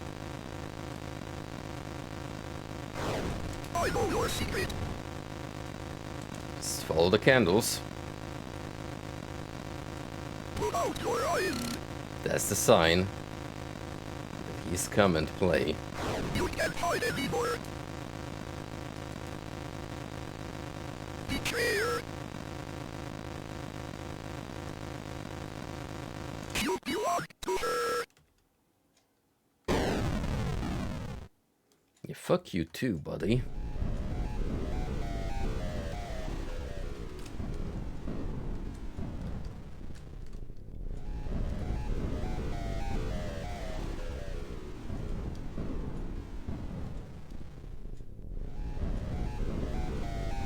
Yep, I did what had to be done. So now...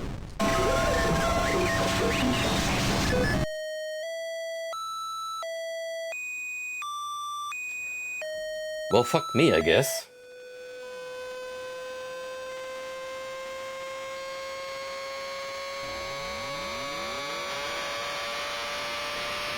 Oh.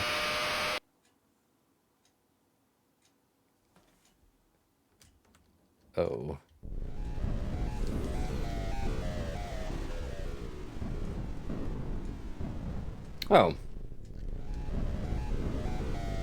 That was pretty intense, wouldn't you say?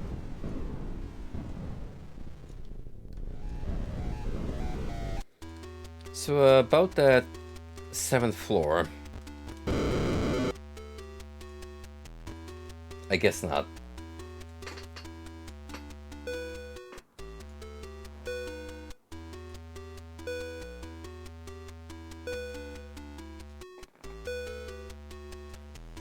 Still a bus, I reckon.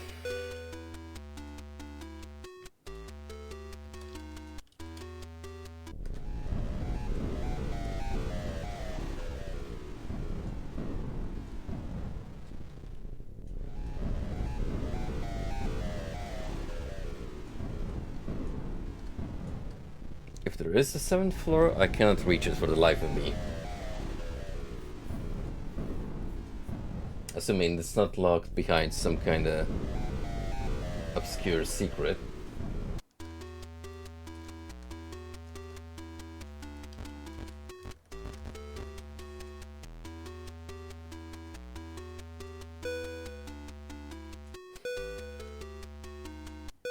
I think it's the 5th door that had the seal.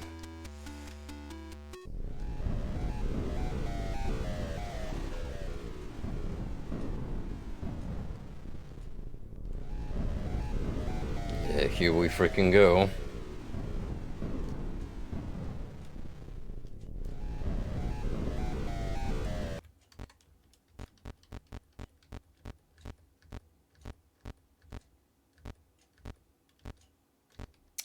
I missed one note, number 15, somewhere along the way, and 18.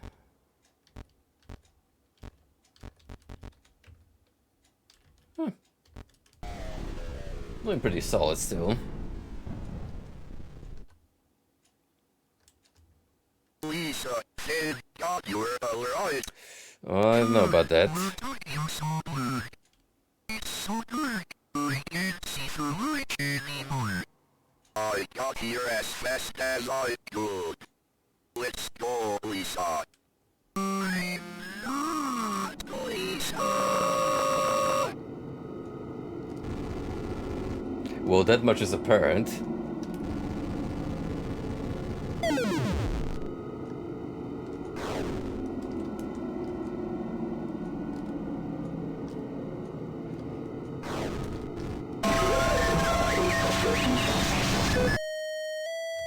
Fight it, John. Fight it.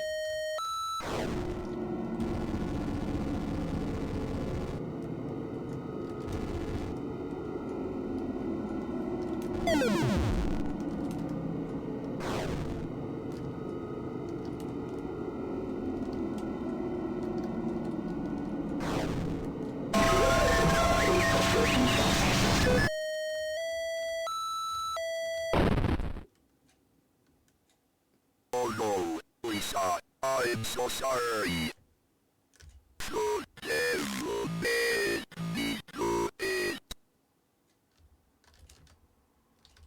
Yikes. Welp. So much for Lisa.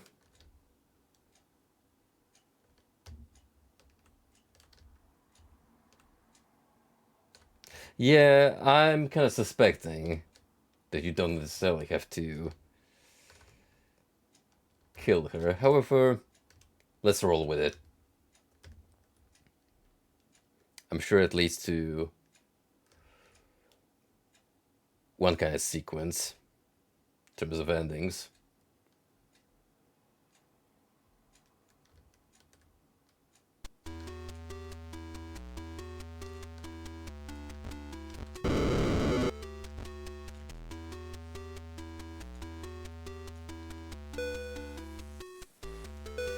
Just out of curiosity's sake.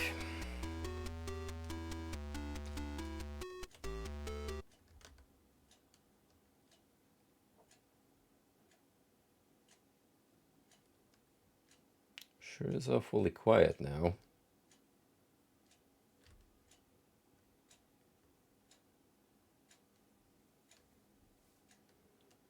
And all this time I've been blue-balled from that frickin' 7th floor. I call bullshit.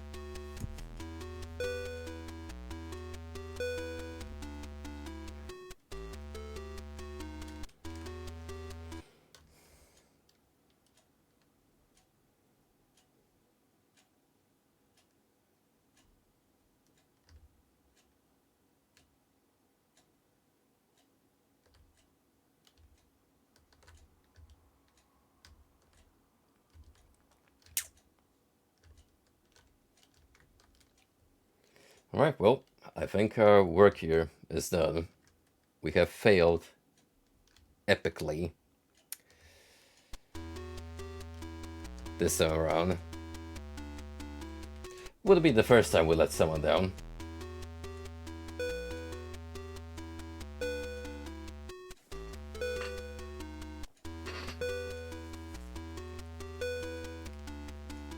That's right, get ready to be stalked by loads and loads of kids hungry for candy.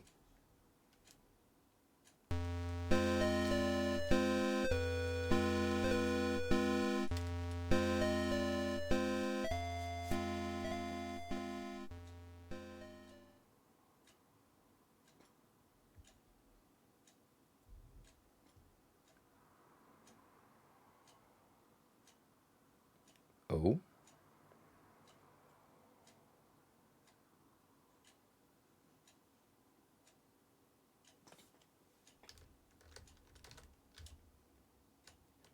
We're back at the flashback. See how well that rolls off the tongue.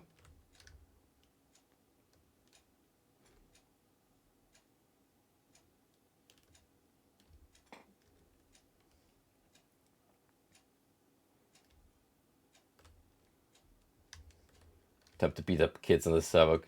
No, Shishi. You're not Michael Myers, damn it. Mrs. Martin?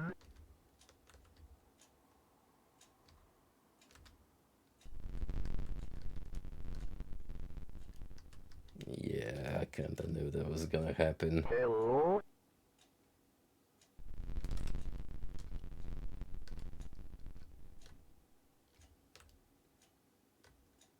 Bob's glasses?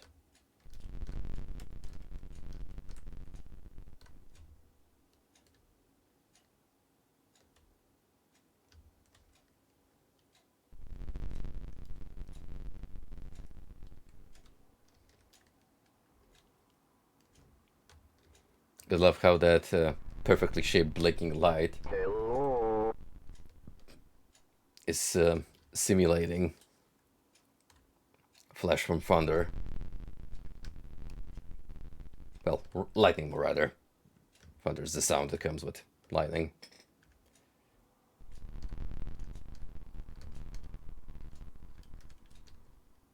It's the small little details that matter, that make the whole.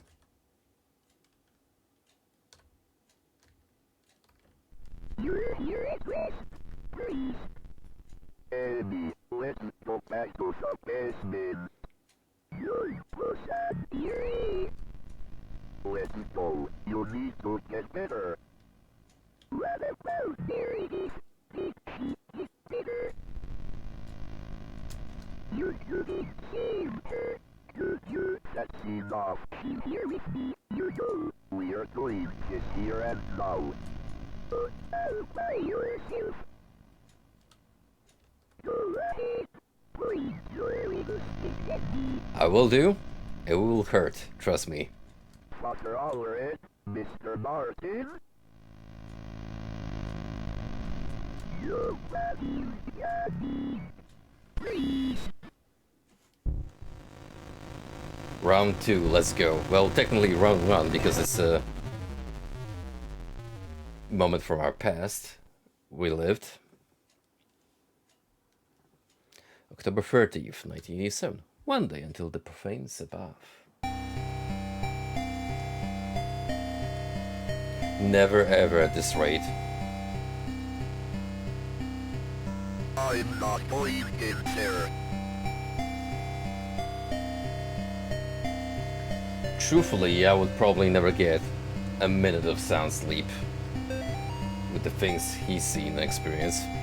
John, I'm getting reports of children exhibiting strange behavior at the daycare center on 31st Street. If Nate and Jason are there, then you can bet that is the place where they will try to summon Malphas.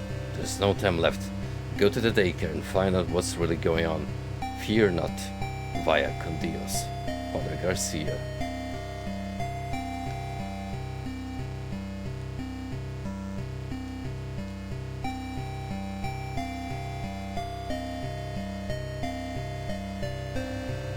Just gonna inspect the laundry yet again. Make sure nothing here is possessed by the big D himself.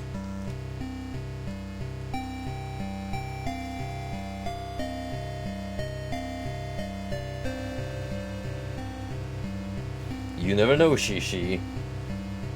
One of those blankets might just start floating and assume a human-like shape.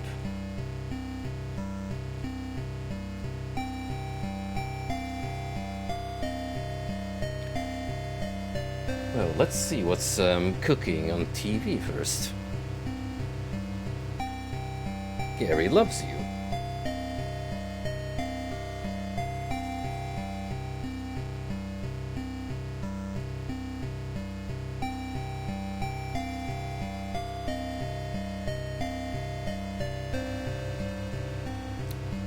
This program sucks.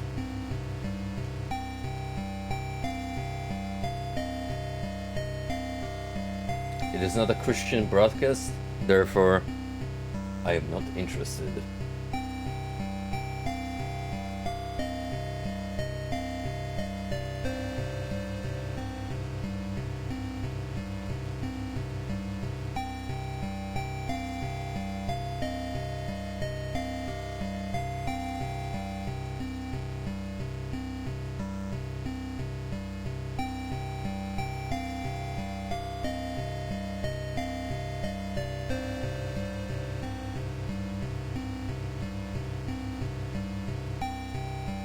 I have a feeling that these symbols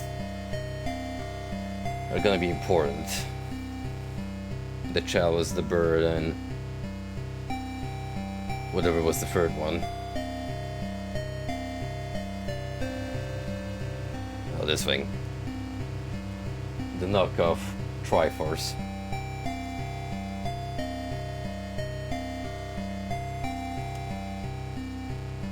Well, off to the daycare we go, as if we hadn't had enough of dealing with kids tonight.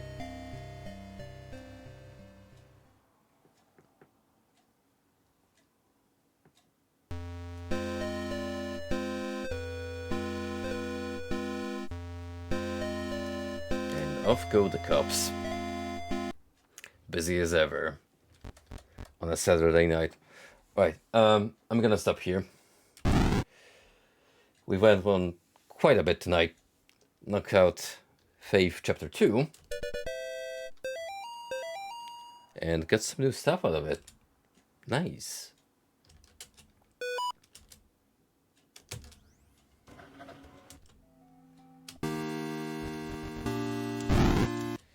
So next time we come on, which will be tomorrow, we shall indeed embrace the fact that Gary loves us, and we shall conclude the story of Faith by completing Chapter 3 and possibly counting for all the other alternate endings.